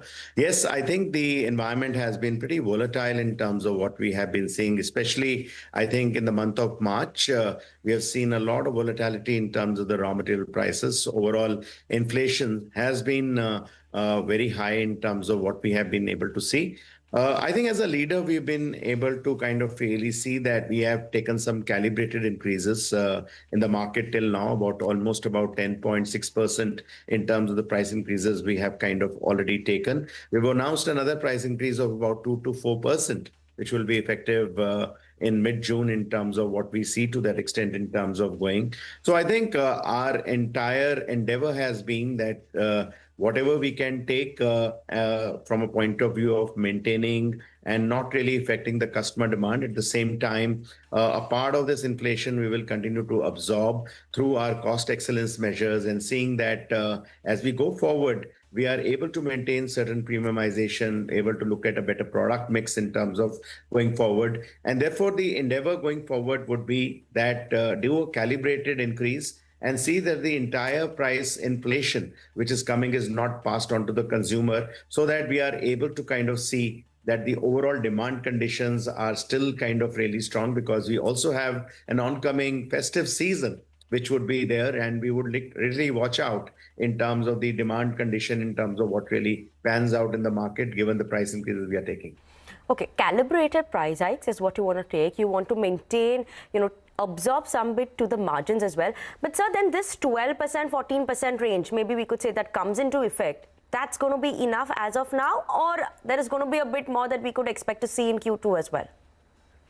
So as we see it till now, I think currently it takes care of the current environment in terms of where we are sitting. Obviously, we are watching the whole geopolitical situation in terms of how it goes. If the volatility continues, we might be able to force to kind of take something more. But currently, I think the endeavor is that we look at balancing in terms of whatever we pass on to the market, because we really don't want to affect the demand conditions going forward to that extent. And that's the overall endeavor in terms of what we are aiming at. Okay. Point taken there, sir. Some margins also, what is the expectation? I believe you've said that you will maintain this 18 to 20% range, but could first half at least of FY27 see a bit more of an impact, and then second half onwards you'll see a better recovery? See, given the current condition, it is very difficult to say in terms of how would possibly the year emanate. I think it's better that this year we look at quarter to quarter. And therefore, for quarter one, definitely what we are trying to see is that given the calibrated increases, given the strategy of premiumization, looking at a better product mix in terms of going forward, we should be able to kind of really guard the margins in the 18 to 20% bracket in terms of what we are kind of looking at going forward. And I think we will look in terms of seeing what really happens in Q2 and then the second half of the year as we kind of go by. So, what about competition? People have, and other players also have highlighted competitive intensity that continues to be strong. Is that the case? What is obviously, you're the leader there, so discounting is better for you all. But in terms of competitive intensity, any word there? So as we see it, I think we have seen good competitive intensity last year as well. And, our belief is that while everyone has taken price increases to that extent, some people slightly higher, some people slightly lower. Basically, largely everyone is in the same bracket in terms of the price increases, in terms of what have been taken. But I think there is no let up in terms of the discounting we see from the other players in the market to that extent. I think Asian Paints strategy has been very clear that we've taken a far more balanced approach in terms of spending strongly on the brand, maintaining the brand equity, looking at wooing the customer from a point of view of buying into the brand and so on and so forth. At the same time, I think calibrating our overall discounting in the market to trade partners and other stakeholders which are there to that extent. And therefore, we feel that the intensity of competition will definitely continue in terms of the coming year to that extent. And we do not know really in terms of how demand pans out. If the demand definitely shrinks to a little bit to that extent, I think the intensity would only increase. Okay, so what about the international business as well and the Middle East plant? Any concerns in terms of the plant being operational or any worry because of the current situation? So yes, I think it has been a tough time in terms of what we have seen, especially I think when we look at markets of UAE, Qatar, Bahrain. I think these markets definitely have had stress in terms of looking at it. We are seeing absolutely no exports which are happening from these markets in terms of what we used to do to that extent, given the fact that the ports are closed.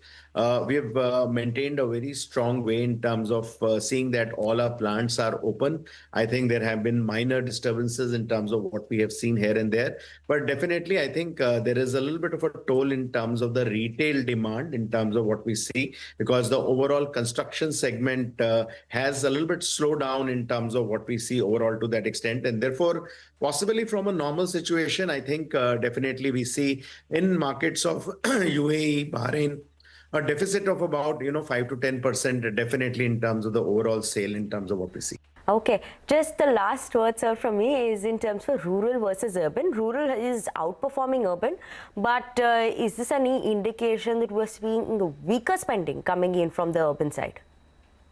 See, currently, I think given the fact that last year the monsoons have been good, we've had, I think, a fairly positive sentiment in terms of the agrarian output and so on and so forth in terms of what we have seen. And I think that's something which is really kind of picking up the rural demand to that extent. I think it will also depend in terms of how possibly the current monsoons augur out in terms of going ahead. Obviously, there is something which is being speculated at the moment in terms of going forward. But definitely, yes, I think the rural demand is definitely has a correlation to the whole area of monsoons and the agriculture in terms of how it pans out. So I think we are watching it cautiously and hoping that I think the rural demand continues. Okay, so that's management of Asian Paints, just about higher by around 0.2% in today's trading session. We're going to do one thing. We'll take a short break, but up next we're going to talk technicals. Rajesh Palve of Axis Securities will be joining in with his trading call. Stay tuned.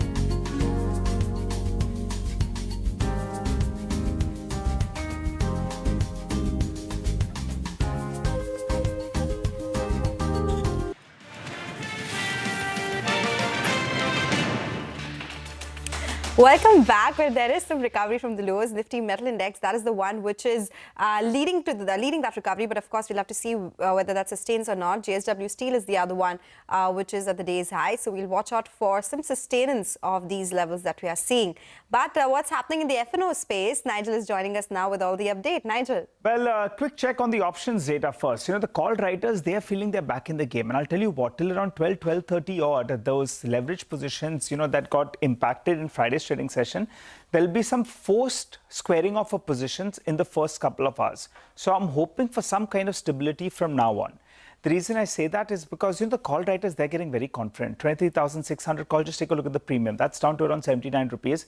It's down close to 60% in a single trading session. Even the 23,700 call out there as well, the premium has crashed by more than 65%, currently around 46 rupees or thereabouts. So call writing is aggressive, and that's why the PCR that was at around 0.74 at the start of today's trading session, that's come down to around 0.69. Remember, at around 0.65 or thereabouts, you do see a bit of a technical factor that plays out, and that helps in a bit of a bounce. So PCR moving to the lower end of the range. You have the FI shots that are moving to the aggressive end in terms of the addition out there. So both those two could actually favor the bulls, but will require some good news. So in terms of levels that you're tracking, the recent low 23,250, that becomes the important support zone. However, going by today's high and looking at the 20 as well as the 50 DMA, both those two become a very, very aggressive resistance zones, and the bears will want to defend this mark because we went to these levels and that got we got sold into. The tech index has come back into its own, and from the large cap as well as the mid cap space, you have a couple of tech stocks that have actually come in for short covering. TCS is coming for a short covering bounce. You have KPIT as well that's coming for a bit of a short covering bounce, and you have Coal India that's seeing some fresh buying in today's trading session, some growth after a while. The street likes that, so that's why that's outperforming. Net, we're at a crucial support zone. The PCR has moved down, so maybe in fact we could see some kind of a bounce from these levels. Okay, all right, Nigel, thanks very much for that. Let's get talking about the technicals then. Rajesh Palve of Axis Securities joins in on the show to discuss what he's strategizing at the start of the week. Rajesh, hi, welcome to the show. Well, how would you approach the Nifty today, considering the kind of volatility that we've seen, as well as for the broader markets, the underperformance? Hi, good afternoon. So Nifty is still not able to take out 20-day, 50-day moving average and is struggling to cross the major call writers supply zone of 23,600. So major writing activity has been witnessed at 23,600 on an intraday basis, as well as on the higher strike also call writers are looking quite confident. Though put writers are still trying to defend 23,500, 23,450 area where they are, still writing puts at this strike. So I think 23,450 needs to watch as closely. If we breaks below these level, then this down move can extend further. As broader market is also attracting some profit taking in today's, especially in today's session. And many mid cap, small cap stocks are also, correcting in this fall. But some of the pockets where, strength are still there, like, metal, as you spoke, metal is still holding the ground. Some of the, pharma stocks are also holding on the higher side. Some of the, oil and gas related stocks are also showing strength. So I think some of the pockets where strengths are still there, chart structure is still looking bullish, where one can deploy some long trades. But on the Bank Nifty, still there is no contribution from the large cap private as well as PSU Bank in this market. And I think whatever pullback which we have seen in last couple of days for Bank Nifty has attracted major profit taking and now broken the important support area of 54,000 level. So I think if it continues to trade below 54,000, we may see furthermore, profit booking, and possibly Bank Nifty may slide further to 53,600 level also on a intraday perspective. So here structure has already weakened on the Bank Nifty front. On the stocks front, IT is supporting in today's market, and some of the IT stocks managed to view breakout on the near-term chart. So Tech Mahindra is looking attractive on the derivative data. Long built up is there. Stock has managed to cross its 20-day, 50-day moving average. Stock managed to surpass its previous swing high also. So looking at the breakout on Tech Mahindra, I think we could see some more up move in this stock. possible target towards 1590, 1600 we could see for Tech Mahindra. One can buy with stop loss of 1525. And another stock where we are focusing on the long side of trade is from cash segment, that is Chennai Petro. Stock is clearly moving in up sloping channel on a weekly chart, and looking at the sustained buying action, we believe that this stock has potential to extend gain, projecting target of 1150 to 1160. One can buy with stop loss of 1070. Okay, all right, Rajesh, thank you for explaining that to us. We do have some queries that we would like you to answer. Inder Singh is writing to us from New Delhi. He has an investment query, wants to know whether he should invest in M&M for a period of 3 months. Considering it's a short-term call that he wants to take, what do you suggest? What are the charts suggesting now? So stock is in, showing some bit of, profit taking from its 20-day, 50-day supply area, which is placed at around 3160, 3180 level. So until the stock not crosses those level, our trend is likely to exhibit slightly on the weaker side. Maybe in this correction, stock may correct further, and on the downside, 2900 is the key level to watch for. If you are holding the position, 2900 needs to keep as a stop loss. As a structure has already turned on the weaker side, so that stop loss one needs to follow. Rajesh, we also have a query that's coming from Swati Jain, who's writing to us from New Delhi, holding 200 shares of HUL, and this is at a price of 2019 rupees per share. Wants to know if you should buy more shares of HUL at the current levels. What's your view on this one?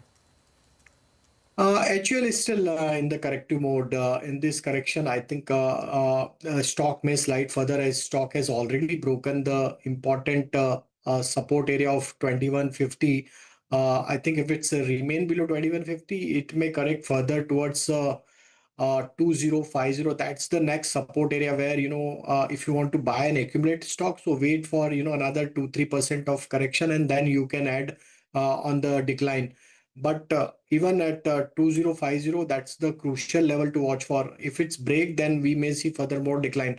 So wait for another 2-3% if you want to add this stock. Okay, Rajesh, thank you so much for joining us this afternoon, helping us answer a couple of viewer queries, as well as telling us your individual bets as well as strategies.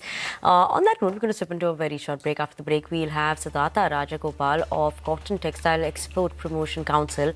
We'll be discussing the import duty on cotton. Stay tuned in.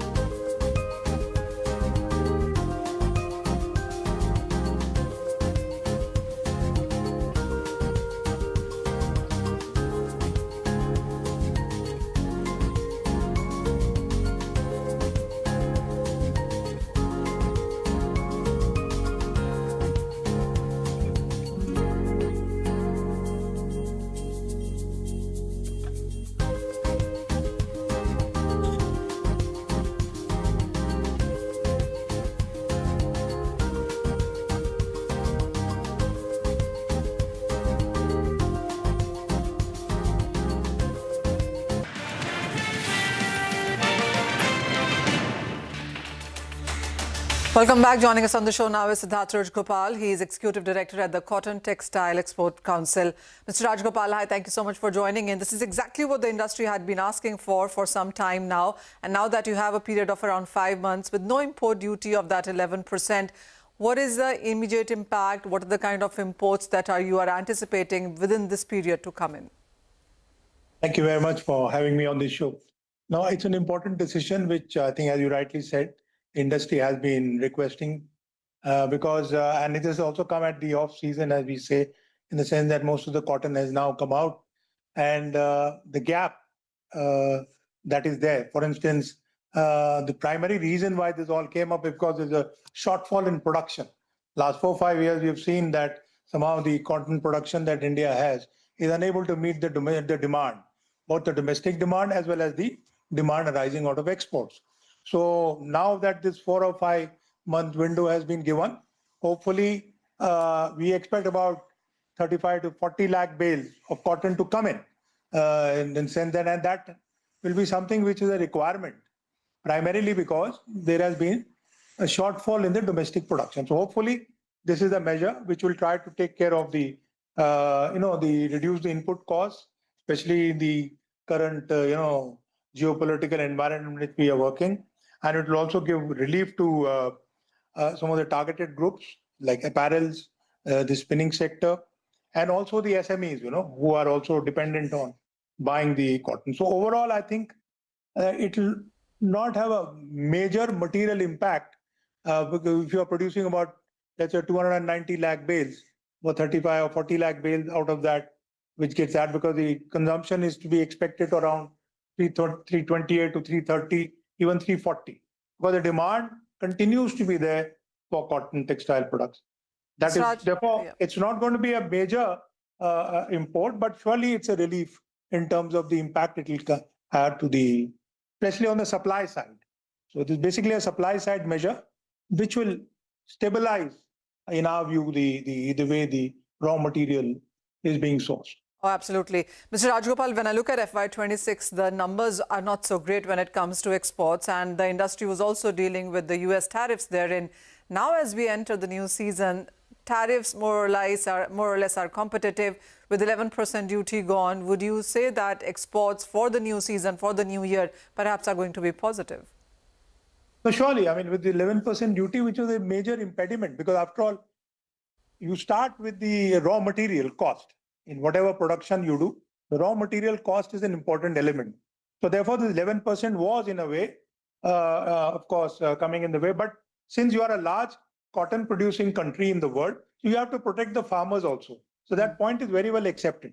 But then at the same time, when the shortfall takes place in production, you allow some imports, and this will have a competitive bearing on the prices.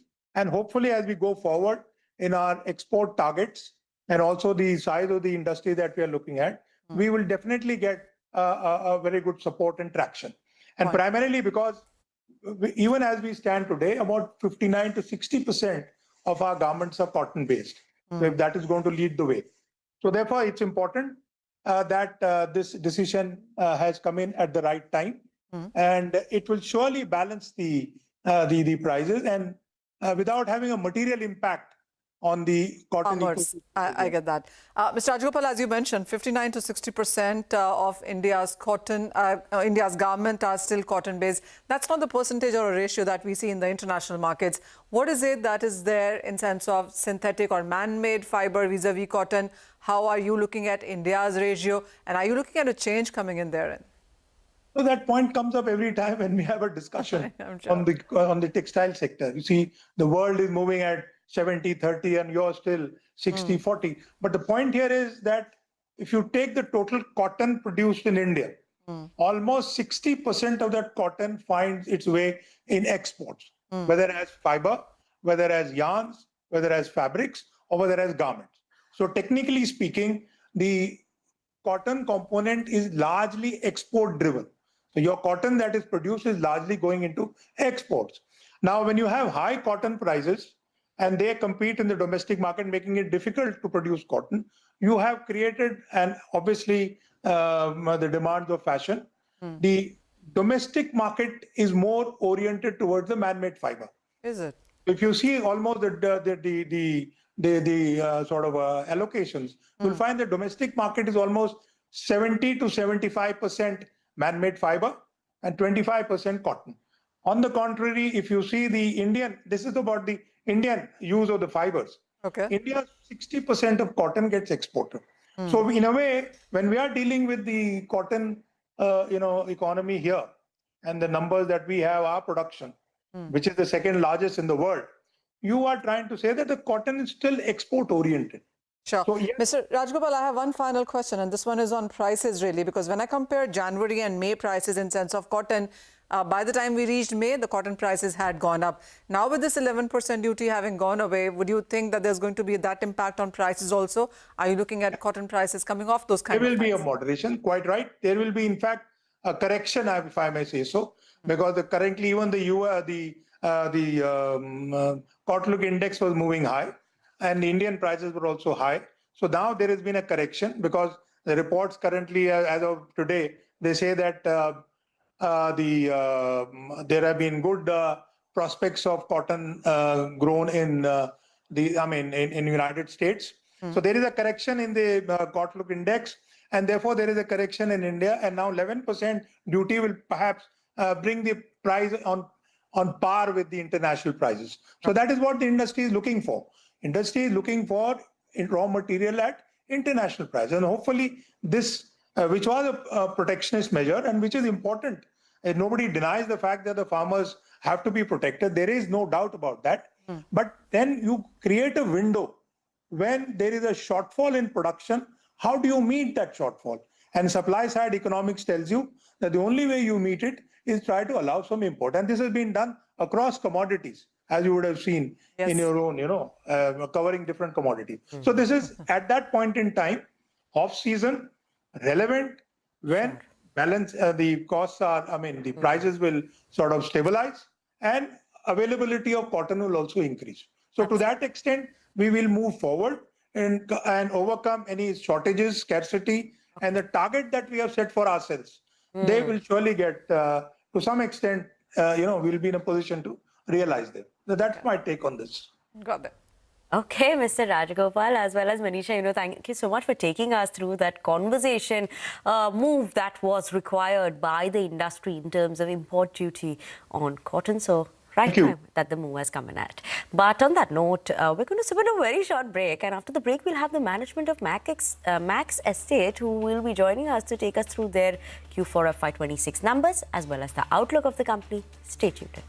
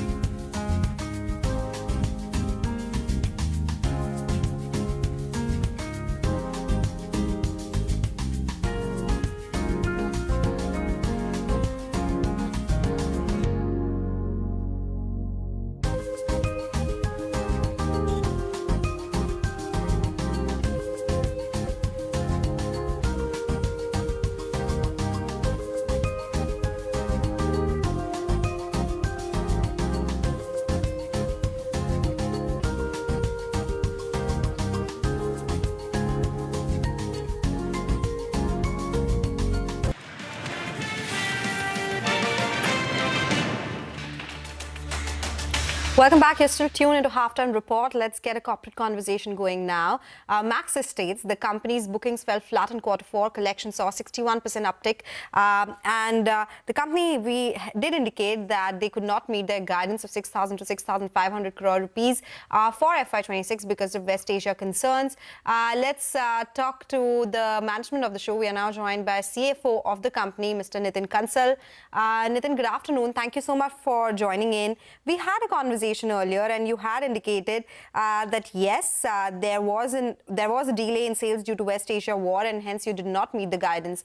For FY27, you have not given a guidance this time around. Is this because of a cautious approach that you're seeing, because supply side constraints still continue because of West Asia war? Hi, good afternoon. Having a pleasure being on the call. So yes, last time around we did mention that there were concerns regarding the West Asia crisis, but still we were able to achieve significant numbers and able to clock a sales of close to 1,800 crores on a project in Noida, which was launched in the last week of March. Having said, in the current year, we believe that the current scenarios, in the current evolving macro scenario, it's important for us not to give a guidance at this point of time. Giving a guidance more guides us towards taking a short-term views and rather than focusing on the long-term value creation. So what we are giving a guidance to our investors and to public markets is that we have a portfolio of close to 17,200, which we plan to monetize over the period of next 3 years. And we would like to stick to that. So how much of it do you think you'll be able to realize in FY27, if I put it that way? Is it 50%? Is it 60%? What kind of indication are you getting as per the demand that you are seeing on ground, since you're specifically in the NCR region? See, what is happening now, gradually the Delhi NCR market is moving much more from a speculative market to a more end-user driven market, whereby the customers are more focused on getting on value-driven ecosystem, community and trust. What we are very bullish on achieving a significant number of that. Currently, we have got close to 3,800 crores of inventory, which is already has been launched in the process of selling. And we've got another 13,000, which will come up to for launch in the current year. We are not giving any explicit guidance, but very hopeful on having a good growth. Okay. Hopeful on a good growth. You're not giving a guidance, but hoping that this grows from here on as well. But in terms of supply, are there any constraints that maybe could lead to a reduction in that growth rate that you're expecting? Any concerns around the amount or the hike that is there in the supply material as well from the previous levels you had indicated? So currently, the way we are structured is we have all our raw material supplies are predominantly coming from the domestic market itself, and a very small percentage of inventory is sourced from the overseas market. So this logistics things does not have a major impact. In fact, all our projects which are underway at currently, which is in the range of close to 17 million square feet, are fully on track on cost and also on the timelines to be delivered on the timeline piece. Okay, so let's talk about the 3 million square feet launch pipeline that you have spoken about. You could not meet that, the project addition that I'm talking about. You could add only 1.3 million square feet. Now it's again 3 million square feet for the year to come. What is the gross development value that you're targeting, considering that input cost material prices have hiked considerably? The last time we spoke, it was 50 to 100 rupees per square feet. Are you seeing additional hike in that? What will that do to pricing going forward? Will you see additional price hikes to come by? So that 50 to 100 rupees, which we mentioned last time, what we have done is we've got a very robust budgeting process whereby we built in a lot of contingency measures. So this increase in cost does not make an impact on our margins. Going forward, what we don't expect these numbers to move significantly from here, with an assumption that these things will settle out sooner than later. Obviously, if this crisis continues for a longer period of time, we would have to reassess at that point of time. So, what about your net debt as well? It is at around 174 crores. Do you plan to take more debt to fund the new pipeline? What's the strategy here? So if you see, currently we have got close to a debt of 1,800 crores, against which we have a cash of close to 1,750 crores. The way to look at it is that this debt is predominantly made up of either money which is on this debt is towards lease rental discounting and construction finance, which have a long tenure and much more secure. In fact, as we speak today, we have got close to 600 to 700 crores dry capital available to acquire fresh assets. I'm just trying to understand it. And the last time we had spoken, you did indicate that, yes, demand still stays. But of course, the decision making has become slower for individuals. And that is something that could translate into final bookings for players like yourself as well, right? Where are we in the cycle currently, specifically in the NCR market, where a lot of it, as you said, it used to be driven by speculative buying, but now it's very end user specific. What is the indication currently for residential real estate market? Yeah, as you rightly pointed out, last time also we mentioned that the sales cycle is increased, but in fact it is good for people like us, because once the customer is able to spend much more time in our experience center with our sales team, he's clearly able to appreciate the difference between investor driven projects or customer driven projects. So although the sales cycle has increased, but the quality of sales has improved, and also the appreciation of the projects which are really customer centric has gone much up. That's about the residential segment. Tell us about the commercial segment. You did see strong growth in lease rentals this time around. What is the growth that you're targeting in FY27? Will it be 2,000 crore rupees of rentals coming in from commercial? What is the pipeline addition you are anticipating in FY27? Yeah. So currently we reported a number of close to 154, and we have given a guidance that we will be reaching a lease rental income of close to 700 crores by FY 29-30. Now what the interesting thing is, in the three assets, in fact, in which we are doing, which are under construction, two of the assets, we have seen a strong pre-leasing activity happening. In the case of the Gurgaon asset, which we have seen 2 lakh square foot area getting pre-leased, and in the case of Noida, we have got another 1.75 lakh square foot of area getting pre-leased. The important point to note over here is, in spite of project being at least 1.5 to 2 years away, there's a strong traction for indication from people to lock in the assets at this point of time. When we are signing on these leases, it's not only that these leases, we are in active discussions for more than 2 million square feet in both the assets, and we are seeing a very strong traction happening on the commercial leasing side. Okay. Mr. Kansal, thank you so much for joining us this afternoon and speaking with us about the outlook of the company going forward as well. Thanks so much for joining in. But on that note, we are going to actually sip into a very short break. We'll get you more on the markets, more stock-specific action after the break.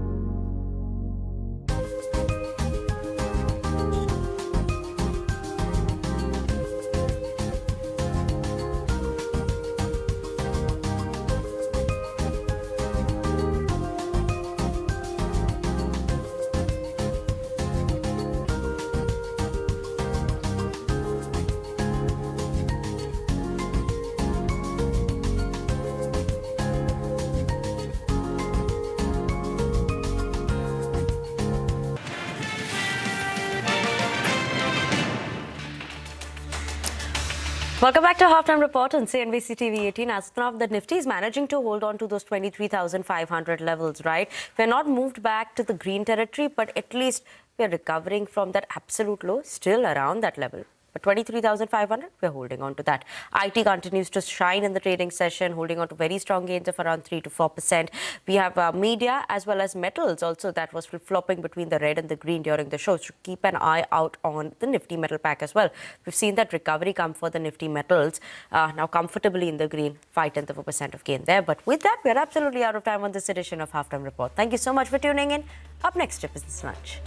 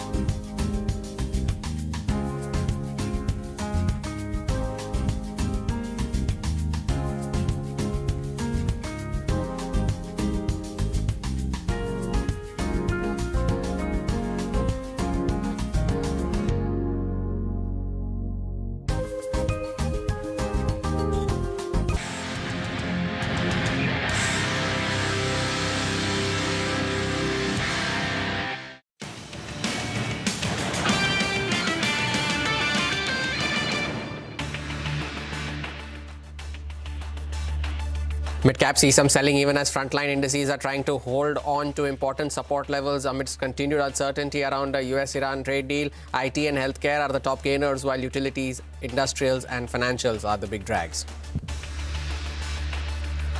The stock of Indigo owner Interglobe Aviation perks up on an optimistic FY27 outlook, riding on better pricing. Lower than expected cost inflation in Q4 also aids the move.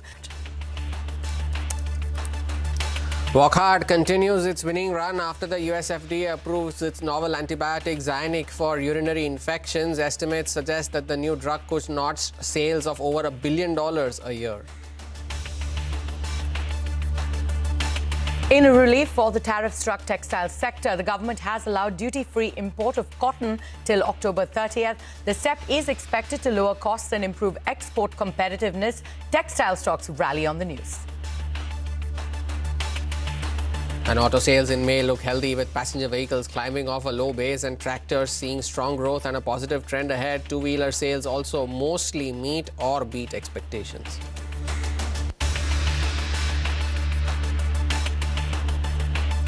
Good afternoon. You're with us here on Business Lunch. We are coming to you live from the CNBC TV 18 Motilal Oswal studios. I'm Hormuz Fatakia. With me as always, Arundhati Ramanan. Arundhati, good afternoon. Good afternoon, Hormuz. The market's slightly off the lows of the day, but, Nifty right now below the 23,500 mark. Broader markets underperforming. It has not been a good start to the month of June. And, when we ended Friday's trading session, we were speaking about this in the morning as well, that the fall on Friday was expected and unexpected at the same time. The expected was of the fact that there was MSCI rebalancing, yes. But the quantum of the fall was unexpected. And based on that, now we are down to support levels which were earlier 23,800 for a better part of last week, is now back to 23,500. And that is the level that the bulls will look to defend defend, is now back towards the lows of the day. And the problem with today's session has been that every intraday recovery that has come in has been sold into. And that's the problem for the index. And the principal culprit of that is the Nifty Bank. And the banking stocks are the ones that are sulking. Look at ICICI Bank, Axis Bank. Most of the PSU banks are also trading lower in today's session. And the fall could have been far worse had it not been for IT. Take a look at Tech Mahindra, TCS, Infosys, all of them are doing very well for themselves, and they are the ones that are lending any semblance of support that you're seeing for the market today. Absolutely, and it was the same thing that we saw on Friday as well, right? The IT stocks are lending support, and this is on account of, some of these global names doing really well in their earnings, so that's lending support to Indian IT as well. We've got Infosys that's soaring 4% now, TCS up 3%. If you take a look at the mid-cap IT names as well, Persistent Systems over 5% in the green, Coforge as well 5% higher. We've got some stocks that were reacting to their earnings as well. We've got Asian Paints that's doing well in trade. It was higher. It's come off those highs right now, but still managing to hold in the green. And Interglobe Aviation as well, perking up in trade. But as Hormaz pointed out, on the downside, we've got those PSU Bank names, which is the top losing index. We've got Canara Bank, Union Bank, PNB, all of them down between 1% and 2% in trade. We've also got those defense names that are also falling in trade. MTAR Tech down nearly 7%. We've got Hindustan Aeronautics down nearly 1%. And we've got Bharat Electronics as well down nearly 1%. And Data Patterns down over 4% in trade. And that's how the markets are shaping up today. But on top is our focus on those auto names, right? Yes, they are starting to trickle in as well for the month of May. Sudarshan is joining in with more data on that. Sudarshan. So most of the companies that have reported auto sales for the month of May so far are not looking that bad.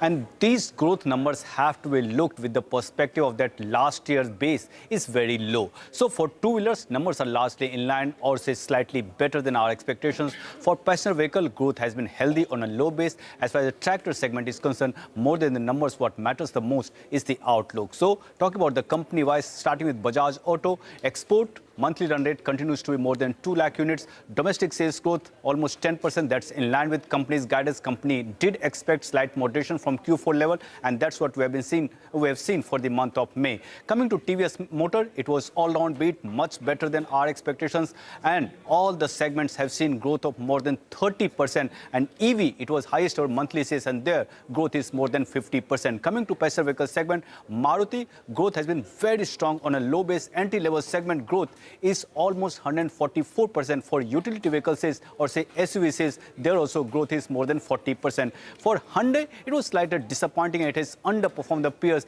Total sales have just seen a growth of 4%, and both domestic and the export segment have performed lower than expectations. Coming to Mahindra and Mahindra, both the auto segment and the tractor segment, sales are much better than expectations. For SUV, growth was around 10%. Tractor segment, if you combine April, May, growth is more than 22%. Even for the month of May, growth is almost 22%. So there also, growth remains healthy. But going forward, after the monsoon forecast of below than normal, now exactly we'll have to see how the next few months pan out. But so far, company does maintain mid-single-digit growth outlook for FY27. So overall, whatever companies have reported numbers so far are looking slightly better than expectations. Still, few companies are left. Let's see how they report the numbers. Absolutely. We'll have to wait and watch for all those numbers that are trickling in through the day. Thank you so much, Sudarshan, for taking us through those details. Now, shares of Wockhardt traded higher today after getting a nod from the US FDA. Ekta Batra joins us now to give us more details on that front. Ekta, what's aiding the stock?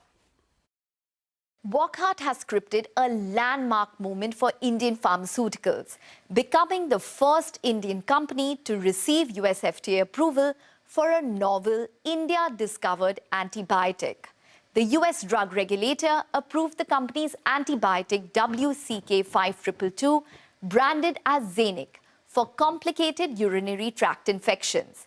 The IV antibiotic used in hospital settings is designed to tackle multi-drug resistant superbug infections, one of the fastest growing global healthcare threats and a market estimated at nearly $9 billion globally.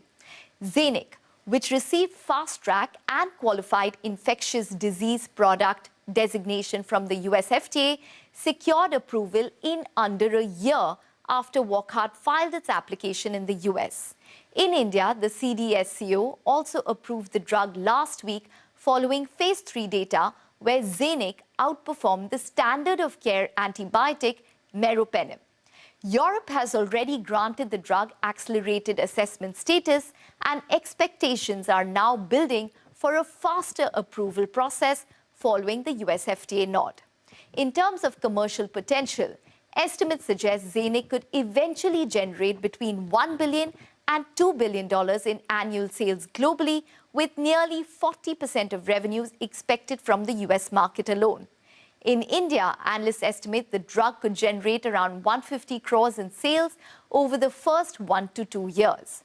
The drug has already demonstrated encouraging real-world outcomes under compassionate use programs, where nearly 85 critically ill patients were treated. The next trigger for the street will be commercial execution, including pricing, hospital adoption, and any potential out-licensing or distribution partnerships that Wockhardt may pursue globally. Zanuck itself represents over a decade of research and clinical developmental work, with the program starting in 2011. Investors will now closely track Wockhardt's broader anti-infective pipeline, which includes 4 other novel antibiotic assets. These include Micnaf, which has already been approved and launched in India, Emroc and Emroc-O, which reported good growth in Q4, and Faviscu, where the phase 3 clinical trial has been completed. The approval of Zanuck is now being seen as a significant milestone, not just for Wockhardt, but for India's ambitions in innovative drug discovery. Ekta, thank you for summarizing that for us. The 5th straight day of gains for Wockhardt. At the close on the 22nd of May, the stock was at 1575. It's now trading well over 2150. It almost reached 2400 levels at their intraday high, almost 40% in the last 5 trading sessions. Take a short break. More news and updates on the other side. Stay tuned.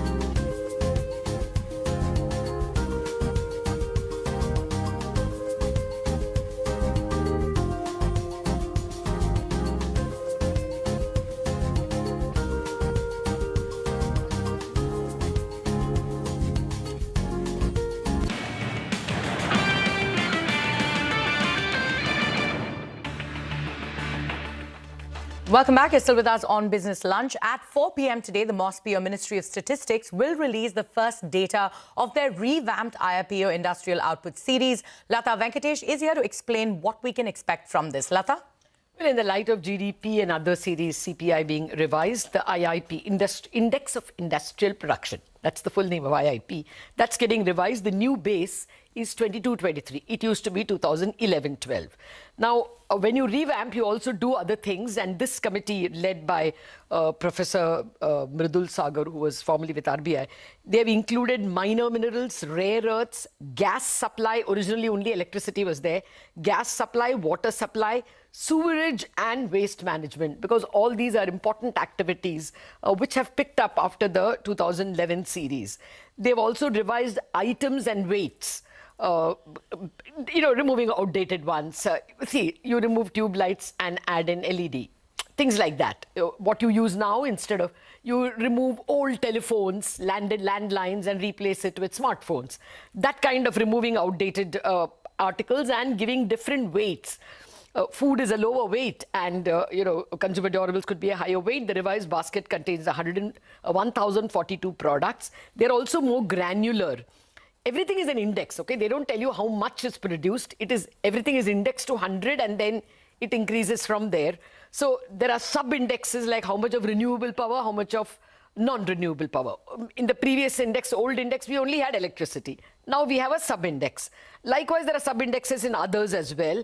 They've also removed closed factories, or factories which were producing something else are now producing something else. So all those revamping has been done. New large-scale, new factory setup have been included. And then they've used the geometric mean method, we needn't go into the details, to backcast the 2011-12 series so that we can have a comparability. And today's release will give us data from April 2023. So it's not that they impose a new number for June 2026 and we don't know whether it's good or better or worse than previous. You're going to get a 3-year series. So we will well know whether we have done better in April 2026 from month ago levels, year ago levels, and last 3-year average levels. So that's a very, very useful way of presenting the new data. The other reason why IIP is important is that it's an input into GDP. So obviously of national importance. All eyes at 4 p.m. this evening when the IIP numbers are released. Lata, thank you for previewing that for us. Now, BofA Securities India is hosting its flagship investor forum, the BofA India Conference 2026. And from the sidelines, we spoke exclusively with their India CEO and country executive Vikram Sahu and head of India Equities Arvind Maheshwari on the FII view on India and what could revive investor interest. Listening. If we think about the litany of problems that we've faced, and again, I want to emphasize, not all of this has been of India's making. So whether it was a border conflict about this time last year, whether it was the ongoing trade dispute, it's a little bit like waiting for Godot to see the US trade deal come through. The Russia-Ukraine conflict has been grinding on, going into its 5th year now. We've also seen West Asia, which has been problematic for India given our dependence on imports from the Middle East. So these are all, and then as an overlay to that, it's the rise of AI. So some of these are real ongoing structural issues. One of the things that India's benefited from in the past has been the TINA factor. So if you think about countries that have growth of this scale and growth at this pace, there's been very, very few countries that have that to offer. And so India benefited. So 18 months to 24 months ago, when you look at valuations in India, we were trading 2 standard deviations above our own history. So very, very rich valuations. It is a tactical retracement from foreigners, and we can see that, and with good reason. There are genuine problems that India is facing here and now. So the near-term pain obviously exists, but it seems more cyclical driven rather than a structural reassessment. So it will be a matter of time. Hard to say exactly when, but as the West Asia crisis starts to, it's already in the de-escalation phase. And hopefully as it retraces and goes away, we will start to see interest come back into as people start looking at what next. Foreigners are using every opportunity they can to, and India has become a bit of a funding market. And where is all this money going and flowing into? Well, some of that is recirculating within Asia. So going into the AI thematic, which is at the front and center of all things equities at this point. So you are seeing a lot of that money going into Korea, Taiwan. There is definitely an expectation of reform building, and in fact there have been positive comments on how this government has actually navigated a very tricky situation that has, it's an external shock, and how the government has been nimble in taking steps. But there is definitely expectations of more reforms to come through. Taxation is one of them. We are fighting with one hand behind our back if you're a foreign investor, because most other markets that we compete with for capital have zero capital gains tax and we don't. And that is something that we have to we have to cross the hurdle for foreign capital to come into the country becomes that much higher. So there is expectation that something will be done on that front. On that note, it's time for us to head into a short break, but a small programming note as we do that. Uncertainty in the market is rising given geopolitical and trade headwinds. We at CNBC TV 18 are featuring some of the biggest faces in the market from 3 mega conferences to help you take informed investment decisions. Tune in to CNBC TV 18 to catch the top minds from Bank of America's global investment team, including Amish Shah and Vikram Sahu. You can also catch macro and market opinion from Morgan Stanley's Chetan Nair, Rhythm Desai and Jonathan Garner. Citi's Managing Director Sue Lee and CEO Jane Fraser will also be part of the blockbuster panels lined up only on CNBC TV 18.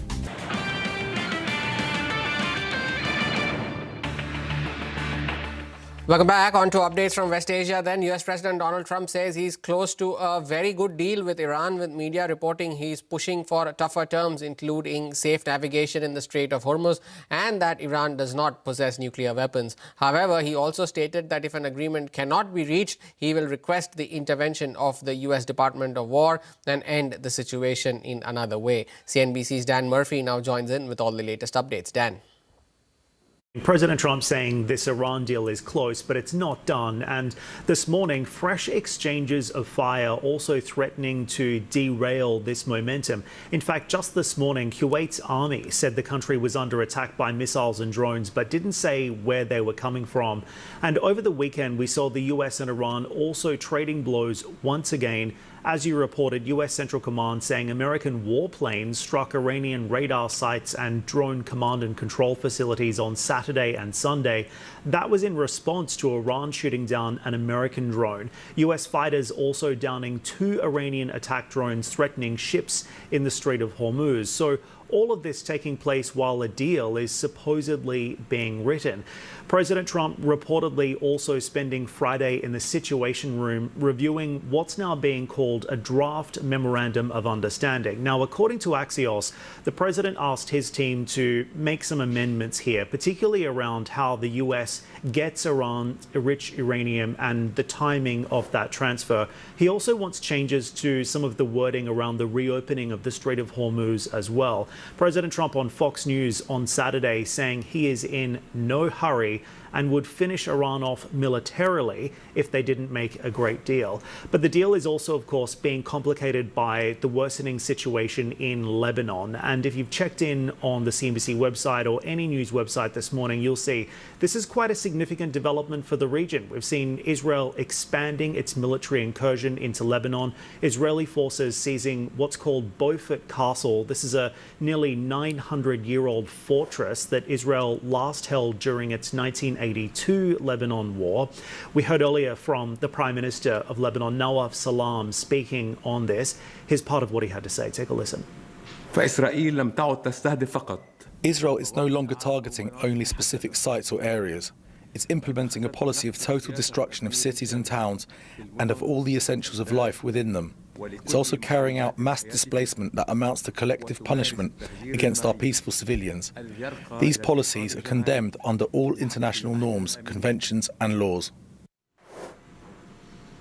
Nawaf Salam speaking there. And of course, this is causing great angst here in the Gulf, fury in Lebanon, in fact, and Prime Minister Netanyahu of Israel saying he now wants to deepen and expand Israel's hold there. So that is obviously clearly a concern when it comes to finding any kind of diplomatic off-ramp for this conflict now in its fourth month. More than 3,000 people have already been killed in Lebanon since fighting began back in March, and more than 1 million have been displaced from southern Lebanon as well. Of course, on the Iranian side, we know that Tehran has made an end to fighting in Lebanon, one of its conditions for an agreement, but Israel appears to be escalating here, not de-escalating. The Wall Street Journal also reporting that Netanyahu, of course, is under heavy domestic pressure to hit harder, and many Israeli politicians also frustrated that US restrictions have basically prevented their strikes on Beirut.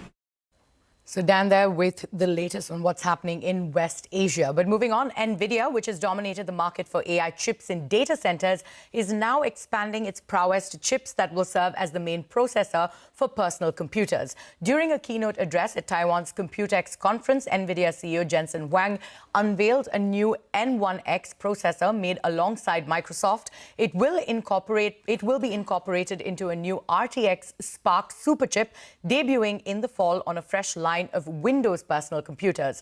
The move marks a challenge to high-profile names in the PC market like Apple and Intel. Let's listen in to what Jensen Huang, CEO of NVIDIA, had to say about the new AI chip.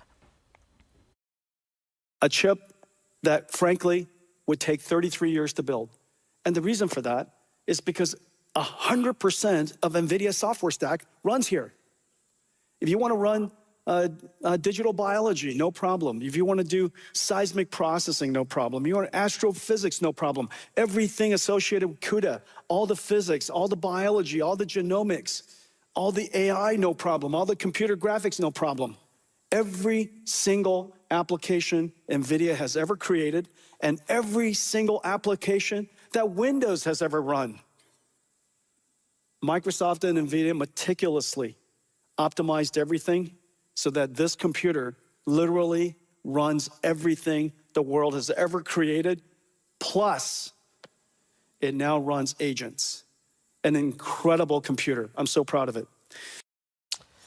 Jensen Huang there on the new NVIDIA chip. With that, the market is back towards the lows of the day. We take your leave on this edition of Business Lunch from Arundhati and me. Thank you for watching. Mid-Cap Radar on the other side.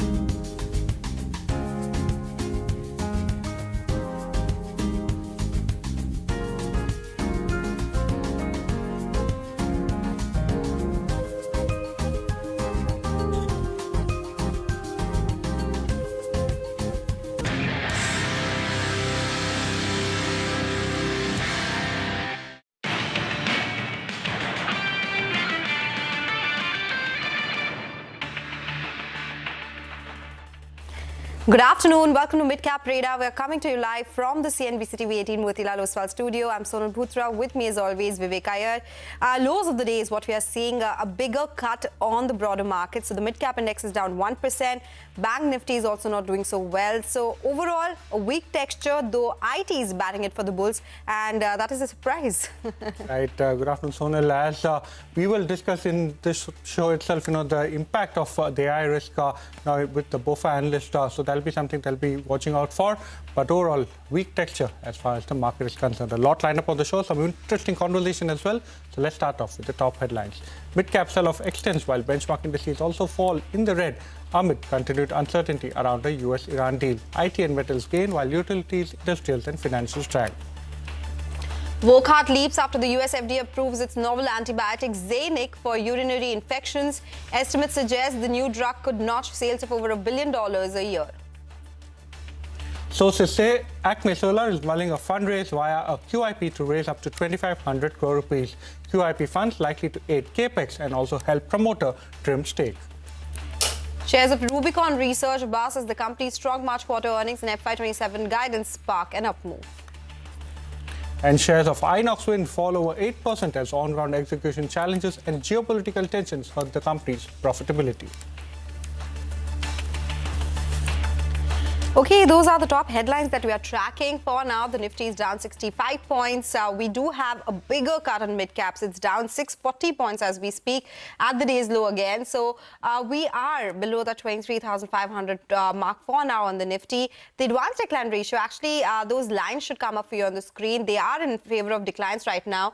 But, at the start of the trade, it was in favor of advances. So there is a crisscross there as well. And it has continued. In fact, that gap is widened by the minute. So important to see the weakness that we are seeing. IT is doing well, but we do have a lot of stocks which are in focus.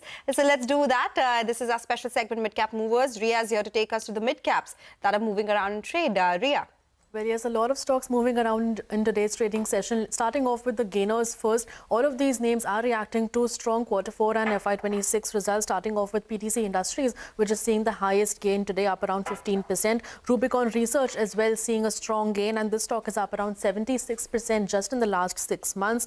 Vishnu Chemicals also seeing a strong gain today and up 30% just in the last 2 months as well. Uflex is also seeing quite a positive momentum in today's session, but this stock, remember, is down nearly 30% in the last 1 year. And Nibe Limited, this one also performing well and continuing its momentum. This is up nearly 50% just in the last 1 month, but down 8% for the full year. On the flip side, looking at some of the losers in today's trading session, there's Premier Explosives reacting to a weak set of numbers in Q4 of FY26, but the stock is up around 72% just in the last 3 months. Ingersoll Rand as well as EMS also reacting to weak Q4 numbers, and EMS has nearly halved just in the last 1 year. JP Power also seeing a strong move today. And lastly, MTAR Tech also down nearly 4 to 5% in today's trading session, down nearly 7% at this point, in fact. But the stock, remember, is down up nearly 4.5 times just in the last 1 year. And apart from this, taking a look at some of the stocks that have hit their 52-week highs today, these include the likes of Arvind Limited, Centum Electronics, Kernex Microsystems, InSwift Labs, as well as E2E Networks, which has hit an upper circuit of 5%. Okay, thank you so much, Ria, for joining us and giving us a sense of all the top movers as far as the broader end of the market is concerned. Well, as we promised, it's a good time to welcome Kunal Dayal, Senior Analyst, IT and Real Estate at BofA Global Research. He joins us from the sidelines of the BofA India Conference 2026. Thank you so much, Kunal, for joining us. It's a pleasure to have you on the show. First up, give us a sense of the mood as far as the Indian IT names are concerned, especially given the fact that a lot of these names have seen significant trepidation going into FY27.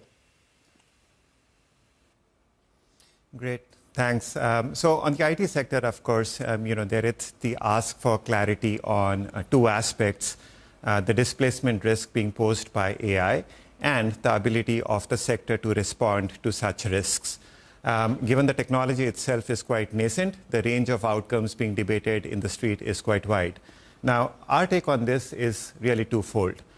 From a very fundamental perspective, we actually think that the advancements that have happened in AI since start of the year are actually constructive to the opportunity set for the IT services companies.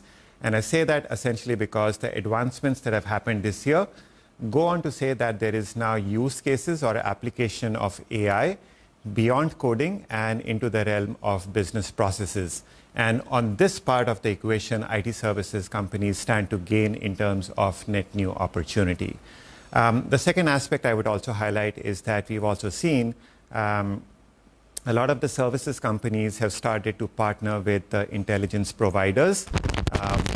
We would think sort of then points to the relevance of these companies in the new ecosystem. And third and last, I would also highlight is more recently you have seen announcements from OpenAI and Anthropic around establishing a services arm, which again goes a little bit of a distance in terms of saying that there should be a market opportunity on the services side as well.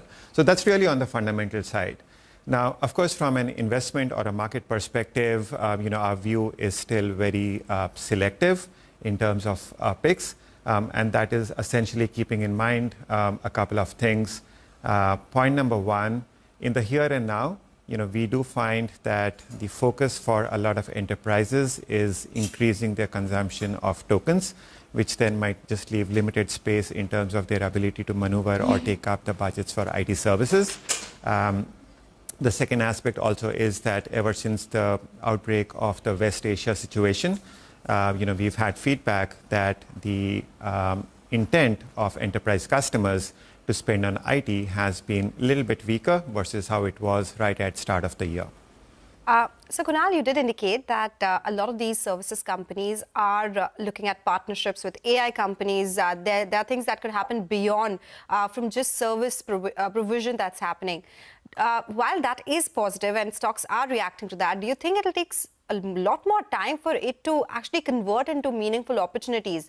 And in that case, don't you think the street is getting excited way before time? What do you think is leading to these gains that we're seeing in the IT sector already? And is this something that you think could be sustainable overall? Sure. So look, in terms of the new opportunity, this could play out over a few different dimensions.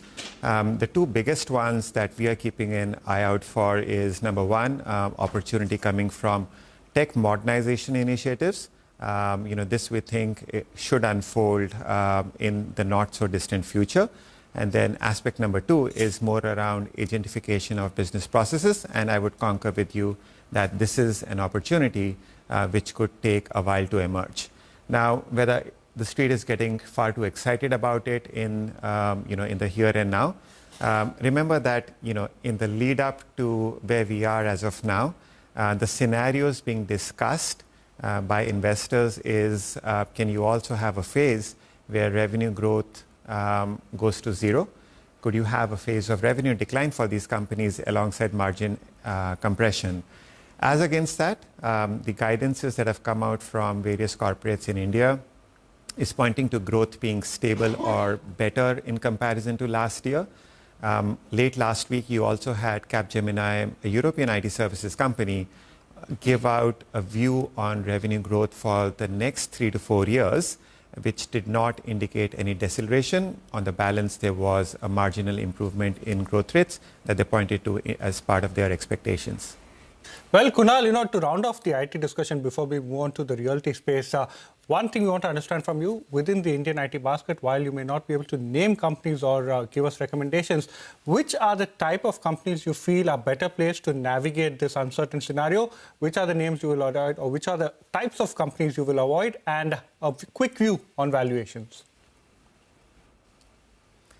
Absolutely. So, I guess the question to be asked and top of mind for all investors, interestingly, it happens to be a situation where the entire basket is being basically treated with the same yardstick at this point in time, when there should actually be several differences.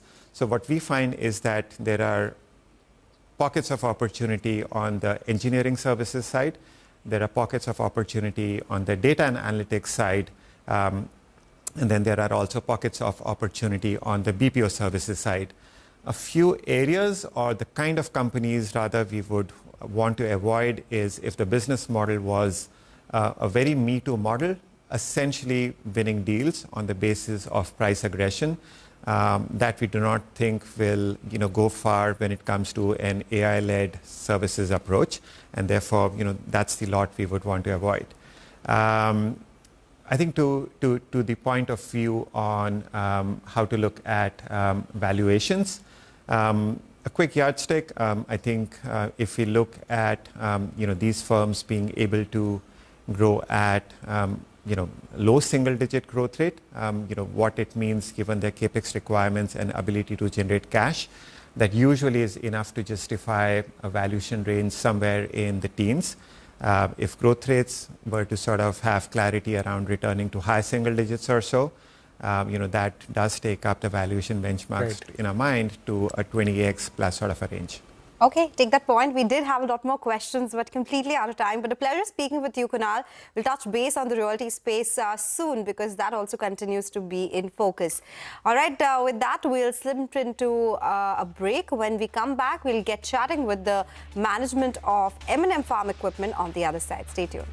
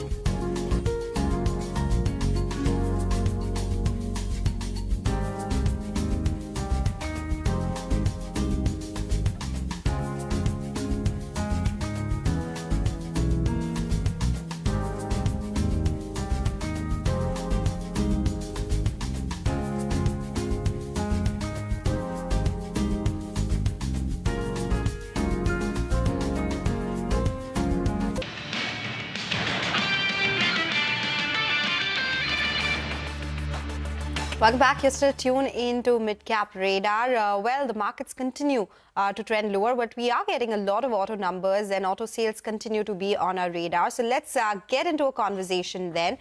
We do have Mahindra & Mahindra's total sales in the domestic tractor segment, which saw 23% growth, while total sales rose by 22%. My colleague Sudarshan spoke to Vijay Nakra, who's the president of Farm Equipment Business, and began by asking how the below-average rainfall forecast by IMD will impact M&M's estimate. Listen in. When we had put out our industry estimate of mid-single digit growth, we had factored in the possibility of the impact of El Nino. So for now, we still hold the estimates that we put out. The two, three things that I'd like to talk about as far as that is concerned. And the reason why we put that out is, if you look at the last year numbers of growth, it was actually a story of two halves. The first half of the year, or rather the second half of the year after the GST reduction played out, saw an over 30% growth in the second half of the year. whereas the first half of the year was in sort of low mid double-digit growth. So if you look at this year, the performance for quarter one, which is what you see in the month of April and May, as you said, double-digit over 20% growth, comes from the low base effect of last year, the strength of the structural correction in GST coming into the first quarter of this year, and with that good cash flow in the hands of the farmers. So we still hold on to the estimates we put out, and we believe that the first season, which is till the month of July, where 40% of tractor sales happen, we believe that we are seeing demand to continue to remain stronger. Perfect. So you are holding on to your mid-single-digit growth guidance, that industry growth guidance that you had given after Q4 earnings. So now if you can talk about some of the factors, growth factors, because 2 months consecutively, the growth is more than 20%. And also it's because of the low base that you have talked about. But going forward, some of the important factors that you can talk about that will lead to a healthy growth or will lead to you maintaining or doing much better than the industry growth. Well, I think we need, like I said, we need to wait to see how the season after the first Kharif season tractor purchase that happens, how the industry will play out.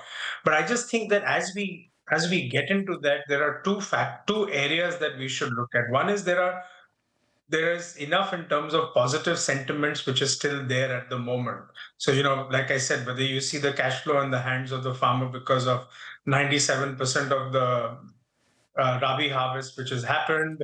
The acreage of the summer crop is also up by 3% compared to last year. Reservoir levels are about 12% higher than the previous year. So I think these are some of the positives as we get into the year, which will play out. Of course, the potential headwinds that we see are some of the impact that could happen in terms of trade to the farmer, which also is linked with El Nino.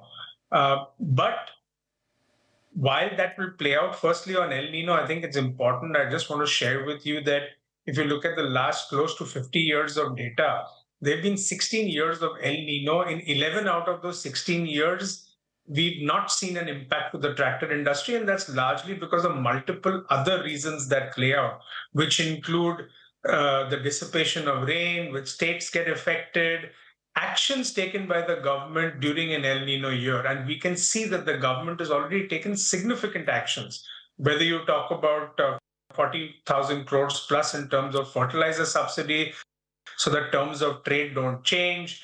National seed reserves to address weather-related disruptions, crop diversification, announcement of prices of 14 Kharif crops, so farmers sow those seeds for Kharif season. So I think some of these will also have a positive rub-off to sort of take care of some of the impact of El Nino. So I think we need to wait to see once closer towards end of July or August how that pattern will play out. But we believe that the first season where 40% of tractor sales happens will continue to remain strong. The demand is strong. Very important statement that you have said, that 11 of 16 years where the El Nino was there, the tractor industry had not seen the impact hardly that people or normally people talk about. But now just one factor, because obviously rural is the area which leads the growth for tractor industry. So what are your channel checks suggesting? So rural industry or rural growth remains resilient, or anything that over the last few months we are seeing that rural growth is doing a bit lower than the urban growth? Firstly, I just wanted to put another sort of perspective to rural income. Rural income is not solely dependent on agri income or farm income. I think today the rural economy is diversified quite a bit. So 25-30% of household income in rural India is dependent on agri, but there is still a lot of other forms of income that come into rural India. And in rural India, when people have good cash flow, they tend to buy tractors because it is an asset, almost the equivalent of, let's say, purchasing gold, if I can use that as an analogy, because it is one of the safest assets that someone buys in rural India, which is used for livelihood. So while there could be some challenges that will play out because of El Nino, there are other forms of rural income which continue to give indications of strong rural demand. And one can see that in multiple other categories, right? Whether you talk about two-wheelers or small commercial vehicles, you can see that the demand in those categories continue to remain strong. And they, in a sense, are sort of also indicators of rural health. So our view on rural health is that it will continue to remain strong in terms of income for rural households. Due to time constraint, I'll just add one more question, because your focus over the last few years has been on the premiumization in the tractor segment. So if you can talk about any launches that you have in the store for our next few months or in the remaining part of this fiscal, and on the premiumization front, any new steps that you are undertaking?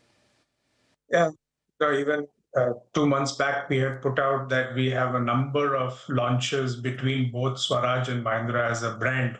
We are well on track for those 11 launches that we spoke about. We already have launched the Protect brand of tractors in Swaraj and the H1 Refresh range of tractors in the farm division of Mahindra. And they both have been extremely well received. These are tractors which we've launched, which aid farmers in terms of better productivity and utilization of mechanization in their farms. And for example, Protect we've launched in Punjab, Haryana. The H1R we've launched in 7+ states across the country. They have been received well, and we intend to scale those launches up during the course of this year. Well, that was our colleague Sudarshan with the management of the farm division of M&M, and they say that they'll wait for a couple of months to see the impact of El Nino on demand. Well, with that, we'll slip into a short break. We'll get him on the markets and stock-specific action on the other side. Stay tuned.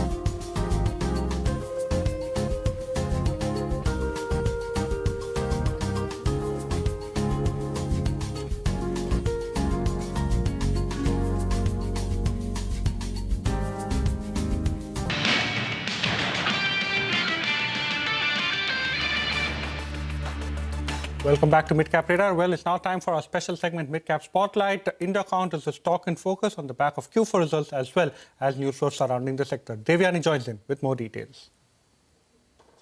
While the entire textile pack is up and buzzing in trade today on the back of the cut on the import duty on cotton, it's Indocount that's shining the brightest. Now, that's as a result of the strong forward-looking FY27 guidance from the management in spite of a set of mixed results coming in from the company.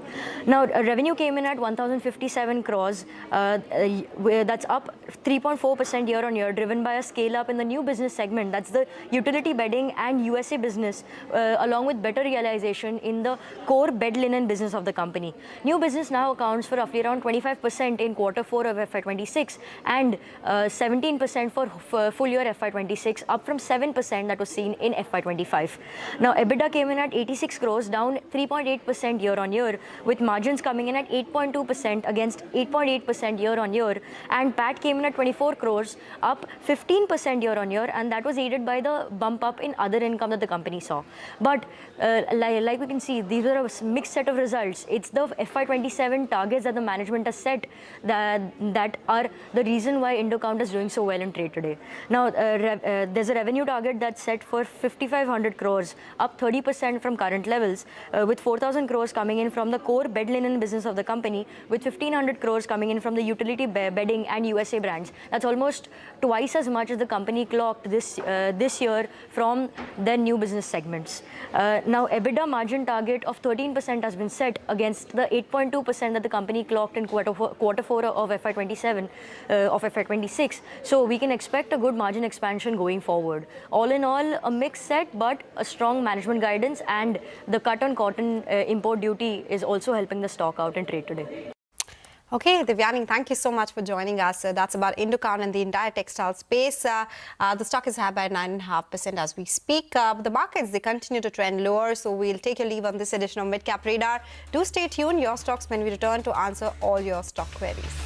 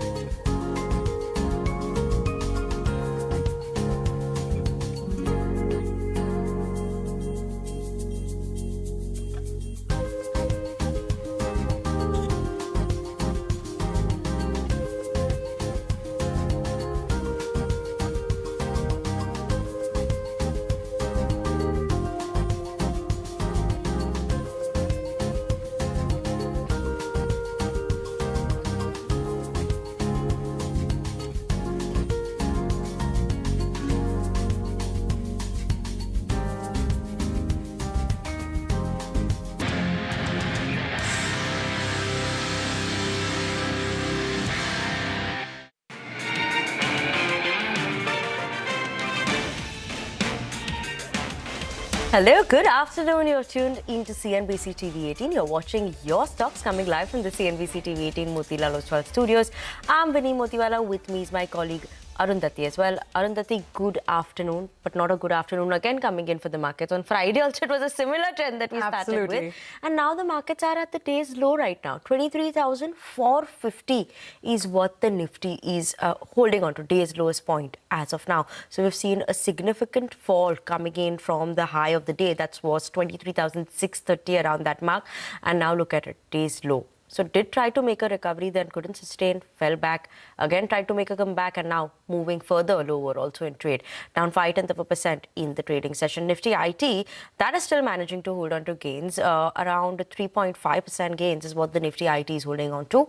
So yes, that's still holding on. That is also slight bit off the day's highest point, but no complaining, right? Strong gain, strong green across the screen for the Nifty IT. Let's pull up the Nifty Metal. You know, what was that doing? That's a very good recovery in today's trading session, and seems like we are seeing that Nifty Metal continue to hold on to that as well. So they're holding on to gains of around 0.3% to 0.4% in the trading session. Hi Arundhati. Hi Vinny, absolutely. The market's trending lower. It's those IT stocks that are helping on the upside, and that was the same case on Friday as well, right? But on the downside, the underperformance coming in from those banking stocks, right? It's the PSU banks, we've got the private bank sector, all of them not doing well. We've got ICICI Bank, HDFC Bank in the red, PSU bank names, if you pull those up, SBI, PNB, all of them trending lower in trade today. We've also got those FMCG names, we've got those defense names that are lower in trade, and also those auto stocks that are not doing very well after those sales numbers have been trickling in through the day.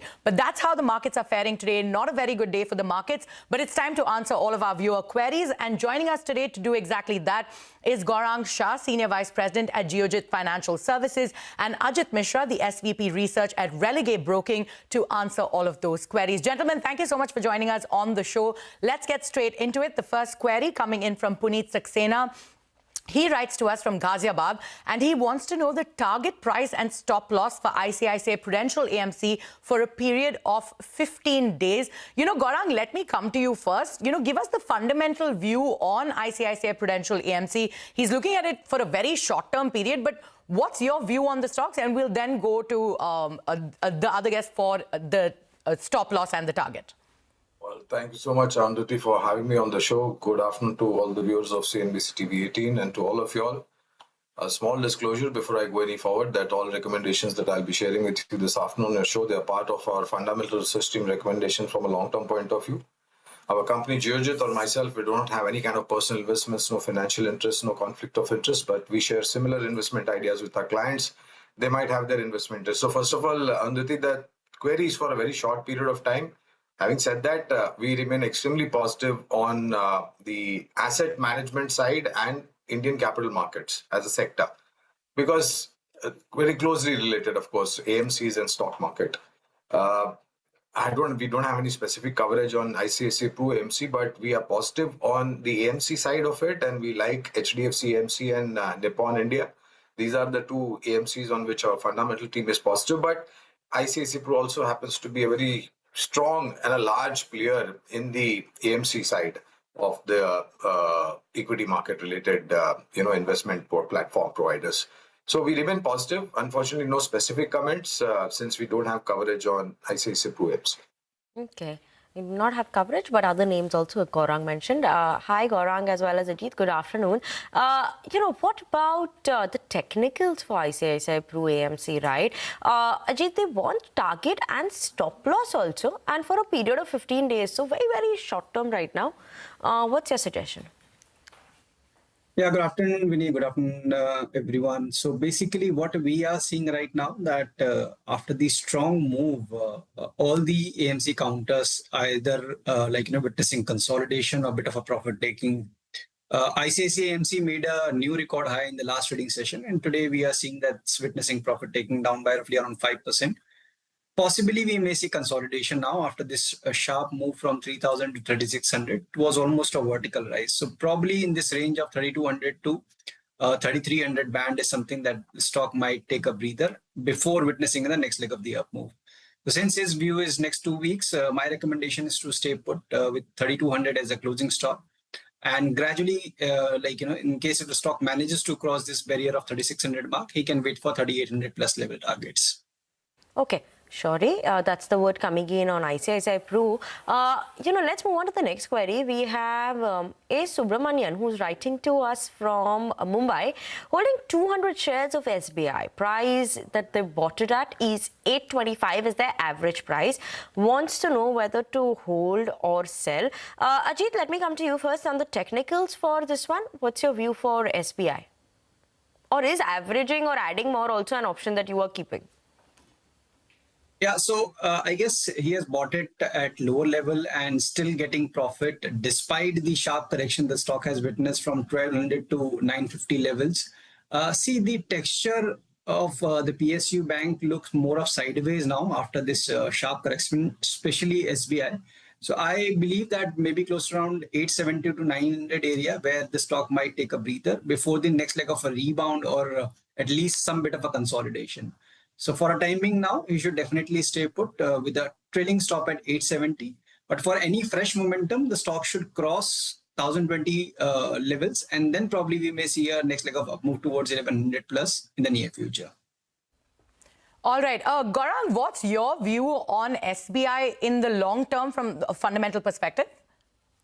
So they're extremely positive, especially the kind of improvement that we've seen in some of the PSU banks' reported numbers. Of course, for SBI, fourth quarter, there was miss or a stag below expectation as far as the treasury income was concerned. But having said that, I think the correction is witnessed in the stock. And the good thing about this investment by this investor is the level at which he is invested in State Bank of India. Don't be in hurry. If you have time by your side, I would request to hold on to it. And we are extremely positive on the entire BFSI segment, be it public sector bank, be it private sector banks or strong NBFCs. I think the credit growth is going to pick up extremely well, and that's going to translate into a lot of positivity as far as earnings is concerned. All right, so very positive on the BFSI space is what you're saying, Gaurang, whether it's private banks or PSU banks. But the next query also comes in from the same sector. Vishwanath is writing to us from New Delhi, and he is holding HDFC Bank for the last 5 years. He asks whether to hold or sell at current levels, as the stock has not seen any major progress. So we don't know how much he bought it at, but he's been holding it for a while. So Gaurang, what's your view on HDFC Bank specifically? Well, so one was a large public sector bank, and this one is a large private sector bank, Arundhati. There have been spate of negative news flows, and because of which we have seen the stock being under pressure. Having said that, we have also heard from the management, and the statement has been there in public domain, that this is not a long-term systematic risk that may cause a larger dent on the future earnings. Yes, there has been issues, and the resolution is a part of it which is undergoing, and all the loopholes would be plugged, and whatever has gone wrong would definitely be straightened up as we go forward. So first of all, hold on to it. HDFC Bank. If you have it at higher level and if you have investable amount, I would even take a step forward and advise that you can average at current level, provided you have a long-term time horizon. Okay, that's the view coming in there for HDFC Bank. Ajit, what's your view for HDFC Bank on the technicals also?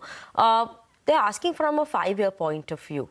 He's been holding it for 5 years, so long-term investor. What is your suggestion right now? Like Gaurang was saying, we've seen so much of news flows coming in around it, which is sentiment in terms that negative that brings in for investors. What should the viewer do? True. In fact, Vinny, if you see that in 2021, the stock was at around 770, 780 area. That was the high. And currently we are at the same level. So that's why I can understand his pain. Means he has been holding for 5 years with no returns. Now, after this, phase of underperformance, possibility of short-term underperformance may continue, considering what we are seeing on the basis of price action. Means, in fact, in the recent rebound also, it made multiple attempts, Vinny, but it couldn't sustain above the short-term average. So they clearly show that bears are completely under control, especially when it comes to the short-term trend. But at the same time, I believe that basis the long-term charts, means not daily or weekly, but monthly and quarterly charts, close to around 670, 680 area is where last time it spent considerable amount of time before the noticeable recovery or rebound. So we are very close to that area. So probably maybe for a couple of weeks or maybe more than that, we might continue to see this underperformance. But around that area, it's good opportunity to accumulate. So if the view is long term, he has already spent 5 years, maybe 1-2 years of further wait may result in decent returns. So for a time being now, it's a hold. Okay, a hold for the time being. That's the word on HDFC Bank. Let's move on then to the next query. We have Vishal Mohan, who's writing to us from Patna. Investment query, and this is on Vodafone Idea at current levels for the long term. Gaurang, obviously we have seen a slew of announcements now come in, which is a trigger in terms of the positive side. Obviously, they still have to pay those AGR dues, but at least you know the amount that's come in. Everything that has come in so far, what's your suggestion for Vodafone Idea? Would you say look at it, or maybe Bharti Airtel is still something better as an investment for the long term? Hi, Vinny. Good afternoon to you. So, yes, I do agree with you, Vinny, that there has been some positive news flows after a very long time as far as Vodafone Idea is concerned. So let me give our stance on Vodafone Idea. We have a neutral stance. That means we don't expect the stock to go anywhere, at least for some time. And the primary reason is that they need to do a lot in terms of bringing the balance sheet into the green and soothing the sentiments of investors, both short-term, medium-term, and long-term. Now, one thing that good has happened with Vodafone Idea is that the month-on-month subscriber base that they were losing, I think that has come down or that has stopped. Second thing is that, yes, there is a long winding road for this particular company as far as ATR dues payments are concerned. And it goes on for 5 years or maybe more. That's what I read last. If you have not invested in Vodafone Idea, of course, I can't give buy, sell and hold because we have a neutral stance. That means we don't expect the stock to go anywhere. But if you're looking at investment opportunities in the telecom service provider sector, though I am also of an opinion, this is my personal view, Vinny, that we need more service providers in India, given the large base that we have. So we are positive on Bharti Airtel and Reliance Industries because of Geo Mobility business comes under Reliance Industries balance sheet. So if you've not invested, if you're looking at investment, I think Reliance because of Geo Mobility and Bharti Airtel would be a preferred choice. All right, so neutral stance on Vodafone Idea there. But if you're looking at the sector, Reliance would be a better bet and Bharti Airtel a better bet. But Gaurang, Ajit, stay on. It's time for us to take a quick break, but we'll answer more stock queries on the other side. Stay tuned.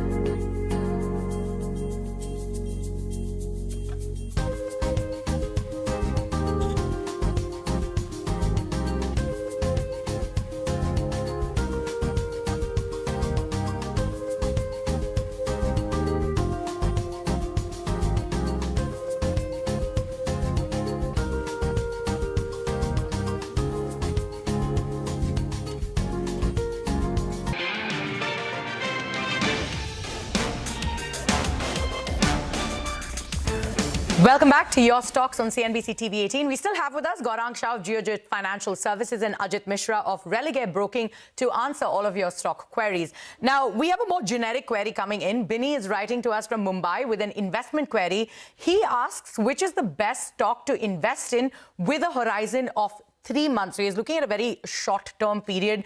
Gaurang, I mean, he's willing to invest in any stock in any sector, but what would you say at the top of your mind would be the best stocks or the best sector to invest in at this point from a very short-term period, from a 3-month horizon? Yeah, Andriti, for 3 months, I'm absolutely not qualified to comment, to be very honest, because, with the ongoing geopolitical situation, deficit rainfall, I think you are just taking a wild guess in terms of making your short-term profitable trades.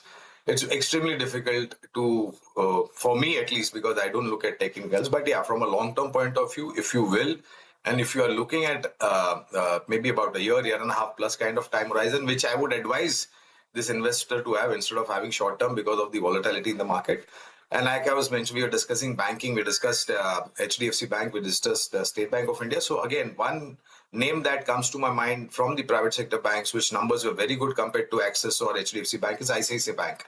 So Andriti, my advice would be to look at ICICI Bank. This is not a short-term advice, this is a long-term fundamental advice. Long-term fundamental advice, ICICI Bank, the banking side is the name coming in from Gaurang. Better always to invest for the long term to get better compounding returns as well, and to avoid the volatility or short-term uncertainty. Ajit, your view, they want it for the short term? Your suggestions, short-term, long-term, we'll accept both. So, Vinny, considering that the market, especially the index, is at least not offering a clear picture to what is going on in the market overall, means if you see that the mid-cap index have recently made a new record high, right? And then we have sectors also on the rotational basis, which have done pretty well, means the Nifty metal have made a new record high, then auto did well in the recent past. So selective opportunity on the stock-specific front can still be explored, provided that you are a disciplined investor, means you can definitely maintain stop losses. Capital market theme wherein we have seen strong run up, be it BSC, Angel One. So the Angel One, I still feel that after almost 2.5 years of consolidation, the stock has made a new record high of late. So still we have opportunity of further up move from the current levels. The stock is currently quoting at 339.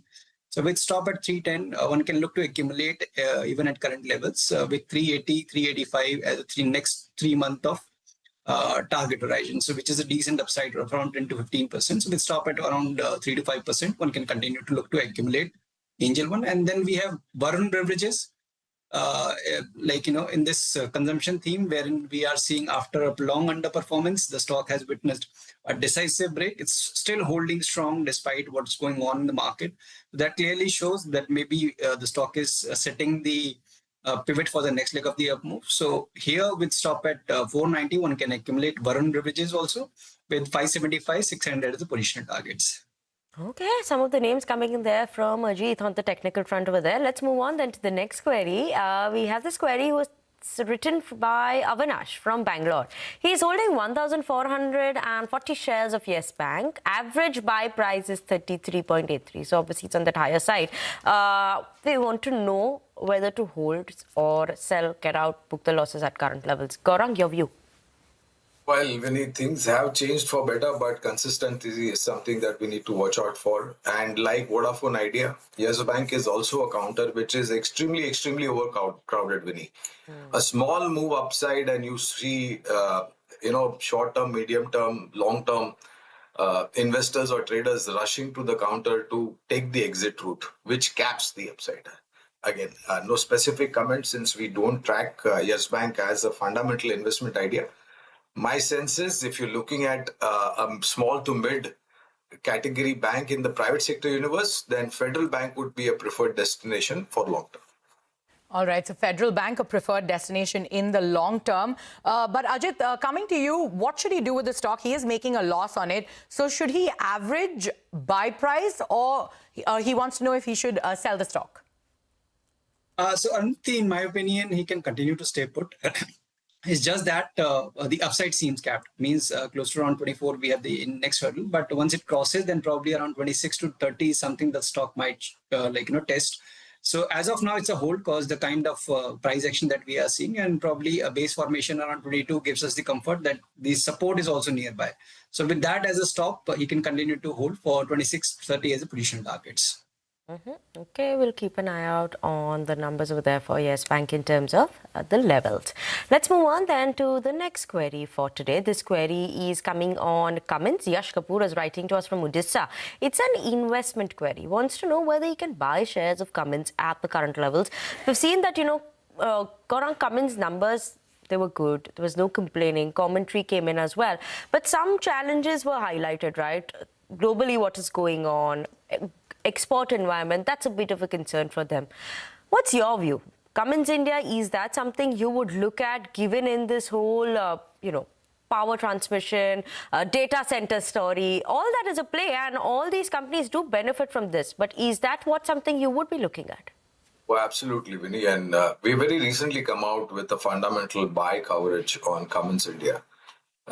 Look, Vinny, for a sector like this and companies which are associated with these sectors, there would be short-term teething troubles. The short-term could be 1 month, 3 months, 6 months, depending upon the challenges that the sector and the company faces. But look at the opportunity from a long-term point of view.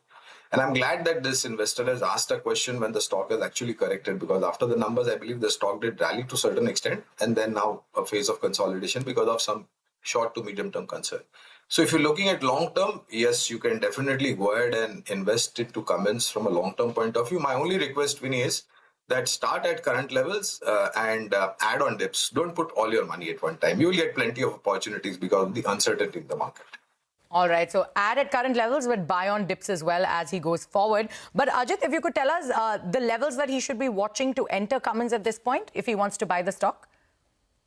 So, Arunti, post numbers, the move was almost vertical from 54 to 61. In the last 2 trading sessions, we are seeing a bit of a cool off. So probably this cool off may extend, considering the market tone is also slightly wobbly. So maybe in the range of around 5,400 is a good buy, the first tranche, and then gradually towards 49, 4,800. So not at one go, as Gaurang has rightly mentioned, accumulate gradually on dips. All right, accumulate gradually on dips is the word coming in there on Cummins. All right, Ajit and Gaurang, we're completely out of time on the show, but thank you so much for joining us and answering all of our viewer queries.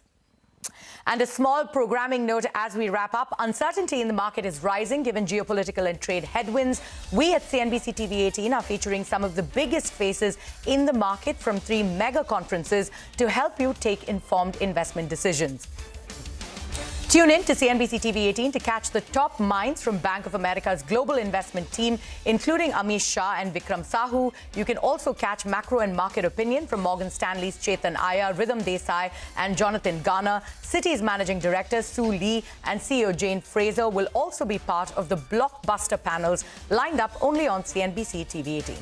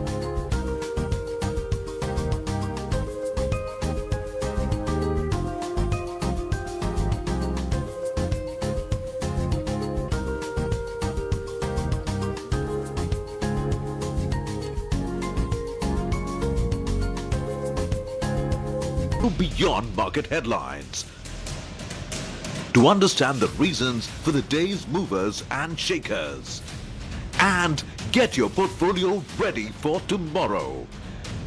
Beaming live from the CNBC TV 18 Motilal Oswal studio.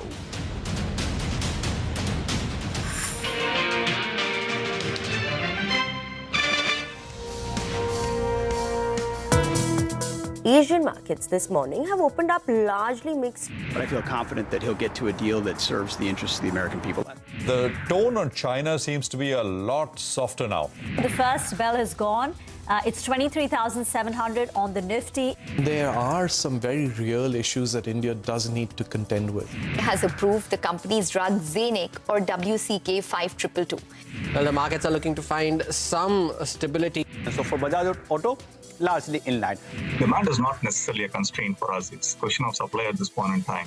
A deficit of about 5 to 10% definitely in terms of the overall sale in terms of what we see. Lows of the day is what we are seeing, a bigger cut on the broader market. So the mid-cap index is down 1%. Bank Nifty is also not doing so well. Okay, well, that is the day so far, and it is not doing well. I think that is the last word which came through. We're down 150 odd points, so that bounce or whatever is not visible. I mean, we thought in the morning that perhaps after Friday's what was largely a technical sell-off because of the MSCI rebalance, perhaps, we start a fresh week with perhaps a positive, slightly more positive Monday, but not to be seen. We started, I think, with a small downtick, and it's become a slightly bigger downtick now as we approach the last 60 minutes of trade. This is Closing Bell. We are coming to you live from the CNBC TV 18 Motilal Oswal studios. I'm Prashant, with me my colleagues Reema and Nigel. Guys, hi, afternoon. Hi, afternoon. So at the day's low now for the markets, 23,400 on the screen. And now we're gravitating closer to the lower end of the trading band, which we thought we had broken out on the upside just last week. This marks the fourth consecutive day of losses now for the market. Mid-caps is selling off sharply. The mid-cap index is underperforming with a cut of 1.25%. The advanced decline ratio is negative. And all the sectors, barring IT is the lone sector fighting for the bulls today. The Nifty IT index going strong with a gain of 3.5%. But look at the PSU banking index. That's down over 2%. The FMCG index is down 2%. Auto is down 1.5%. Realty is selling off very sharply. So it's not looking good. And crude prices have inched up even more. So when we started the show, the trading session, crude was around 92. Now we're at $94.50 per barrel. So that's not helping. Well, that's right, Reema. Breadth of the market still not as bad as what the headline index is. You still have more than 1,000 stocks that are advancing. But important information coming in on Z out there with regard to that FIFA, getting the FIFA rights, I think, for the next few years, explains why that stock is now almost at the 100 rupee mark. I think the street was sniffing that when the stock was 80, 85 rupees or thereabouts. But now officially it's come about. They're partnered with FIFA to bring 39 global football events, including the FIFA World Cup 2026 that begins in the next few days. So that stock almost at around 100 rupees or thereabouts. So would you pay how much? 100, 200, 300 for a month? I think people would, right? I don't know. But if Z, as Z says, that is the alphabet Z is going to be the home for all FIFA events, etc., is going to be this new platform. And it's if this is basically just Z Entertainment, the company using FIFA as an event to kickstart its, this new venture, or maybe try to revitalize its business, etc. It's a big one in that sense. So there is, of course, FIFA and the upside from FIFA, and I guess analysts will do the numbers in terms of what the last viewership was and how much they probably will be able to charge and what the overall revenues will be, etc., etc. But I think, the bigger story, of course, is going to be beyond this. Is this being used as a stepping stone, as a launch vehicle, as a launch event for maybe trying to do more stuff within Z, and especially that platform, which is Z. All right, well, that is Z. It's making a bit of a move, 6.5% higher. Let me just quickly run you through what's happening right now and what's coming up, basically. So we're, of course, off and down. Oil prices, by the way, have moved up over the last many hours. I think we're up about 3.5% over the last many hours or so. PSU banks, autos, real estate are dragging. IT index is up 3%. Metals are higher as well. Auto sales numbers have been coming through. So we'll get you some update there. Wockhardt, of course, big move last week, 7% today afternoon. So the FD approval finally coming through as well. Well, how should you position yourself? That's a question. Ashish Kayal is with us from Wave Strategy Advisors. Ashish, good to have you with us here. Good afternoon. What's the advice? Afternoon, Prashant, and to all the viewers. If you look at the overall market index, I think Nifty has broken below the low of Friday as well, and that's not a good sign. And the selling pressure is not only limited to Nifty. We can see Bank Nifty also down by more than 1.2% right now. So the pressure is there, but Nifty has a multiple support zone around the area of 23,280, 23,330, and let's see if it can find some kind of a support there and show some stability around these levels. What is very interesting is that the mid-cap index touched lifetime high levels. Last week, small cap was on the verge of a breakout. So there is outperformance from the broader market, and that suggests that the broader market this time is outperforming rather compared to Nifty, barring today. Today, mid-cap is down by 1.5%, but generally what we are seeing is stock-specific action has continued, and then one should focus on the stocks in this kind of a market scenario rather than focusing on Nifty. Okay. Got that. Then Ashish, give us the stocks that are on your radar. The first stock on my radar is NBCC. We can clearly see the stock has formed a very clear higher high, higher low pattern. Past 3 to 4 days, we can see the volumes have spiked up significantly, and the stock is possibly starting its third wave higher. So NBCC one can create long positions for the target of 110, maintain a stop loss of 100 here. And the next stock on the buy side is Persistent Systems. This is after a long time we are seeing some mid-cap IT names that are now started buzzing again. So there is a possibility we can see a good reversal risk-reward setup here as well. Persistent Systems one can buy for target of around 5,800 levels. And on the downside, maintain a stop loss of 5,300. Okay, got that. Let's talk about Wockhardt then. Trading higher after the company got a nod from US FDA. Ekta now joins in with the details on this. Ekta. Wockhardt has scripted a landmark moment for Indian pharmaceuticals, becoming the first Indian company to receive US FDA approval for a novel India-discovered antibiotic. The US drug regulator approved the company's antibiotic WCK-5222, branded as Xenic, for complicated urinary tract infections.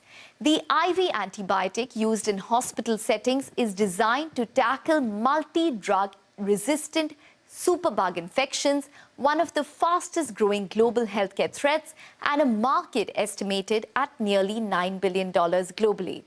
Xenic, which received fast track and qualified infectious disease product designation from the US FDA, secured approval in under a year after Wockhardt filed its application in the US.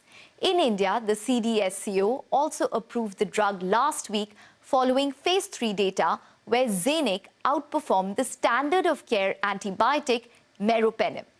Europe has already granted the drug accelerated assessment status, and expectations are now building for a faster approval process following the US FDA nod. In terms of commercial potential, estimates suggest Xenic could eventually generate between $1 billion and $2 billion in annual sales globally, with nearly 40% of revenues expected from the US market alone. In India, analysts estimate the drug could generate around 150 crores in sales over the first 1 to 2 years. The drug has already demonstrated encouraging real-world outcomes under compassionate use programs, where nearly 85 critically ill patients were treated. The next trigger for the street will be commercial execution, including pricing, hospital adoption, and any potential out-licensing or distribution partnerships that Wockhardt may pursue globally. Xenic itself represents over a decade of research and clinical developmental work, with the program starting in 2011. Investors will now closely track Wockhardt's broader anti-infective pipeline, which includes 4 other novel antibiotic assets. These include Micnaf, which has already been approved and launched in India, Mroc and Mroc-O, which reported good growth in Q4, and Ferviscu, where the phase 3 clinical trial has been completed. The approval of Xenic is now being seen as a significant milestone, not just for Wockhardt, but for India's ambitions in innovative drug discovery. Okay, thanks Ekta for that. Well, let's welcome Gurmeet Chadda on the show. Hi Gurmeet, good afternoon. Good to see you in. Thanks for joining on the show. Well, you heard what Ekta had to say about Wockhardt. Any view on that particular stock? You started off with a 15% gain. Currently, it's holding with a gain of only around 5%. Do you all have any kind of exposure out here, or are you sticking to other pharma names? So I think the Zenec news has been a key factor. And I will also, if you see that they've been able to do a lot of debt reduction as well. I think the PBT also improved. Operating margins, have gone up. And they, as Ekta was mentioning, they have, 6 QIDPs approved with US FDA. And Zenec is the new one. Other than that, there are a few more names, and especially the oral respiratory segment is where they have a significant portfolio. So I think the valuation is expensive now. Market cap is now upwards of 34,000 crores. I think the market would now want to see a lot of these approvals and how they translate into numbers. If there is any meaningful correction, then definitely we would like to add. For now, we have the portfolio Laurus, Divi's, Newland. This is largely in the CDMO space, and branded generics. We have Mankind Pharma. Okay, just want to quickly reference a note that CLSA put out earlier. This was on 30th May, and they've titled it, "How Much of the SaaS Apocalypse is Real?" Now they're going back to the US earnings and earnings from companies like SAP, Snowflake, Salesforce, ServiceNow. And their key takeaway is that at least as of now, the numbers are strong and AI has not negatively impacted the demand or the outlook. So, irrespective of what the stocks have done, because stocks have gotten pummeled, but SAP maintained its full year guidance, at 12 to 13%. Snowflake raised it, ServiceNow raised it, whilst Salesforce has maintained it. So it's either maintained or it's a beat. And many of the Indian IT companies, remember, have partnerships with these SaaS companies. So they have across the board, but just to list out some, which is top of mind for the IT companies. So Infosys has a deep partnership with SAP, LTM has with ServiceNow and others. And CLSA says the SaaS companies roughly account for 10 to 25% of the overall revenues. And what the Indian IT companies do for the SaaS companies is product engineering and also help with implementation related work. So now that the SaaS companies' numbers are intact, the outlook is strong. The fear for the Indian IT companies, the fact that there will be business compression, at least for now, CLSA says could be a bit unfounded. And even what we had heard, that there were some project-specific delays in SAP for HCL Tech or Wipro, according to CLSA, could be more client-specific and not as an overall level. So I guess the key takeaway that CLSA is trying to say is that the SaaS apocalypse fear seems to be overblown.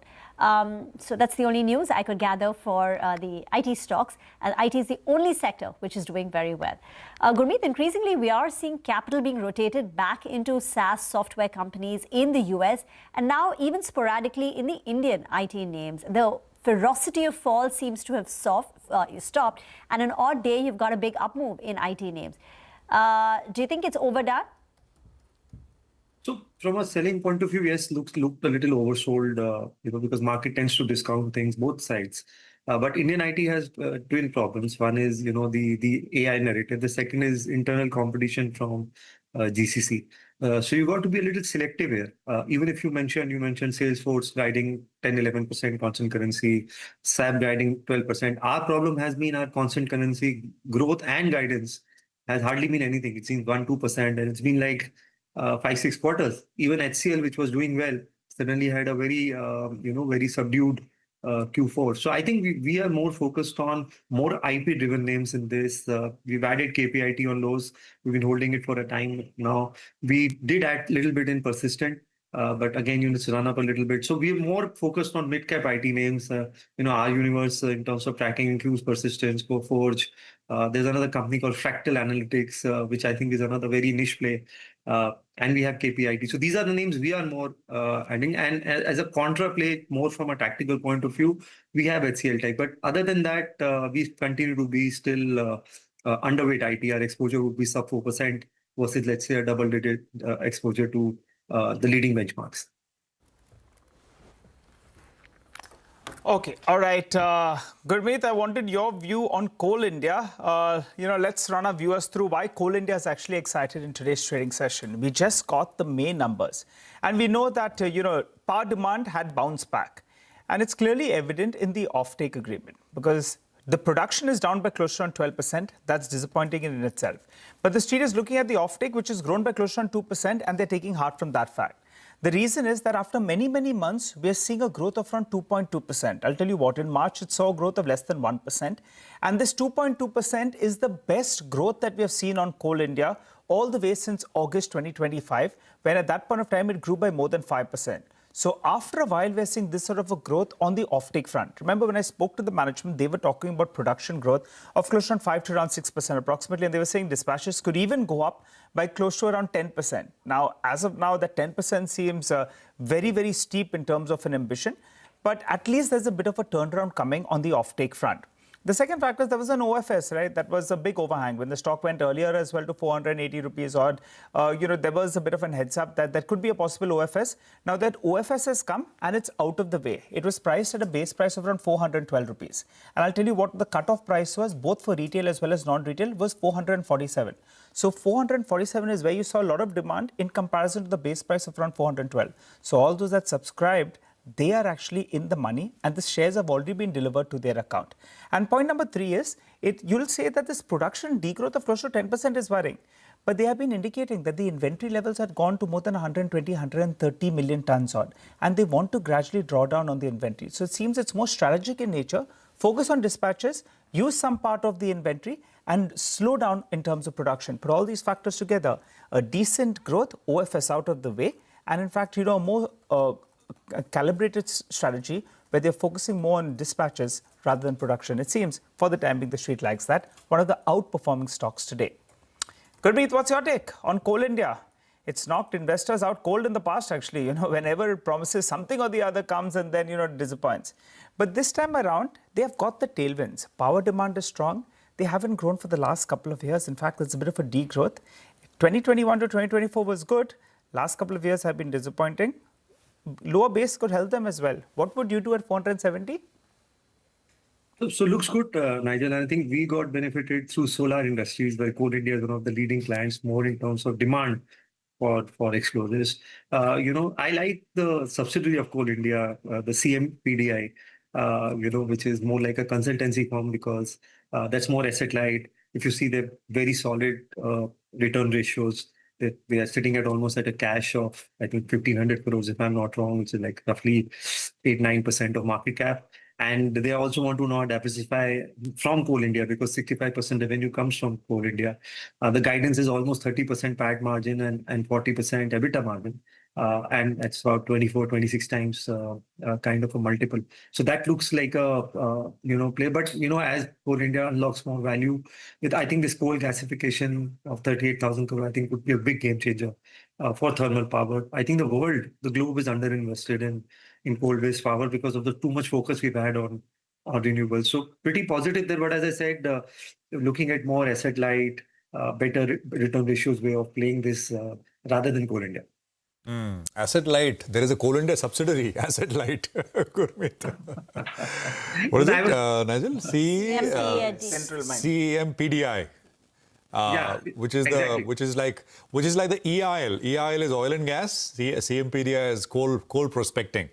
Yeah. I don't know if you've looked at it, Gurmeet. So I mentioned that, Prashant, actually. I see you did. Okay. Yeah. I mentioned CMPDI in terms of looking that over Coal India in terms of playing this. Yeah, just one more point. BCCL, the other one, the coking coal subsidiary. Yeah. All of the last 25-30 days, everyone's been talking about international coking coal prices going up. And BCCL will be the stock to look at. They've come out with the production numbers. Take a look at the reaction on the stock price. No, not strong. In this sort of environment, if you can't push up the uptake, either there's a problem with the quality, that's why domestic consumers are rather importing, or in fact, you're struggling on the logistic front as well. Perfect scenario. And wham, bam, 6% down after seeing a big run. The stock was up, I think, 25% in the last 1 month or so. And then they come out with this sort of, numbers. But there's some important information on the bottom of your screen. Source-based information to money control. ASUS is looking to increase local sourcing of electronic components from its partner, Dixon Technologies. Interesting one out there. And the flashes are telling you the other part of the story. The stock has perked up a little bit. It was trading in the red, I think, a few minutes ago. So it's moved up a little bit. Gurmeet, what do you think? Dixon, a stock at 18,000. Everyone was excited about the tailwind of the EMS opportunity. At 11,500, you're interested, or still too expensive for your liking? No, so we continue to hold, Nigel. Haven't added more. We did trim a little bit when the valuations became too stressed around 20,000 levels, but we haven't added more. I think, I think this looks like a very promising theme. There's another one we are looking at is Amber Enterprises. There is news that they may get a major mobile brand, and there could be more diversification which can happen. Also, the earnings have slightly disappointed across EMS, maybe with an exception of Sirma. If you see Dixon, you see a bit of Amber, you saw PG Electroplast. I'm not like, it's not an apple to apple comparison, but once valuation meets lower earnings, that entire thing gets it's a bit of a derating happening. I don't think so there's any much change in the structural story. You will see more incentives through different versions of PLIs there. So we like Dixon. I think it's been a decent correction, but if it, let's say, goes in 4-digit, then open to add that as well. Open to adding that as well. That is Dixon for you right now. 150 odd points lower is what you have at this point. MTAR Tech is down 8%. Basically, it's come off a little bit after a very, very serious rally that we had. I'm not sure if there's any news flow. This is, they do a bunch of things, but the last big leg up has been, of course, their agreement with Bloom Energy in the US. So I'm not sure there's any news flow there, but it's a very decisive 8.5% move down that we have on this one. One of the strongest stocks of 2000. I mean, it's up 200%. So far this year, just in 2026. Well, Gurmeet, thank you very much for joining us. Good speaking with you. We take a break. We are back. Aman Chauhan of Abacus Asset Managers on the other side. Stay tuned.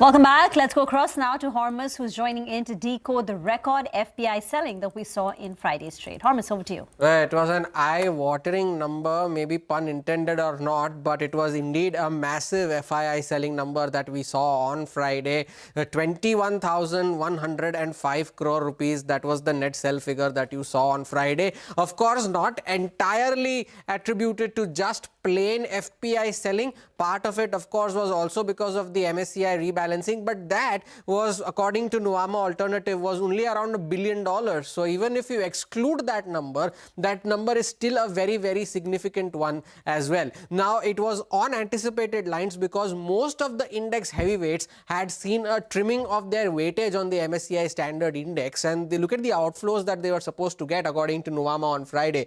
Bajaj Finance is around 204 million, and from most of the others, TCS, Infosys, M&M, HUL, the outflows ranged anywhere between 109 million to as high as 200 million for Bajaj Finance, and these were just 5 names out of the multiple whose weightages were trimmed on the MSCI Standard Index. Now, if you take a look at the instances that have happened in the past, Friday's instance, of course, was the largest in absolute number on record, but it's not for the first time that something like this has happened. Now, on the 4th of October, when just a week after the markets had made a top on the 27th of September, we saw selling of over 15,000 crore rupees. The 5th of June, over 12,000 crore rupees. That's exactly just a day after the Lok Sabha election results that you saw. And of course, on the 24th of March, with the height of the US-Iran tensions and of course the rising oil prices, also we have seen a sell figure of well over 12,000 crore rupees. Now, at this point, the markets have done precious little ever since they topped out in September of 2024. Based on that, the Nifty on a 1-year forward basis is currently trading at around 18.1 times, and that is well below its 5-year average of 20 times. It's not very often that you see the index trading at a discount to their 5-year average, but today it's that kind of a scenario that you are in. And we posed this question, this $1 billion question to Arvind Maheshwari of BofA Securities earlier in the day, that when will FIIs return to India? He sounded a more optimistic tone, saying that it is only a matter of time that they come back to India, and the current selling that you are seeing in the Indian markets is cyclical rather than structural. And he goes on to say that investors should not be pessimistic about the fact that FII outflows are going on to such an extent, on hope that there will be more reforms from the government, that along with the de-escalation of the tensions in West Asia and a potential valuation comfort as well, might just prompt FIIs to finally pour in some money again after this massive exodus. Okay, well, Hormuz, thanks very much for that. Pretty interesting stuff. Let's listen in to BofA's view, right? This is Arvind Maheshwari on the FII view in India and what could revive interest here. Listen in. It is a tactical retracement from foreigners, and we can see that, and with good reason. There are genuine problems that India is facing here and now. So the near-term pain obviously exists, but it seems more cyclical driven rather than a structural reassessment. So it will be a matter of time. Hard to say exactly when. But as the West Asia crisis starts to, it's already in the de-escalation phase. And hopefully as it retraces and goes away, we will start to see interest come back into as people start looking at what next. Foreigners are using every opportunity they can to, and India has become a bit of a funding market. And where is all this money going and flowing into? Well, some of that is recirculating within Asia. So going into the AI thematic, which is at the front and center of all things equities at this point. So you are seeing a lot of that money going into Korea, Taiwan. There is definitely an expectation of reform building, and in fact there have been positive comments on how this government has actually navigated a very tricky situation that has, it's an external shock, and how the government has been nimble in taking steps. But there is definitely expectations of more reforms to come through. Taxation is one of them. We are fighting with one hand behind our back if you're a foreign investor, because most other markets that we compete with for capital have zero capital gains tax, and we don't. And that is something that we have to cross. The hurdle for a foreign capital to come into the country becomes that much higher. So there is expectation that something will be done on that front. Okay, well, that is the BofA view. We'll get you more opinion. Aman Chauhan is with us. He's fund manager at Abacus Asset Management Manager. Aman, great to have you with us here on the program. Thanks for joining in. So just a quick word on the, this is, of course, a question, and probably you'll have to lean on your conversations with participants in the market, etc., to figure out what happened. Friday, of course, was a big sell day. Today, we are kind of sort of seeing a follow-through day with some pressure. I mean, is this just sort of plain vanilla at the margin? Oil prices are up a little bit, kind of reaction that we are seeing, or as Arvind, I don't know if you heard him say that, we continue to see India being used as a bit of a funding market to buy into other markets around the region, Japan, Korea, etc. I mean, Taiwan and whatnot. What's your sense? It's combination of all. It's not just funding market. What is also happening is that investors chase returns, right? So right now the AI trade is making tremendous kind of returns for the investors, and that is where bulk of the interest is. Even if the money is not moving on a news flow basis, if you want to track 5 markets, the 5 markets will be AI driven markets, not India. So that's, can say, very little interest of fundamentally driven incremental money flowing into India, right? Everybody is, and a company like Dell at that scale and size can give you a 3x return in 3 months, then you see that's where bulk of the interest is. So that is one thing. Second, markets have bounced back enough. So you can say bulk of the fall in crude price is already discounted. Crude is still 90 plus, but market is already discounted, is going coming to 80s, right? So now we need next big trigger, which is still some time away. So there have been the chatters of the income tax thing. There have been some chatters. The government will take some policy. Unless and until we see a meaningful policy, there is no incremental now trigger for the markets to move. So domestics have bought what they have wanted to in the month of April and some bit in May also. But now we're waiting for the next trigger for you to deploy further capital.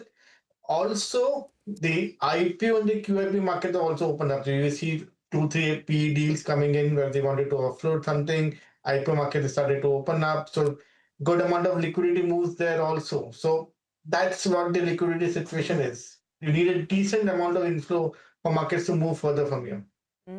And talking about that inflow, Aman, are you seeing some fatigue setting into retail money, smart money, HNI? Now, for the first time, we've seen the SIP stoppage ratio exceeding 100%. So more SIPs were stopped compared to the new registrations. At some point, you're going to say that this is not earning me any kind of money. At least an FDI I will get 6-7% return. Is there some fatigue setting in?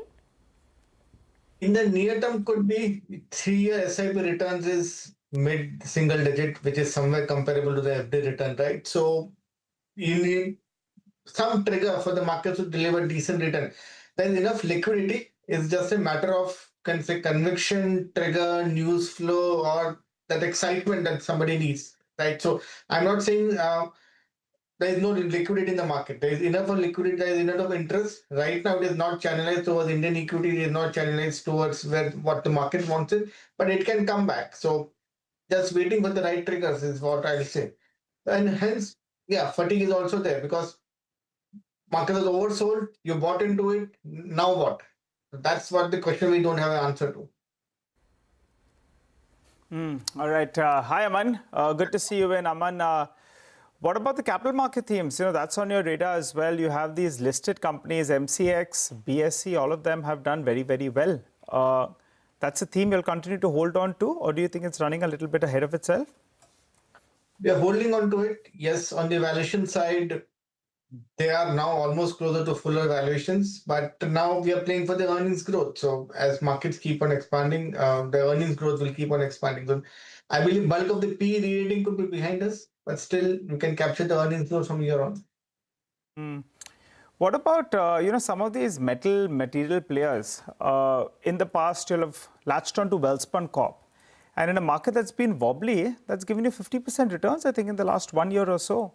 You'll have been a little ambitious. I think JTL is another one that you'll have gone in there and, try to see whether the cycle is bottoming out, because these stocks have taken a sharp knock. The leader itself has pulled back so much. That's APL Apollo Tubes.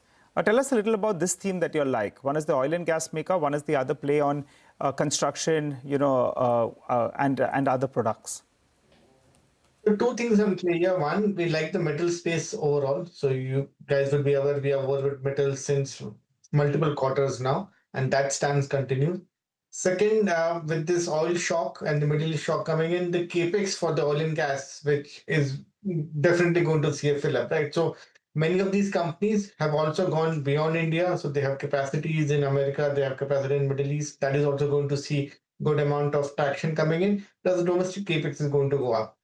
Plus, when the metal cycle is positive, you tend to build inventory, right? Rather than destocking, there's a restocking that keeps on happening, and that benefits these companies. In a rising metal scenario, you have a scope to make better margins also. At least you have the possibility to do that. So multiple factors at play. And most of the names that we own would be sub 20p.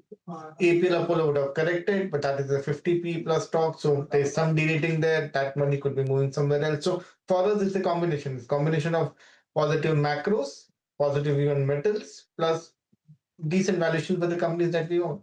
Okay. All right. So you don't think it's yet time to get off the metals momentum rally, right? You think there's still more in store, going by what you're saying? Yeah, we're still positive on metals. All right. The other theme that has become a little debatable is EMS. We had some positive news flow on Dixon. The stock has spiked up a little bit. But EMS, 24 months ago, the entire setup was totally different. Everyone was talking about giving it a higher multiple. They're going to grow by such a large extent. Suddenly, that story has gone a bit wrong. And these stocks have pulled back, 30, 40, 50% as well from the recent peak. What is your view on that theme post the recent correction? Now they have a lower base to contend with. Hopefully, things are improving. There'll be some PLI benefits as well that will start trickling in for select names. And their working capital days as well should actually improve, aiding some cash flows. Your view on this theme? Has it corrected enough or still too frothy the valuations are? I don't think valuations are frothy anymore. So definitely there are pockets of opportunities here. In the near term, many of these companies got impacted because of input raw material cost and because of plastics going up or gas prices going up, something like that. That soon should be behind us, right? From that perspective, they'll have a favorable base 1 or 2 quarters down the line. And hence, the theme looks interesting to us, right? So we have some exposure here and have a positive view. Positive view on the EMS space. Well, Aman, thanks a lot for joining in. We'd like to push you a little bit on names, but we'll let you go for now. At least we've got the themes out of the way. EMS, metals, a couple of other sectors as well that are quite positive on. Thanks for joining in. Thank you. Well, let's take a check on the F&O market. Well, today will go down as a bit of a disappointing trading session. When in the first 10 minutes, you're up 150 points, and you're going to be in all likelihood end with a cut of around 150 points, you'll be a little bit disappointed. And the intraday chart will tell you the story with regard to the Nifty. Hopefully, there is some recovery in the last 30 minutes, but we're down more than 150 points. Now, the PCR has moved to the lower end of the band. Remember, at around 0.6, 0.64 odd, there's a bit of a bottoming out process that takes place. Last I checked, it was around 0.69. So we're closer to the lower end of the range. And the reason is these call writers, they are coming there. They believe that, in fact, this market is going to actually crack down further from here on. Because the 23,600 call, the premium out there has come down to 32 bucks. I'll tell you what, when we left off on Friday, the premium was more than 200 rupees. So writing is seeing at those levels. 23,500 call as well. Take a look at the premium. 282 rupees has become close to around 52 rupees. So that's the kind of writing that you've seen. So these call writers believe that this market can't get past the 23,800 odd mark. But the important support which we're approaching, which is 140 points away from those levels, is at 23,250. I say that because in May, a couple of times we went to the vicinity of around 23,250 to around 23,300. And from there, we saw a bit of a bounce. So that's the crucial mark you want to defend on the downside. On the upside, the 20 DMA, the 50 DMA, both of them are going to be a strong resistance zone out there, because today as well we visited that mark, and from there we did sell off. So that chart that is telling you that those lines, the green as well as the orange line, they're going to be very, very important in terms of a resistance mark. But individual stocks are doing a thing of their own. Coal India, in this sort of a market, the stock is up close to 3%. There was a lot of shorting awaiting that OFS. Some of the shorts seems to have got stuck out there, because there is a bit of a short covering bounce. There is fresh buying that we're seeing in the cash market, backed up by some open interest build up as well. So that stock I'll be keeping an eye out on, because it's looking quite good, in fact, with regard to the fundamentals as well. HCL Tech, that's coming for a bit of a short covering bounce. These are stocks that have seen a very, very sharp correction from the top. Now there's a bit of a bounce playing out there.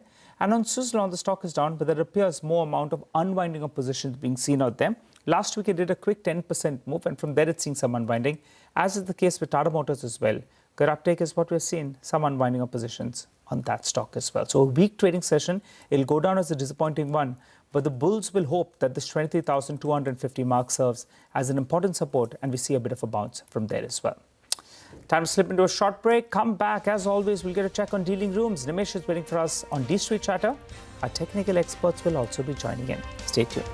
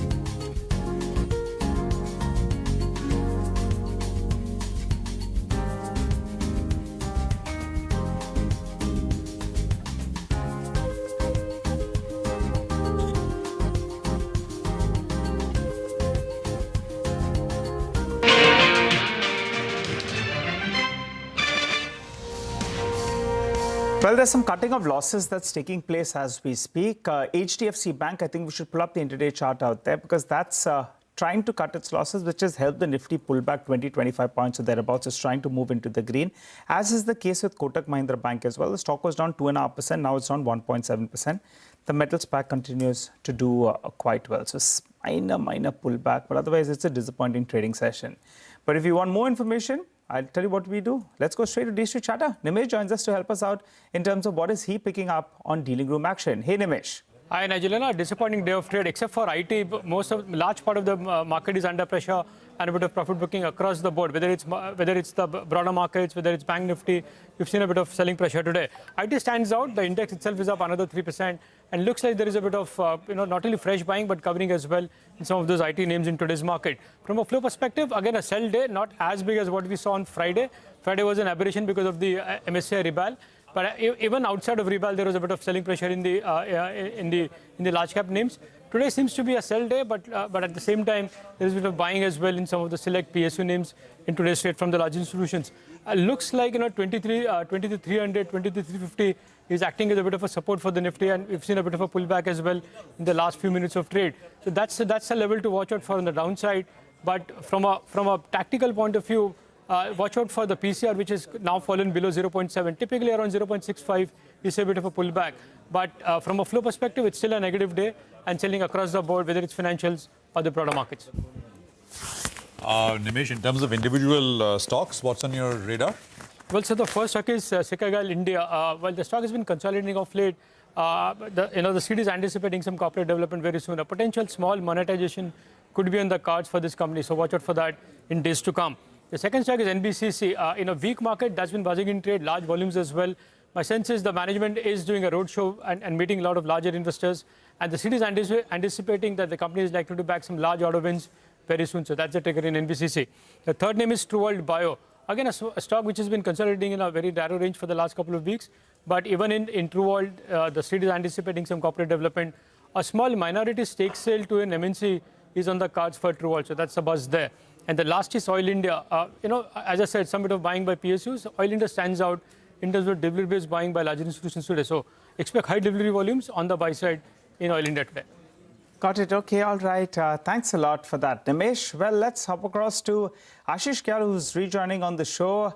Ashish, the call on the Nifty, 2 days when you pull back, I think now around 550 points approximately. Do you think you would want to fancy a buy call, or do you think that this market is breaking down? And also fill us in with your calls, stock-specific action. Hi. See, if you look at Nifty, I think there is multiple support zone near the levels of 23,330 and 23,300. So going below that, as of now, looks unlikely, but it has to happen. It will happen with a gap. So as of now, and there is no positive price action. So my take is going to be, if I have to sell this market, I will not sell here. I'll sell on pullback for a better risk reward. So if we get Nifty around back towards 23,500, 23,520, looks unlikely as of now, but maybe tomorrow if we get it there, then sell it again for the levels of around 23,330 levels. That's the risk reward, which is good. And from a stock specific, action has continued, as I mentioned earlier also. The pick is going to be Tech Mahindra. We can clearly see a very strong breakout on the upside in Tech Mahindra, forming a triple bottom pattern. And one can create long positions here, aiming for the target of around 1629. And one can maintain a stop loss on Tech Mahindra at the level of 1497. And the next stock also on the buy side, I'm keeping a very close watch on Anantraj over here. We can clearly see the stock is attempting to give a good move on the upside. The volumes have started picking up since today morning itself. So there is a possibility we can see some positive traction in tomorrow's session. So it can be a BTST call. One can create long positions in Anantraj for the target of around 580. One can maintain a stop loss on the downside at around 515 levels. Okay. All right. Thanks very much for that. More later, Ashish. Well, later in the evening today, the Ministry of Statistics will release the first data on their revamped IIP or Industrial Output series. Lata is here to tell us what to expect. Lata, take it away. Well, in the light of GDP and other series CPI being revised, the IIP, Index of Industrial Production, that's the full name of IIP, that's getting revised. The new base is 22-23. It used to be 2011-12. Now, when you revamp, you also do other things. And this committee, led by Professor Mridul Sagar, who was formerly with RBI, they have included minor minerals, rare earths, gas supply. Originally, only electricity was there. Gas supply, water supply, sewerage and waste management, because all these are important activities which have picked up after the 2011 series. They've also revised items and weights. Removing outdated ones. See, you remove tube lights and add in LED. things like that. What you use now, instead of, you remove old telephones, landlines, and replace it with smartphones. That kind of removing outdated articles and giving different weights. Food is a lower weight, and consumer durables could be a higher weight. The revised basket contains 1,042 products. They're also more granular. Everything is an index, okay? They don't tell you how much is produced. Everything is indexed to 100, and then it increases from there. So there are sub-indexes like how much of renewable power, how much of non-renewable power. In the previous index, old index, we only had electricity. Now we have a sub-index. Likewise, there are sub-indexes in others as well. They've also removed closed factories, or factories which were producing something else are now producing something else. So all those revamping has been done. New large-scale, new factory setup have been included. And then they've used the geometric mean method, we needn't go into the details, to backcast the 2011-12 series so that we can have a comparability. And today's release will give us data from April 2023. So it's not that they impose a new number for June 2026 and we don't know whether it's good or better or worse than previous. You're going to get a 3-year series. So we will well know whether we have done better in April 2026 from month ago levels, year ago levels, and last 3-year average levels. So that's a very, very useful way of presenting the new data. The other reason why IIP is important is that it's an input into GDP. So obviously of national importance. Thanks a lot for that, Lata. Well, let's focus on the key cue that we're getting today. That's the auto sales data for the month of May. Sudarshan has been a busy man all through the trading session. He's here to give us a complete roundup of all those that have reported. Sudarshan?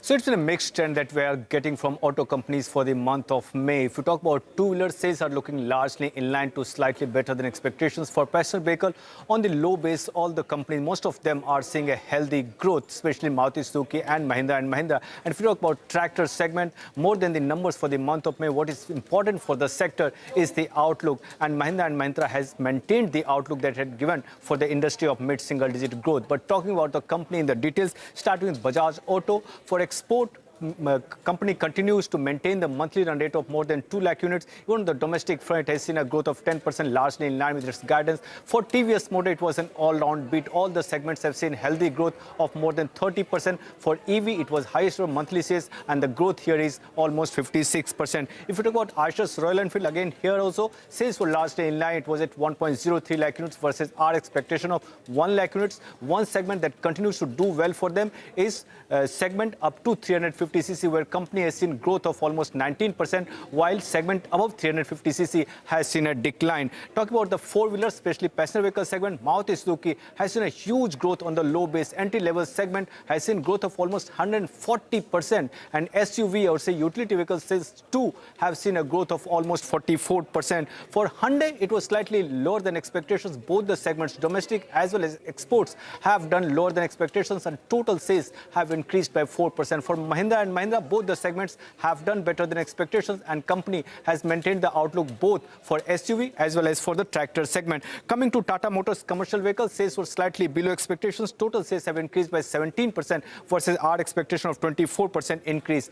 Ashok Leyland was the biggest disappointing this month. It's the only one company that has seen a decline in the sales, while all the other companies have seen a growth. Total sales for Ashok Leyland have declined by 3%, and the culprit here is that all the other segments except LCV. So LCV, if you leave aside, all the other segments have seen a decline. So we'll have to see how the next few months pan out. But overall, the numbers for the month of May were largely mixed.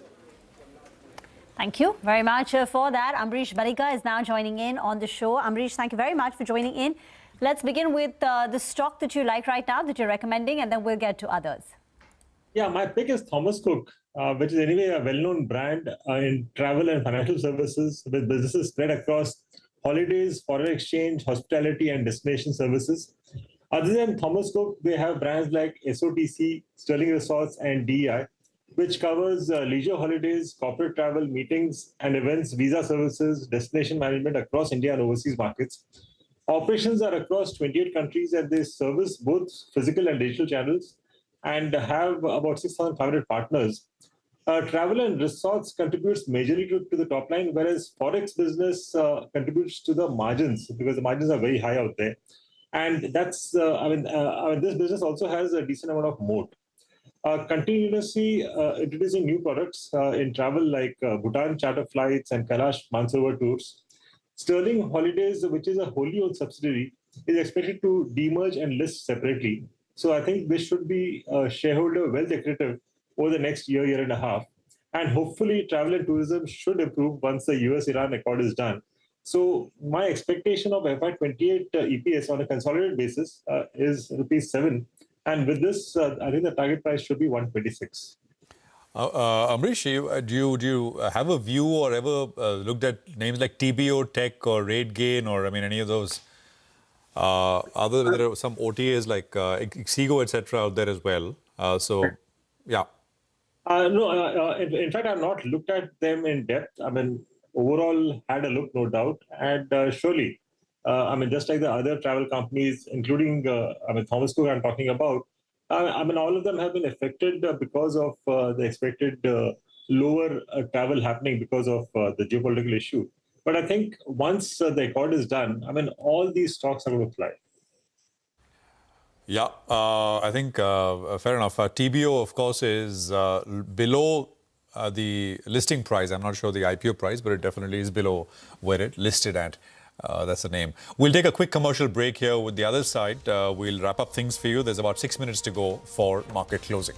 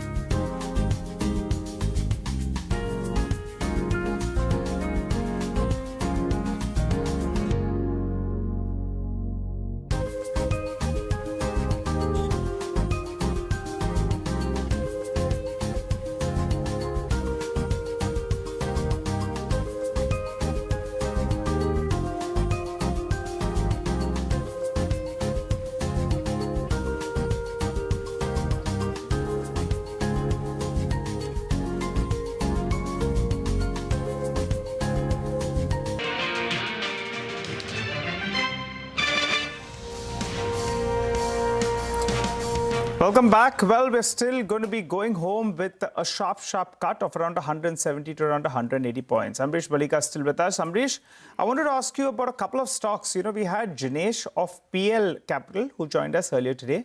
And we asked him about, we spoke about Interglobe Aviation and what are the other picks. He spoke about VIP as well as Safari. And today those stocks have reacted positively. I'll tell you what, they've seen a sharp correction from the top. But the point that Jinesh made was that, margin recovery should improve. And post the correction, valuations are pretty okay. Would you buy into either of these names, VIP or Safari? I would prefer a Safari because that's consistently done better. And as far as VIP is concerned, again, the management is not a promoter management, but it's more of an investor management. So I would be a bit careful as far as VIP is concerned, although the stock has performed at least in the last couple of days. But from a longer perspective, I would prefer to stick to Safari. Okay, got that. Amrish, your view on the auto sales numbers that have come through? I think, the numbers were decent and clearly, I think it shows that uptick for EV. And what I've been saying in the recent past, I'll again reiterate that what demonetization and COVID did for digital transactions, I think this energy shock due to US-Iran war will do for EVs. And we were looking at the inflection point. I think we have come close to that. I think over the next couple of months, you'll keep seeing that the percentage of EVs will move up much faster than what we have seen in the last 2 to 3 years. And you just look at the Tata Motors EV numbers. I think for the first time, they've crossed that 10,000 mark. So what would you bet on? If you believe that EV is at an inflection point, would you go with an Ather, Ola, or would you just bet on Tata Motors passenger vehicles because it encompasses EV? I know when you talk of two-wheelers, I would surely look at Ather. And those who can possibly take a higher risk possibly could look at Ola. And as far as passenger cars are concerned, yes, I think Tata Motors PV would make sense. Got it. Okay. All right. Kadar, Amrish, thanks for joining and giving us that call on all those stocks. By the way, keep an eye out on Rain Industries. That stock continues to move from strength to strength, even in today's trading session. It saw an intraday dip, but those dips are getting bought into and volumes are very, very high over the last 1 week. Rain Industries is the stock that we're talking about. Let's wind this down then with, what went on in today's trading session. Disappointing day. The Nifty goes on with a cut of 160 points, following up the big fall that we saw on Friday. The Nifty Bank, even more disappointing, down close to around 600 points. The FMCG names came in profit-taking, HUL, Tata Consumer, ITC. The top losers from the Nifty pack itself. On the flip side, what helped us today was the tech names. Tech Mahindra was up 3.5%, Infosys was up in today's trading session, and TCS as well did quite well. Mining and metal stocks, well, they in fact supported the Nifty as well. You had JSW Steel that was up and about in today's trading session, and Coal India as well did pretty well. What else? Some of those textile-related names did well. Welspun Living was up close to 5.5%. From the pharma pack, you had Boca that was up close to around 5%. And, a couple of other notable movers in today's trading session was Lloyd Metal. I'll be interested to see, if there is any name that comes out today. There's the largest trade that took place in the initial part of the trading session. So we'll wait by to see if there are any disclosures. Inox Wind was down close to around 10%, reacting to its numbers. Bharat Coking Coal, well, that stock had seen a big rally. It came in for profit-taking today. The May numbers were quite disappointing out there. And Delta Corp continues to see selling pressure. That was down close to around 6%. IRDA, the management sounds confident about the way ahead. But for today, the stock ended with a cut of around 5%. And Ola Electric, it saw a big run-up, anticipating good numbers. Well, the numbers were as good as what the Vahan data suggested, but it's still a far cry away from the kind of numbers that we have seen in the past. So the street sold into the stock. Tilaknagar Industries as well was down close to 5% in reaction to its numbers. Net, a disappointing trading session. Number of stocks advancing were just around 1,000. Advance decline ratio was one stock that advanced for two stocks that were declining. Monday starts off on the back foot. Let's see whether or not the bulls can fight back from here. We'll wrap up on this edition, though, of Closing Bell. You don't go anywhere. The team of Markets Forward is waiting for you on the other side.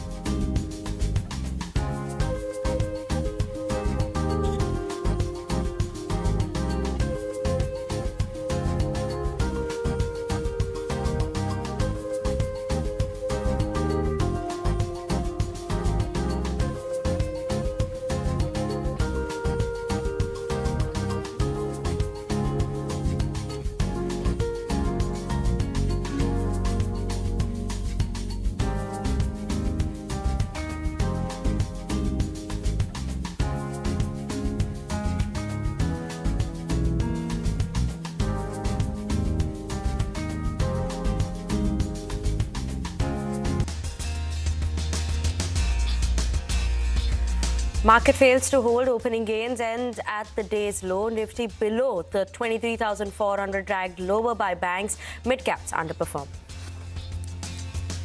Automobile sales top street estimates in May. Passenger car sees robust domestic sales growth on the back of a low base. Commercial vehicles underperform. Tractor sees strong growth and positive trends ahead.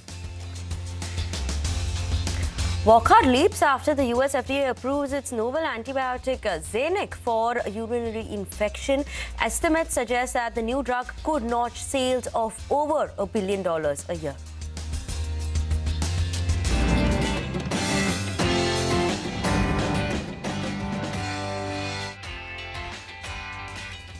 Good afternoon and hello and welcome to Markets Forward, your go-to show where we aim to get you all the key data points to gear up for the next trading session. I'm Vivek Iyer and today with me is my colleague Vinny.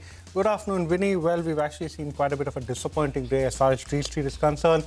We saw record FI selling figure on Friday and we were hopeful that we would see a bit of a bounce back after the MSCI selling got absorbed. But despite that, what we've actually seen is some follow-on selling. The Nifty down by over 160 points. The Bank Nifty down close to 600 points and broader markets too falling in tandem with the benchmark indices.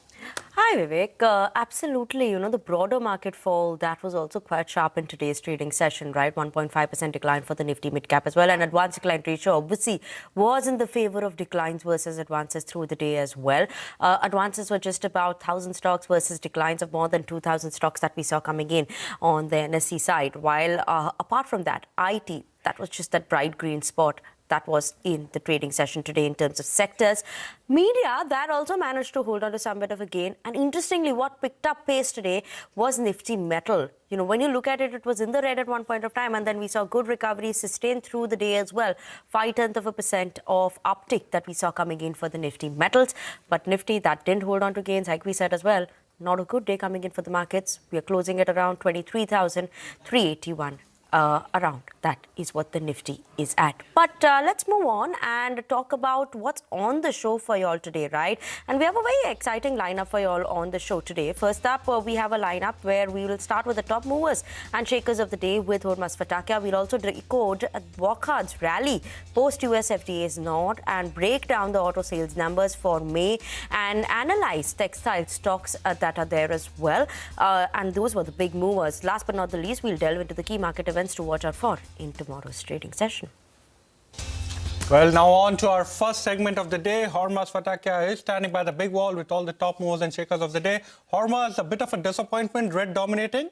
A forgettable day indeed for the bulls, and red predominant over green in today's trading session. You take a look at the heavyweights that pulled the Nifty down today, and ICICI Bank was among the top contributors to the downside, with L&T, M&M, HUL, Bharti Airtel, all of them contributing, seeing losses of anywhere between 1% to as much as over 3%. So HUL continuing to see selling in today's session as well, even after the MSCI selling that took place on Friday. Now, the only sector that lent support to the market today, and it was only because of the 3% odd up move that you saw in IT that you managed to see this kind of fall on the index, else it could have been far worse. Almost every constituent of the Nifty IT ended with gains in today's session, gains ranging anywhere from 3% to as high as 4%. The last bits of earnings that trickled in on Friday and over the weekend, you see the impact on those as well.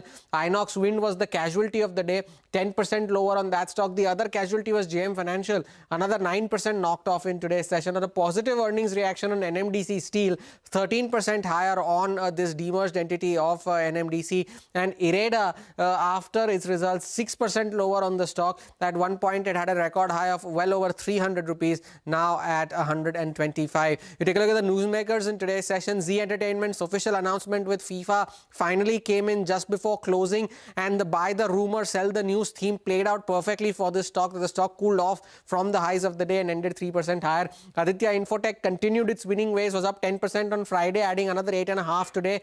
Infosys, of course, among the top gainers on the IT pack, and of course Ashok Leyland after its auto sales figures ending among the top losers on the Nifty Auto Index. And lastly, stocks at 52-week lows in today's session. ICICI Prudential is at a 52-week low, still managing to hold above its issue price. United Breweries, RVNL, SBI Cards, and a name as big as ITC2 ending at a 52-week low in today's trading session. Well, thank you so much, Hormuz. The day dominated by the color red, as you just rightly pointed out.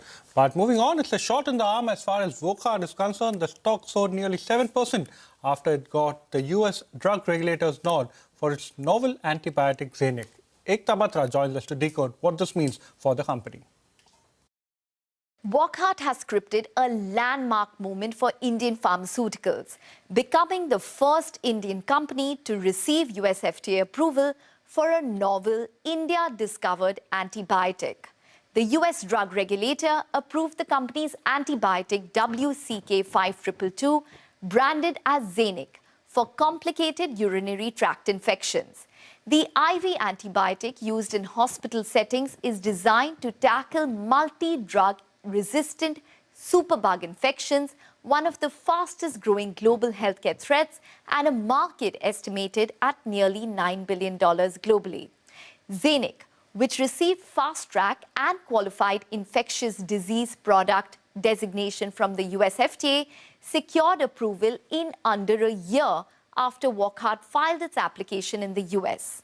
In India, the CDSCO also approved the drug last week following phase 3 data where Xenic outperformed the standard of care antibiotic meropenem. Europe has already granted the drug accelerated assessment status, and expectations are now building for a faster approval process following the US FDA nod. In terms of commercial potential, estimates suggest Xenic could eventually generate between $1 billion and $2 billion in annual sales globally, with nearly 40% of revenues expected from the US market alone. In India, analysts estimate the drug could generate around 150 crores in sales over the first 1 to 2 years. The drug has already demonstrated encouraging real-world outcomes under compassionate use programs, where nearly 85 critically ill patients were treated. The next trigger for the street will be commercial execution, including pricing, hospital adoption, and any potential out-licensing or distribution partnerships that Wockhardt may pursue globally. Xenic itself represents over a decade of research and clinical developmental work, with the program starting in 2011. Investors will now closely track Wockhardt's broader anti-infective pipeline, which includes 4 other novel antibiotic assets. These include Micnaf, which has already been approved and launched in India, Emroc and Emroc-O, which reported good growth in Q4, and Faviscu, where the phase 3 clinical trial has been completed. The approval of Xenic is now being seen as a significant milestone, not just for Wockhardt, but for India's ambitions in innovative drug discovery. Thank you so much for that, Ekta. And that is why we've seen Wockhardt was in focus today, buzzing in trade today. But to take the discussion forward, let's bring on board our experts for today. We have Jay Thakkar from ICICI Securities and market expert Amrish Baliga here with us. Amrish as well as Jay, thank you so much for joining us on the show as always. Before we talk about Wockhardt, Jay, I want to talk about market levels, right? By the end of the day, we actually ended up closing at the day's low. 23,381 for the Nifty. Bank Nifty also seeing a very sharp fall coming in. What are the levels that one should watch out for in tomorrow's trading session? Where is the support now for the Nifty as well as the Bank Nifty? Hi, good afternoon to you, Vinny, and to you, Vivek. Since last week, we have seen this selling pressure rather increasing in the Nifty. We did see, yes, there was a huge selling by the FIs on Friday on the MSCI rebalancing day. And, we had seen a breakdown clearly happening in the last hour of the last trading session, and which continued in today's trading session as well, Vinny. And now I think that on the upside, any reversal, if it has to happen in the June series, it has to happen above the levels of 24,000.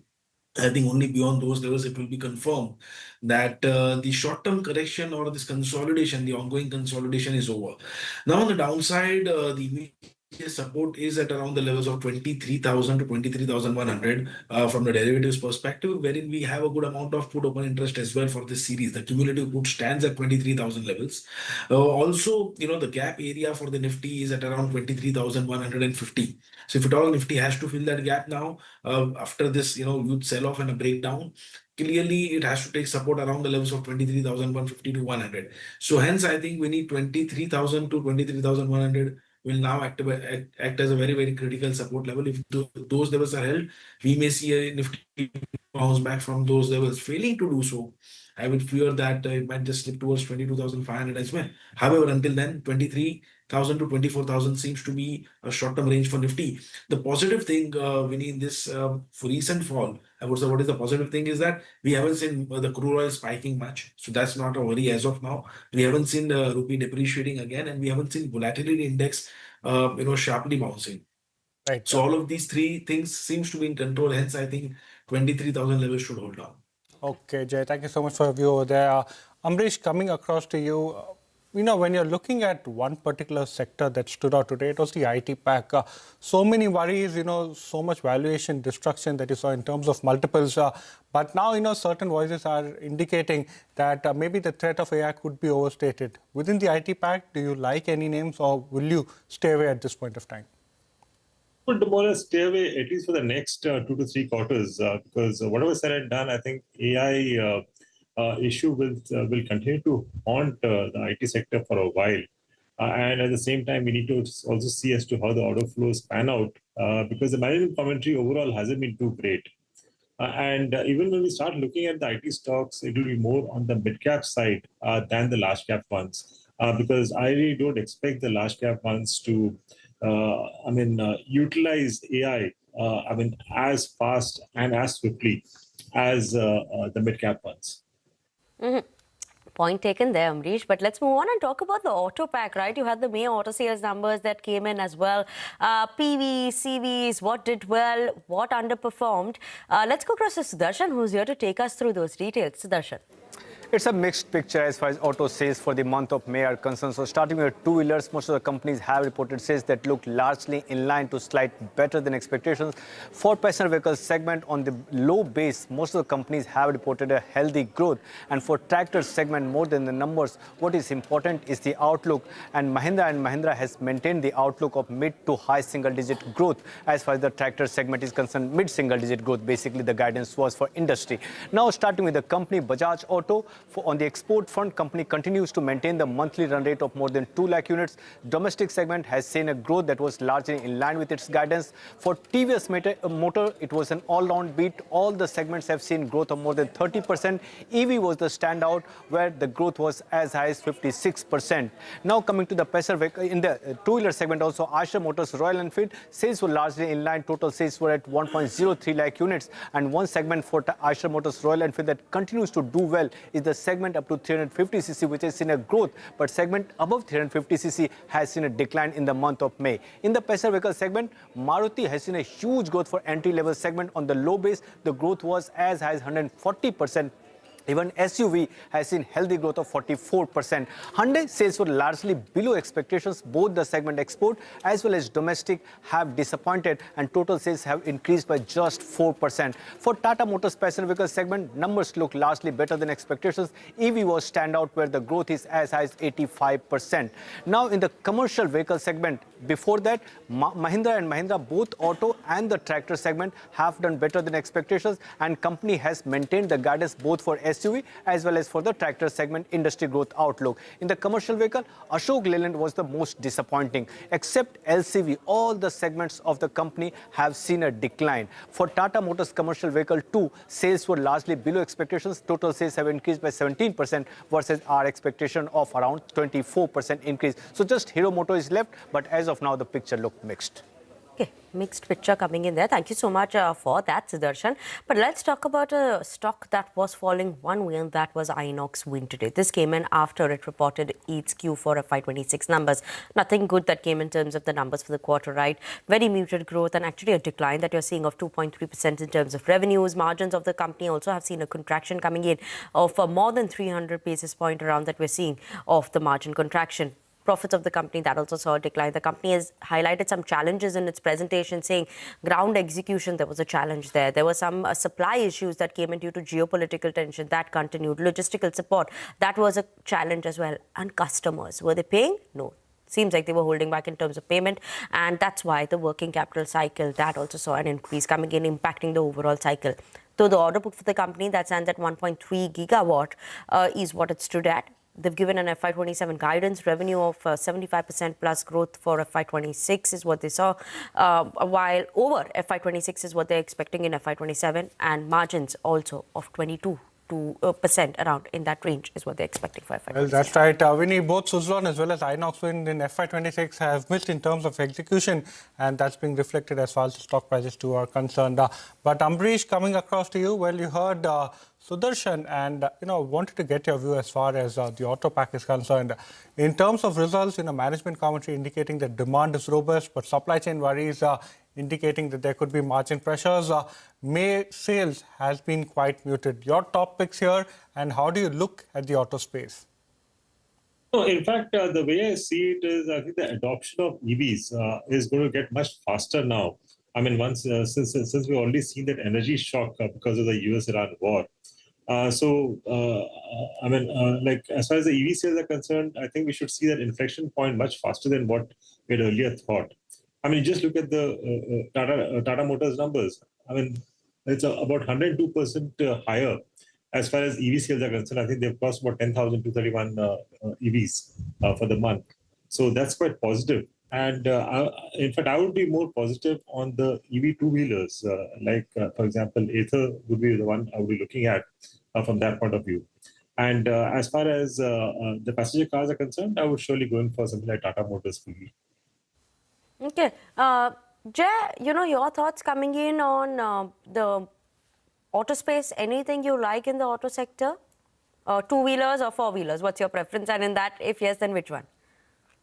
Well, it has to be two-wheelers initially, because definitely I would say that the overall data as far as the auto stocks are concerned, the two-wheelers data or the two-wheeler stock names are better relatively. One of them is definitely Bajaj Auto. Interestingly, what has happened, Vinny, is that initially we did see a good up move or a bounce in this stock, particularly on account of short cutting, because this was the only stock, Vinny, I would say, within the two-wheeler space wherein there were shorts. Otherwise, Hero, Eicher, you see TVS, all of them had seen a good long build-up, and the overall trend was also positive. This was the only stock which was pending to bounce back, and finally it did so.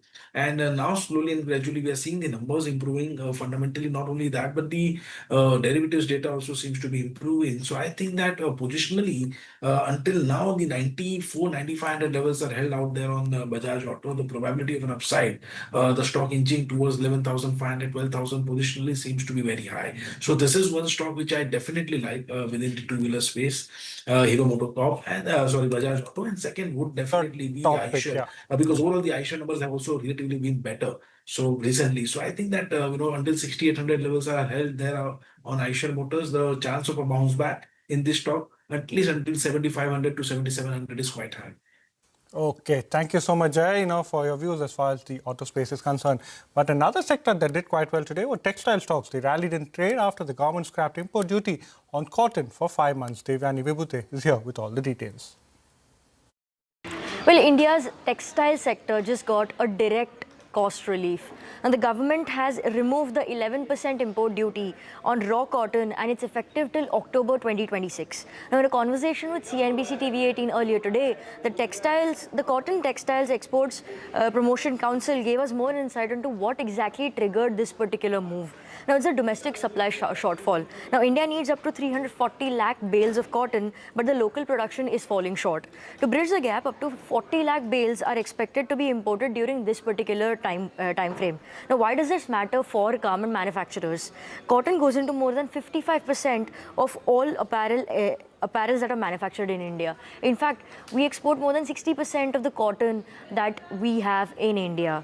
So, cheaper imported cotton should ease input costs for spinners, apparel manufacturers and small textile businesses, along with helping bring down the cost of cotton prices and align them with international ones, making us more competitive in the textile space, as well as aiding in margin expansion across the textile industry. Okay, Devyani, thank you so much for that. And that's why we've seen all these names buzzing around in the trading session, right? Whether Indocount or Nitin Spinners, Wellspun Living, all of them. And everyone uses cotton. As of now, it's a relief that comes in for these players, right? Because importing cotton at a bit of a lesser rate is something that benefits the cost, given that we've seen so much of the tariffs, trade deals, those issues still continue as well. But on that note, we are going to take a very short break. But Amrish as well as Jay, thank you so much for joining us on the show as always, and hope to see you all more often as well. But on that note, we're going to slip into a break. After the break, we'll get you top corporate voices, so stay tuned in.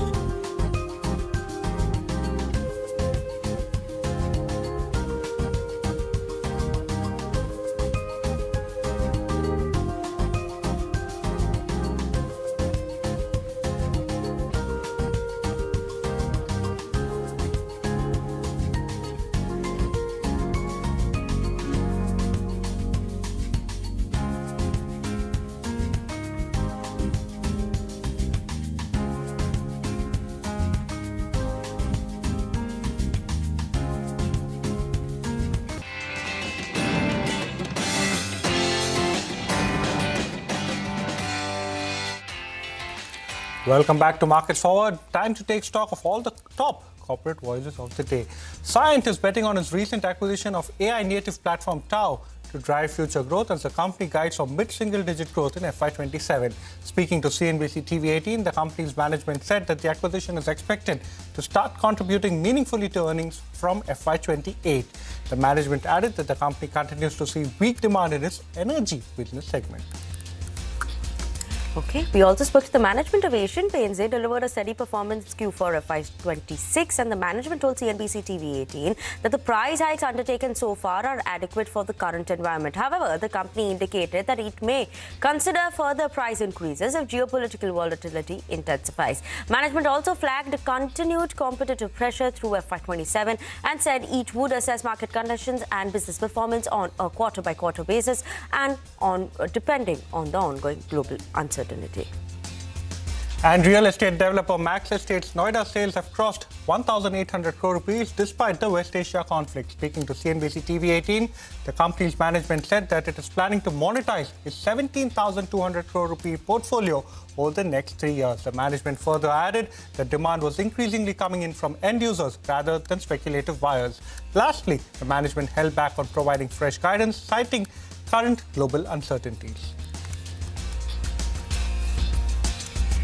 Okay, and with that, we're absolutely out of time on this edition of Markets Forward on CNBC TV 18. Thank you so much for tuning in. After the break, we'll be back and there'll be more on news, updates, everything on the other side.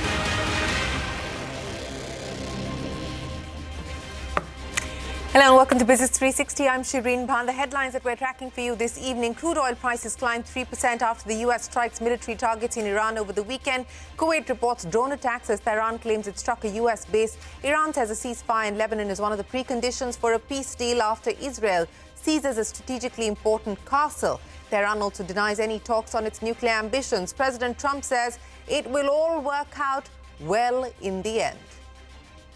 The Sensex and the Nifty failed to hold on to their opening gains, ending near the low points of the day. The Nifty drops below 23,500. Mid-cap see sharper cuts. The rupee remains around the 95 mark against the dollar. The RBI is unlikely to hike rates in the upcoming monetary policy this week. CNBC TV 18 Citizens Monetary Policy Committee votes unanimously for a status quo amidst geopolitical tensions and adverse monsoon forecast. India and the US begin four-day talks in New Delhi to finalize the details of an interim trade agreement. The US delegation is led by the chief negotiator, Brendan Lynch. The Indian team is led by Additional Secretary at the Commerce Ministry, Darpan Jain. The chairman of Tata Trust, Noel Tata, writes to the RBI opposing the listing of Tata Sons as going public will risk its philanthropic mandate. Tata Sons chairman Chandrasekaran is non-committal on the listing. That's a Money Control exclusive. Automobile sales top street estimates in May. Passenger cars see robust domestic sales growth on the back of a low base. Commercial vehicles underperform. Tractors see strong growth and a positive trend ahead.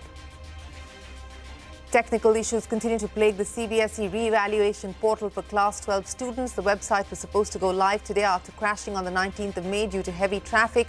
More than 4 lakh students have applied for re-evaluation.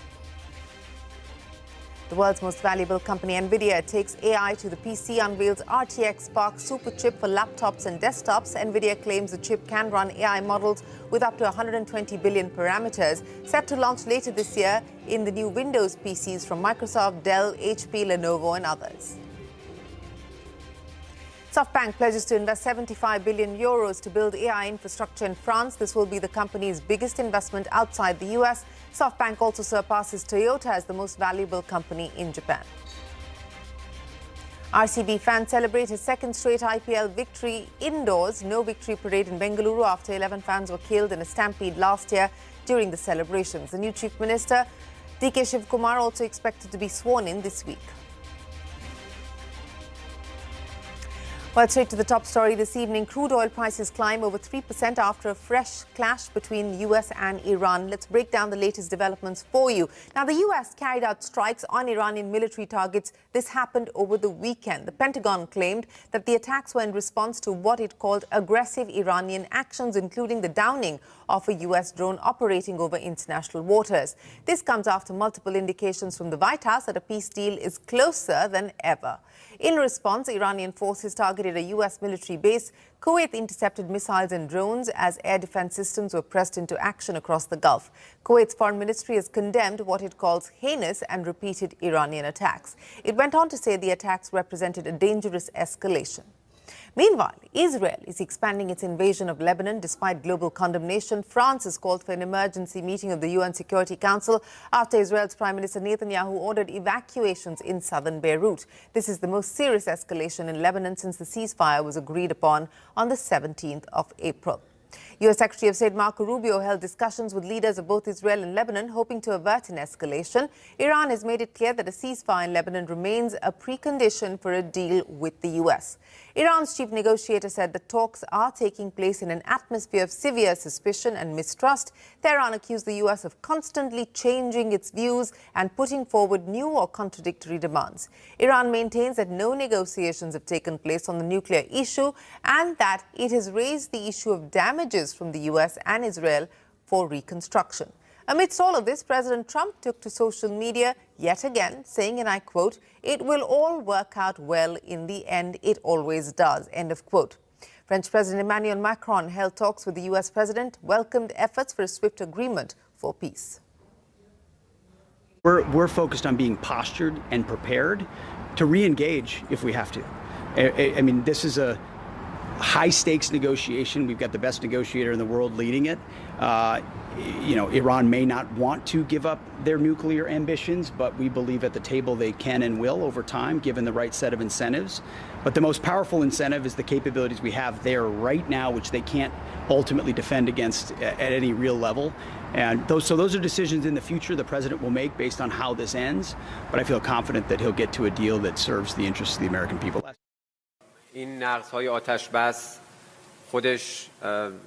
Violations of the ceasefire are themselves indicative of U.S. misconduct and bad faith and merely intensify the existing mistrust, which rightly must always remain in our minds in any interaction with the American side. These U.S. actions are not merely violations of the ceasefire, they constitute an act of aggression and a violation of Article 2, Paragraph 4 of the United Nations Charter. They entitle and authorize us, in line with the right of self-defense, to undertake corresponding defensive measures. Well, that's Iran's foreign ministry. Now, on to the day's market action. The markets failed to hold on to their opening gains this Monday afternoon. The Nifty ending below 23,400. The Sensex was down about 500 points. Almost 900 points gone on the Nifty mid-cap. The Nifty IT index, by the way, that saw a big move up, closing almost 3% higher, gain of about 700 points there. Prashant standing by now to wrap up the market action for us. Prashant, it's opened the week on a nervous footing. Absolutely, Shireen. I mean, Friday was a complete collapse in the last 1 hour. We could blame that, of course, to the MSCI rebalance which happened. And, there was some expectation at the margin that, well, once that technical event has been cleared, which is the MSCI rebal, maybe things will look a little better, but no luck.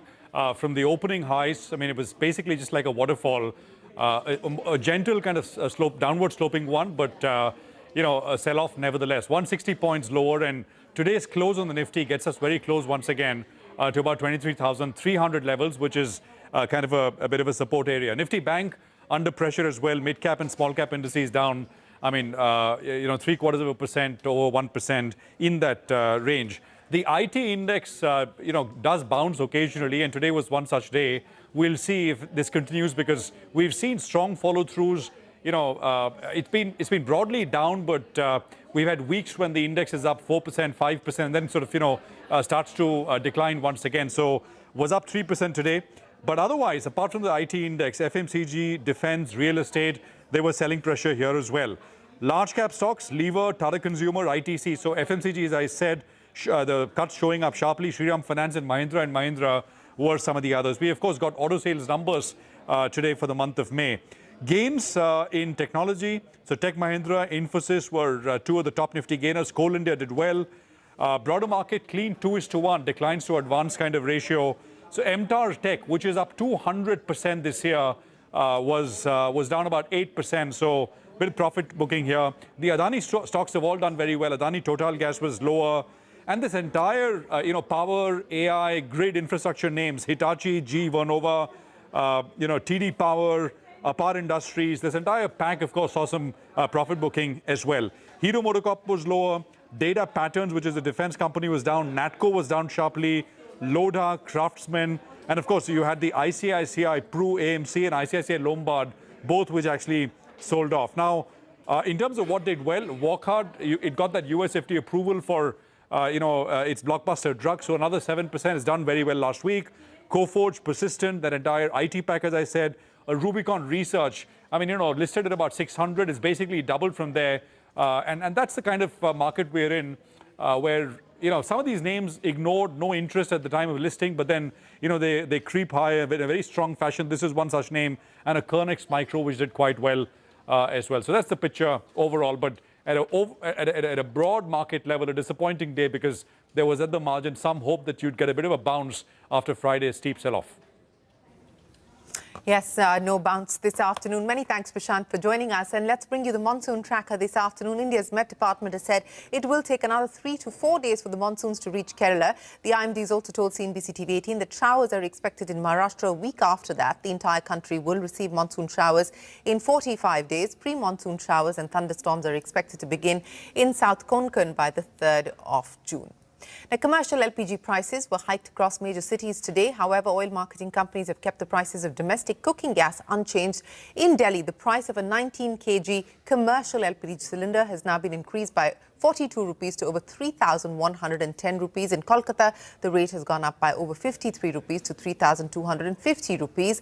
The under-recovery on domestic LPG is pegged at 650 rupees per cylinder.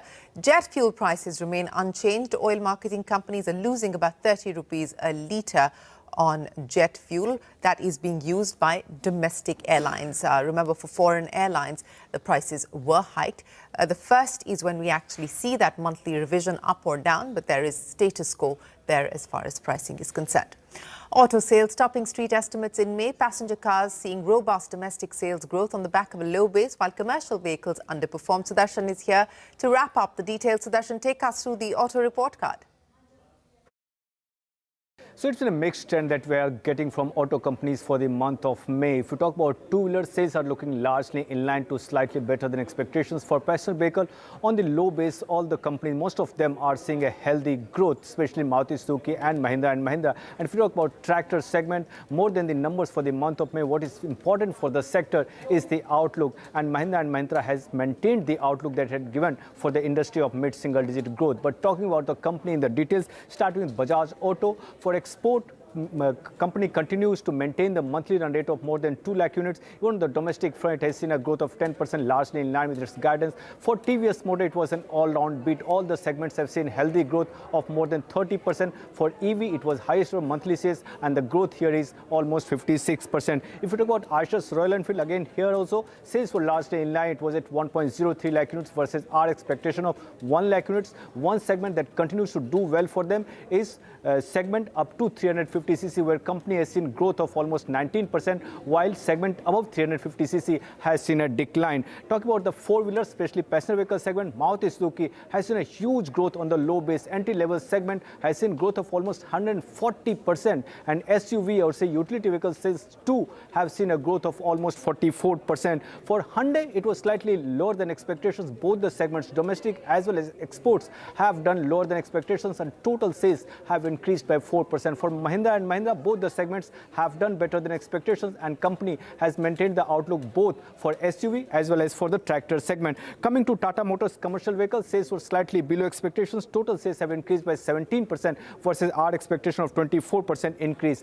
Ashok Leyland was the biggest disappointing this month. It's the only one company that has seen a decline in the sales, while all the other companies have seen a growth. Total sales for Ashok Leyland have declined by 3%, and the culprit here is that all the other segments except LCV. So LCV, if you leave aside, all the other segments have seen a decline. So we'll have to see how the next few months pan out. But overall, the numbers for the month of May were largely mixed.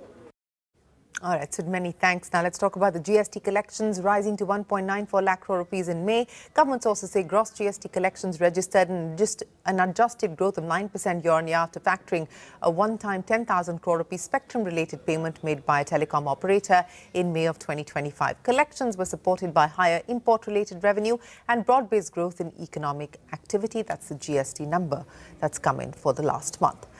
Well, to a money control exclusive, sources say Tata Trust Chairman Noel Tata has written to the RBI opposing any potential listing of Tata Sons, the holding company of India's largest conglomerate. Now, Tata Trust is the controlling shareholder of Tata Sons, and its chairman N. Chandrasekaran was non-committal on the possible listing of Tata Sons when the board of Tata Sons met on the 26th. As per sources, Noel Tata argued that listing Tata Sons could alter the long-term character of the group's holding company and disrupt the philanthropic objectives of the trust. Remember, the RBI is yet to give a decision on whether Tata Sons is granted an exemption from listing, or in fact it will have to go through with that. Noel Tata now writing against a possible listing of Tata Sons. India and the US have begun 4-day talks in New Delhi to finalize the details of an interim trade agreement. The US delegation is led by the chief negotiator Brendan Lynch. The Indian team is led by Additional Secretary at the Commerce Ministry, Darpan Jain. Abhimanyu joins us now with more details. The Commerce Minister did say this is the last lap. It is getting closer to the finale, to the climax. Abhimanyu, what can you tell us? Well, exactly. It is indeed the last lap. And also, as indicated by the US ambassador to India last week, he had indicated that 99% of the negotiations are done. Only the last 1% bit is left. So clearly, it's the last lap, and all pending issues pertaining to market access, pertaining to non-tariff measures and investment facilitation are going to be discussed between both the sides. It's likely that both the sides are going to seek an early harvest as far as conclusion of the negotiations is concerned. What the US ambassador had indicated last week, that perhaps both the sides can see finalization in the next few weeks or months.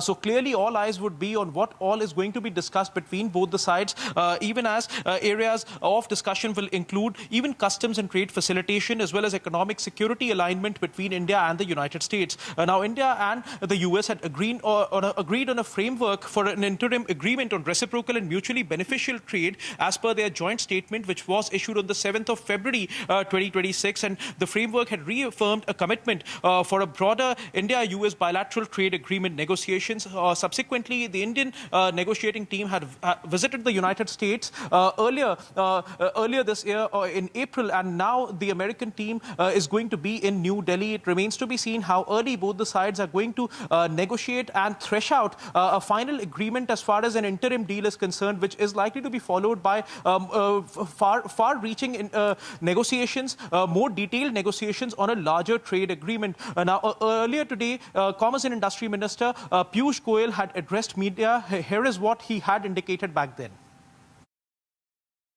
जैसा आप जानते हैं कि अभी US के ambassador mister Sergio गौर ने भी कहा कि 99% चीज़ें तय हो गई है, छोटी मोटी कॉमास और फुल स्टॉप्स पे चर्चा चल रही है.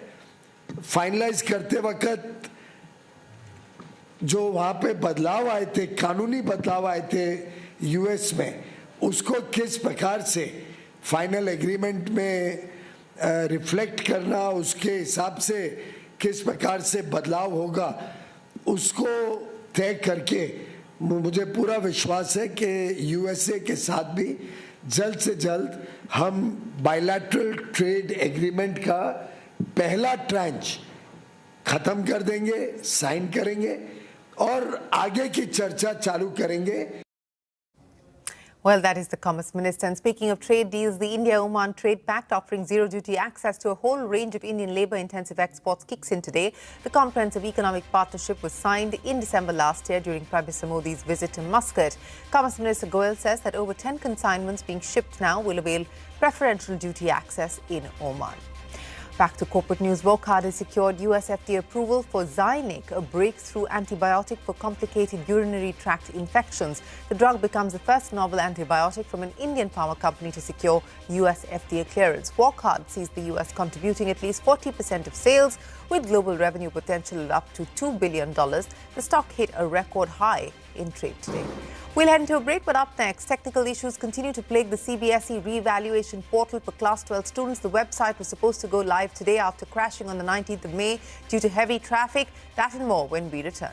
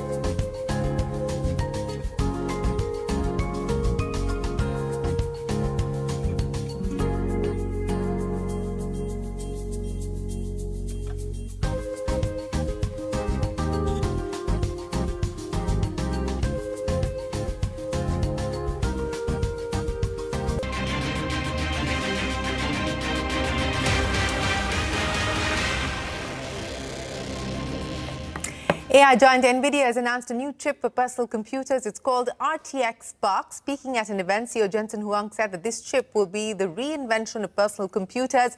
Rachna joins us now with more details. Rachna, take us through what's special about NVIDIA's new chip. RTX Spark, that's what NVIDIA is calling its first chip built for the PC. Unveiled by Jensen Huang at Computex in Taipei, it combines an ARM CPU with a Blackwell GPU on a single die, 128 gigabytes of unified memory and the ability to run 120 billion parameter AI models entirely on your laptop. No cloud, no data center. Just the machine in front of you, 30 plus laptops from Microsoft, Dell, HP, Lenovo, who will carry this chip when it ships later this year. Huang, who danced onto the Computex stage to a roaring crowd, has built NVIDIA into the world's most valuable company as we know it, and it's all been on the back of data center chips. But now he has signaled the next frontier is the PC itself. But the announcement lands against a complicated backdrop. On Sunday, Washington moved to tighten export controls on exactly these kind of chips. The US Department of Commerce published fresh guidance clarifying that a license is now required to ship advanced AI chips, including Blackwell processors, to subsidiaries of Chinese companies operating outside of China. A potential loophole has now been closed. So NVIDIA finds itself in an interesting position at this point, dancing on one stage in Taipei, navigating tighter regulatory ground on another in Washington. So Huang has a big task cut out for himself, but as we can see, he's dancing his way through it. He most certainly is, and with good reason. Rachna, many thanks for joining us. And speaking of AI, Japanese giant SoftBank has pledged 75 billion euros over the next 5 years to build 5 gigawatts of AI data center capacity in France. French President Emmanuel Macron said SoftBank CEO Masayoshi Son jointly addressed the media during the annual Choose France summit. The conglomerate said it will invest 45 billion euros in the first tranche to develop 3.1 gigawatts of capacity in northern France. With this, SoftBank's project will be one of the largest European investments in AI infrastructure to date. CNBC's Arjun Karpal brings us the latest. Yeah, it's absolutely huge, Carolyn. And just to set the context, you mentioned 5 gigawatts of capacity. That is effectively the equivalent of the output of 5 nuclear reactors. So it's a lot of compute, and that is something that the industry has said has been a constraint, the access to computing power to run all of this AI as well. Now, just a few more details about this deal. The first phase of this is going to involve a 45 billion euro rollout of data centers in a region just north here of Paris. That is going to provide 3.1 gigawatts of capacity as well, the largest infrastructure investment in Europe. Now, why France? President Macron here has been trying to push France as the center of Europe's AI ambitions and prowess here. The key missing piece really has been this infrastructure. We've seen some smaller deals announced around Europe, but nothing on this scale that SoftBank has announced as of yet. This is a huge commitment that is not only going to boost compute here in France, but certainly for Europe more broadly as well. Now, France as well has the advantage of having low carbon energy, nuclear power as well, and that's something that President Macron has been very keen to promote to anyone looking to build data centers in the region as well. We know that energy is a key bottleneck for data centers. Now, from the SoftBank side, this is all part of a bigger strategy we've been hearing from SoftBank over the last couple of years as the company looks to sort of position itself at the center of the many different parts of the AI technology. Well, that's Arjun Karpal reporting there from Paris. Now, Prime Minister Modi met Myanmar's military leader and president at Hyderabad House. The Myanmar leader's 5-day visit comes less than 2 months after he became president. Foreign Secretary Vikram Misri said both leaders discussed trade and economic cooperation, defense and security, border management. West Bengal's BJP government expanded its cabinet, adding 35 ministers. This comes 3 weeks after Chief Minister Suvendu Adhikari and 5 others took oath. The additions include 13 cabinet ministers, 19 ministers of state and 3 ministers of state with independent charge. Senior BJP leader Swapan Das Gupta was among those sworn in as a cabinet minister. Technical issues continue to plague the CBSE re-evaluation portal for Class 12 students. The website was supposed to go live today after crashing on 19th of May due to heavy traffic. It is not up yet. Ashmit joins us now with all the details. Ashmit, take us through what has gone wrong systematically to get us to this point today where the re-evaluation process, which is supposed to kickstart today, has it? Well, we'll just dial back a couple of years to look back at this entire timeline. Bear in mind that in 2019, there was a company called Globarina Tech. That was the company responsible for Telangana intermediate examinations. And there was a major fiasco then affecting thousands of students, leading to state government action. This was flagged by BRS chief K.T. Ramarao, who said that the very same company that had led to that fiasco in Telangana has been selected under a rebranded version by the CBSE, leading to a much greater case of chaos, referring to the latest situation that the students are dealing with. Nonetheless, with respect to Coempt, the company currently in focus, well, the tender began in February of 2025. That's the first time the RFP was put out. That was unsuccessful.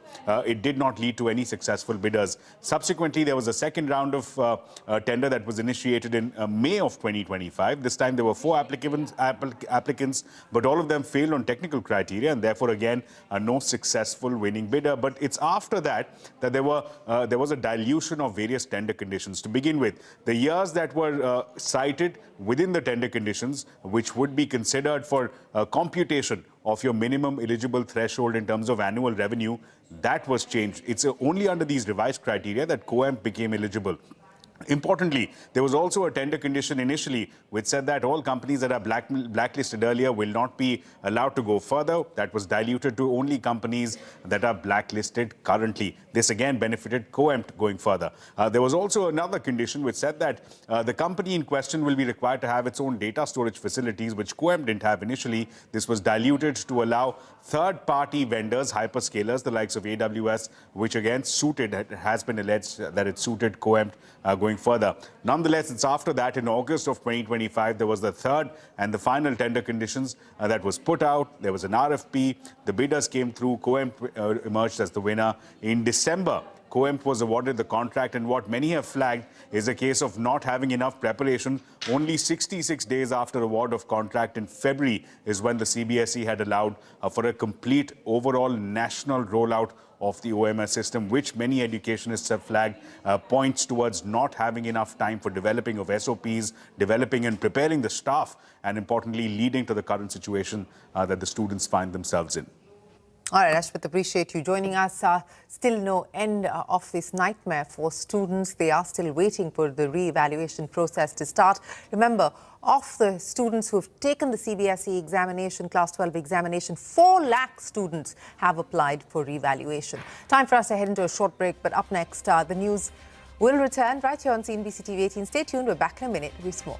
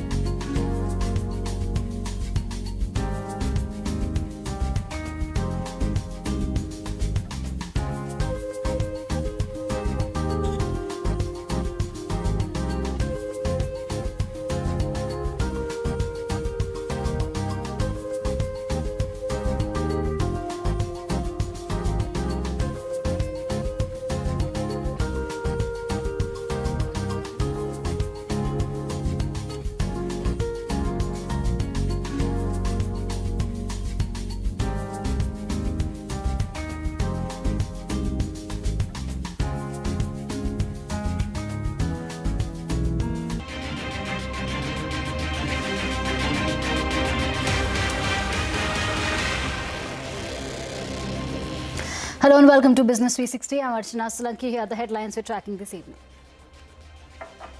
Crude oil prices climbed 3% after US strikes military targets in Iran over the weekend. Kuwait reports drone attacks as Tehran claims it struck a US base. Iran says a ceasefire in Lebanon is one of the preconditions for a peace deal after Israel seizes a strategically important castle. Tehran also denies any talks on its nuclear ambitions. US President Trump says it will all work out well in the end. Sensex and Nifty failed to hold opening gains and end near the low point of the day. Nifty drops below 23,500. Mid-cap sees sharper cuts. Rupee remains around the 95 mark against the dollar. The RBI is unlikely to hike rates in the upcoming monetary policy this week. CNBC TV 18 Citizens Monetary Policy Committee votes unanimously for a status quo amidst geopolitical tensions and adverse monsoon forecast. India and the US begin a 4-day talk in New Delhi to finalize the details of an interim trade agreement. US delegation is led by Chief Negotiator Brendan Lynch and the Indian team is led by Additional Secretary at the Commerce Ministry, Darpan Jain. The chairman of Tata Trust, Noel Tata, writes to the RBI opposing the listing of Tata Sons, says going public will risk its philanthropic mandate. Tata Sons chairman Chandrasekaran is non-committal on the listings. That's a money control exclusive. Automobile sales top street estimates in May. Passenger cars see robust domestic sales growth on back of a low base. Commercial vehicles underperform. Tractors see strong growth and a positive trend ahead. Technical issues continue to plague the CBSE revaluation portal for Class 12 students. The website was supposed to go live today after crashing on the 19th of May due to heavy traffic.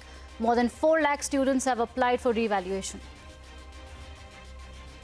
World's most valuable company, Nvidia, takes AI to the PC, unveils RTX Spark superchip for laptops and desktops. Nvidia claims that the chip can run AI models with up to 120 billion parameters, set to launch later this year in new Windows PCs from Microsoft, Dell, HP, Lenovo and others. SoftBank pledges to invest 75 billion euros to build AI infrastructure in France. This will be the company's biggest investment outside the US. SoftBank also surpasses Toyota as the most valuable company in Japan. And RCB fans celebrate a second straight IPL victory indoors. No victory parade in Bengaluru after 11 fans were killed in a stampede last year during the celebrations. New Chief Minister of Karnataka, DK Shivkumar, is also expected to be sworn in this week. All right, top story this evening. Crude oil prices climb over 3% after a fresh skirmish between the US and Iran. Here are the latest developments. The US carried out strikes on Iranian military targets over the weekend. The Pentagon claimed the attacks were in response to what it called aggressive Iranian actions, including the downing of a US drone operating over international waters. This comes after multiple indications from the White House that a peace deal is closer than ever before. In response, Iranian forces targeted a US military base. Kuwait intercepted missiles and drones as air defense systems were pressed into action across the Gulf. Kuwait's foreign ministry has condemned what it calls heinous and repeated Iranian attacks. It went on to say the attacks represent a dangerous escalation. Meanwhile, Israel is expanding its invasion of Lebanon. Despite global condemnation, France called for an emergency meeting of the UN Security Council after Israel's Prime Minister Benjamin Netanyahu ordered evacuations in southern Beirut. This is the most serious escalation in Lebanon since the ceasefire was agreed on the 17th of April. US Secretary of State Marco Rubio held discussions with leaders of both Israel and Lebanon, hoping to avert an escalation. Iran has made it clear that a ceasefire in Lebanon remains a condition for a deal with the US. Iran's chief negotiator said the talks are taking place in an atmosphere of severe suspicion and mistrust. Tehran accused the US of constantly changing its views and putting forward new or contradictory demands. Iran maintains that no negotiations have taken place on the nuclear issue, and it has raised the issue of damages from the US and Israel for reconstruction. Amidst all this, US President Donald Trump took to social media saying, and I quote, "It will all work out well in the end. It always does," unquote. French President Emmanuel Macron held talks with the US President and welcomed efforts for a swift agreement for peace. We're focused on being postured and prepared to re-engage if we have to. I mean, this is high stakes negotiation. We've got the best negotiator in the world leading it. Iran may not want to give up their nuclear ambitions, but we believe at the table they can and will over time, given the right set of incentives. But the most powerful incentive is the capabilities we have there right now, which they can't ultimately defend against at any real level. And those are decisions in the future the president will make based on how this ends. But I feel confident that he'll get to a deal that serves the interests of the American people. Violations of the ceasefire are themselves indicative of U.S. misconduct and bad faith and merely intensify the existing mistrust, which rightly must always remain in our minds in any interaction with the American side. These U.S. actions are not merely violations of the ceasefire, they constitute an act of aggression and a violation of Article 2, Paragraph 4 of the United Nations Charter. They entitle and authorize us, in line with the right of self-defense, to undertake corresponding defensive measures. All right, let's talk about the day's market action. The market failed to hold on to the opening gains, with Nifty ending below 23,400.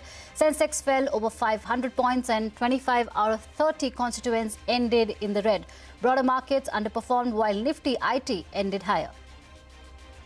India's Met Department has said that it will take another 3 to 4 days for the monsoon to reach Kerala. The IMD also told CNBC TV 18 that showers are expected in Maharashtra a week after that.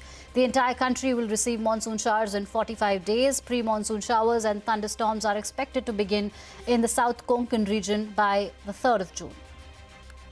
Commercial LPG prices were hiked across major cities from today. However, oil marketing companies have kept prices of domestic cooking gas unchanged. In Delhi, the price of a 19 kg commercial LPG cylinder has been increased by 42 rupees to over 3,110 rupees. In Kolkata, the rate has gone up by over 53 rupees to more than 3,250 rupees. The under-recovery on domestic LPG is pegged at 650 rupees a cylinder. Domestic jet fuel prices remain unchanged, with oil marketing companies they're losing around 30 rupees a litre. The RBI is unlikely to hike rates in the upcoming monetary policy this week. CNBC TV 18 Citizens Monetary Policy Committee voted unanimously for a status quo amidst geopolitical tensions and adverse monsoon forecast. However, the panel is divided when asked about their expectations for a rate cut in this year. What will RBI do on June 5th? I've more or less guessed, but Sonal, you go first. On hold. On hold on repo rate. Okay. Samiran, what will they do to the repo rate? Hold. Soumya? Hold. Sajid? Hold. Okay. Chairman, your role is easy. Would you agree? Hold. Yes, you sounded that way. Okay, it's a universal hold or unanimous hold. Let's see if the next question throws up a difference. Sonal, how many rate hikes do you think in this year, FY27? None, and can't say right now. Okay, can't say. Samiran? We have penciled in 50 basis points. Okay, 2 hikes. Soumya? Can't say at this point. Okay, playing it safe. Sajid? As of now, none. I think uncertainty, but as of now, none. Okay, this is a divided house. Dr. Sen, what would you say? It's difficult to say, but at least one will have to come sooner or later. Okay. There, it's as divided as that. The Reserve Bank has a lot on its plate to decide. All right, time for a short break. Coming up, India's industrial output grew up 4.9% in April. Lata Venkatesh will join us with top economists to decode the data under the new series. Stay tuned.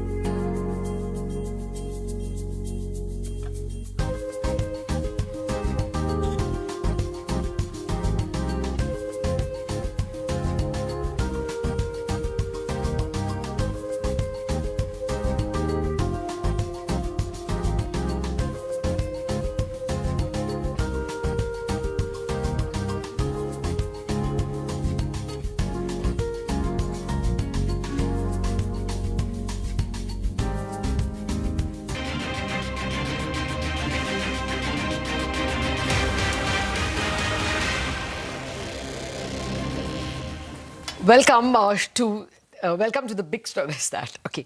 The big story that we are tracking is the industrial growth number, and that for April has come in at 4.9%.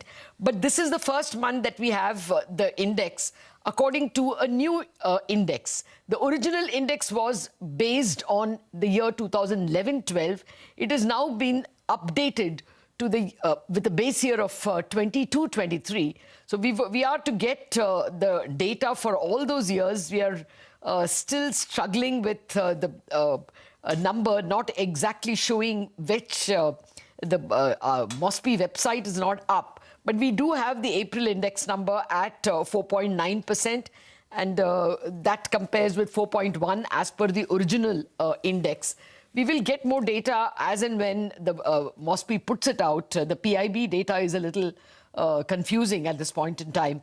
But let us just discuss what is the important change that has come because of the new index.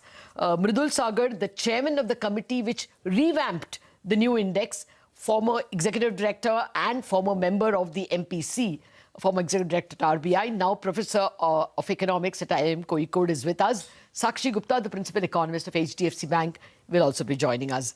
Mridul, thank you very much for your time. Unfortunately, we are still struggling with the website not giving us adequate data. But at 4.9%, that represents it's definitely better than the April data, March data that we had, which was 4.1. If you can just elaborate on how much richer this data is. So difficult for me to say till you get the back data. We have given the splicing, the splice factors in the report, and they need to be worked out by the MOSPI, and they will be putting it out today, I believe. Okay. So you can wait for that. I think we need not give too much importance to month-to-month variations. Rather, we should look at the internals thereof and see where the growth is improving, what needs to be put right. For instance, if we did badly on thermal power generation last year, is there something we are doing better now? Okay. So that is the kind of matrix the high-frequency matrix are supposed to address in some respects. Okay, now I take your point, but I'm unfortunately not able to help you since the way the PIB has presented the data, I am not able to give you the previous numbers. But Sakshi Gupta is with us. Sakshi, are you any luckier? Can you get the comparable data? How does this 4.9% compare with the previous years? They promised us data from 2023. So are you able to access any of that data, and does 4.9 look better than a year ago or month ago? Right. No, unfortunately, Lata, I am having the same luck as yourself. But just at looking at the data, there are a couple of observations that I could pick up. One is, with this new series, as Professor Sagar was saying, look at the details, right? So one thing that is standing out, look at electricity, production growth. Right. You see that number is, pretty strong. And once you drill down and look at what's happening to renewables and non-renewables and gas, you will find that, the production growth for renewables is double digits. I think close to about 16 or 18%, if I'm not wrong.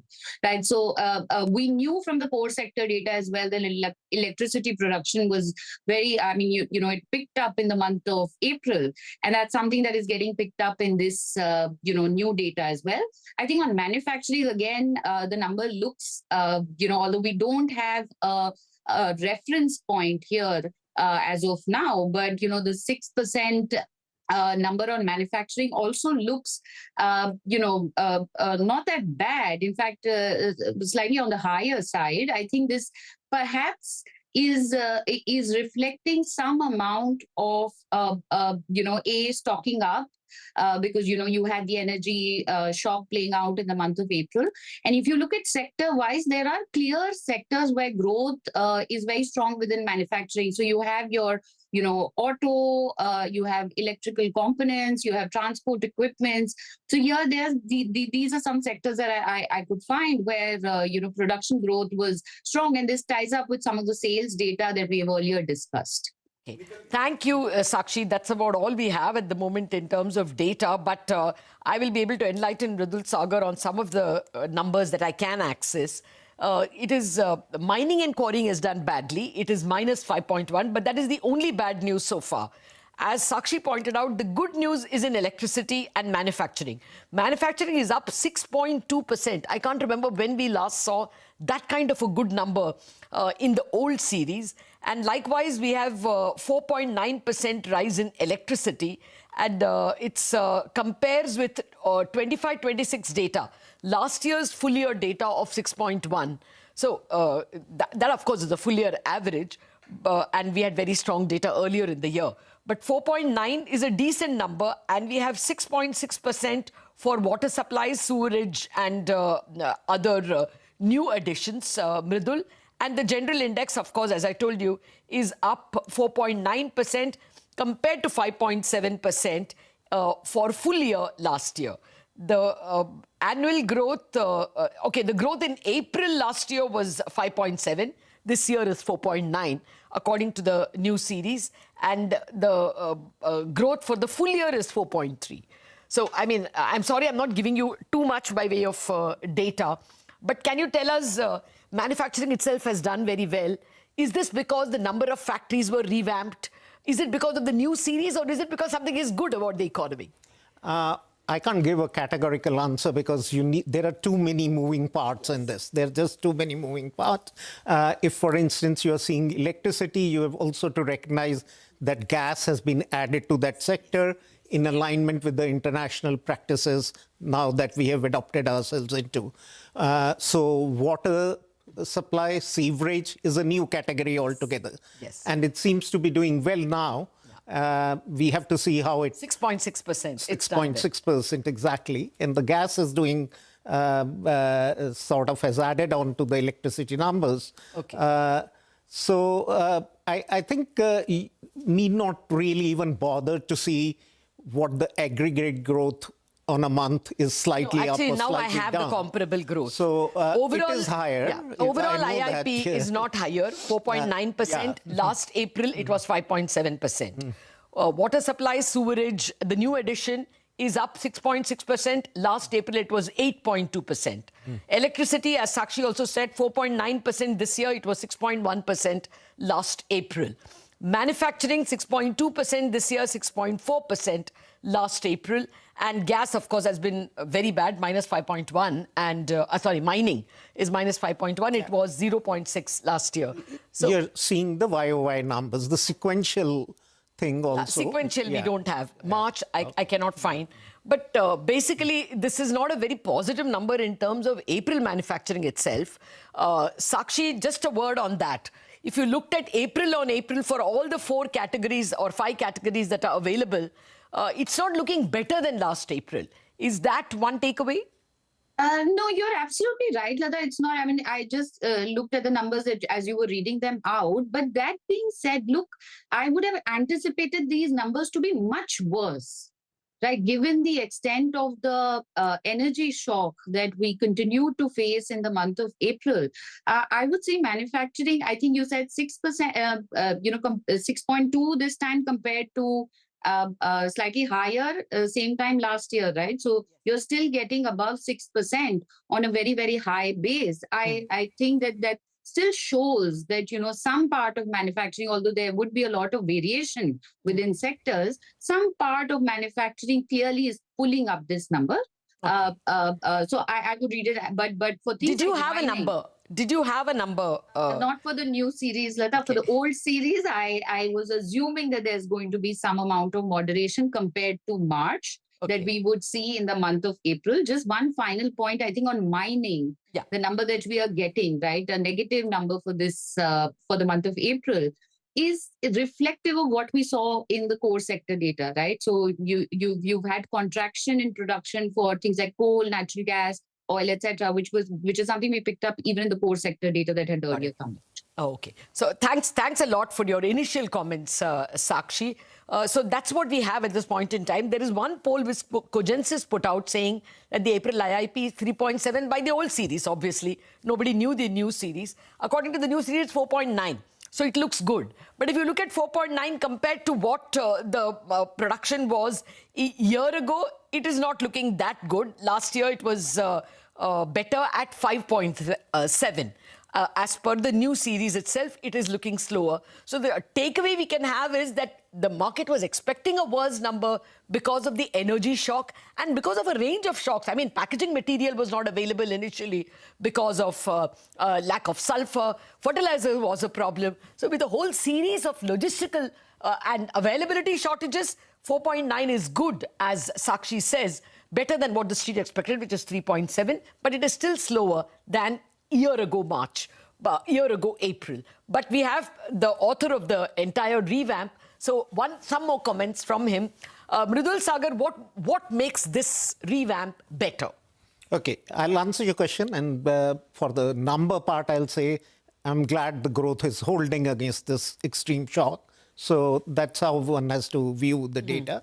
But on the methodological part, there have been a series of improvements done by the MOSPI, and that needs to be appreciated. First, the recategorization, which has now been brought in terms of waste management, in terms of capital goods, they are, the use-based obviously has been reclassified and different weights are there, but water management and gas supply has made a whole lot of a difference there. And also, item baskets have increased. Yeah. We've allowed for substitution of factories if need be, because what happens is there's a creative destruction in the industry, and when the new base is launched, the growth looks good. Yes. And as you go down the line, the growth tends to fall because some lines go out of production, some factories stop producing, and they need to be replaced and stuff. So that is, and also we'll be moving towards the chain-based methods. So basically that will allow to capture more recent production lines much better with a reweighting of the pattern and stuff. Things like harmonic mean use, so that will be also affecting. Will this improve GDP? This is some kind of an input. It would. So I know if you're going down the line, whether GDP is good or not, which generated so much of international debate, this will contribute to improvement of the GDP estimates. They'll have to really then move on that. But this is a small part of GDP. Absolutely. Let's understand that. But MOSPI is doing other things to improve GDP. Of course. Industrial output is what? Maybe about 23% of... less than that, Okay, so it's not a big contribution, but nevertheless, the fact that it is cleaned up is certainly a very big addition. And it's also a more reliable number. Old factories removed. Old products which are not used anymore have gone out. New products have made their appearance. Weightages have changed. The big takeaway, of course, is that the first number that we have at 4.9% is not that big a disappointment, because given the energy shock, it could have been worse. The market was expecting 3.7% as per the previous series. The fact that it is so much better is important, but it is definitely a slowdown compared to April ago levels. That's the key takeaway from the new IIP series that has been released by the MOSPI. Thank you very much, Mridul Sagar, for joining us. Well, that's it on this edition of the News Bulletin. Thank you very much for watching.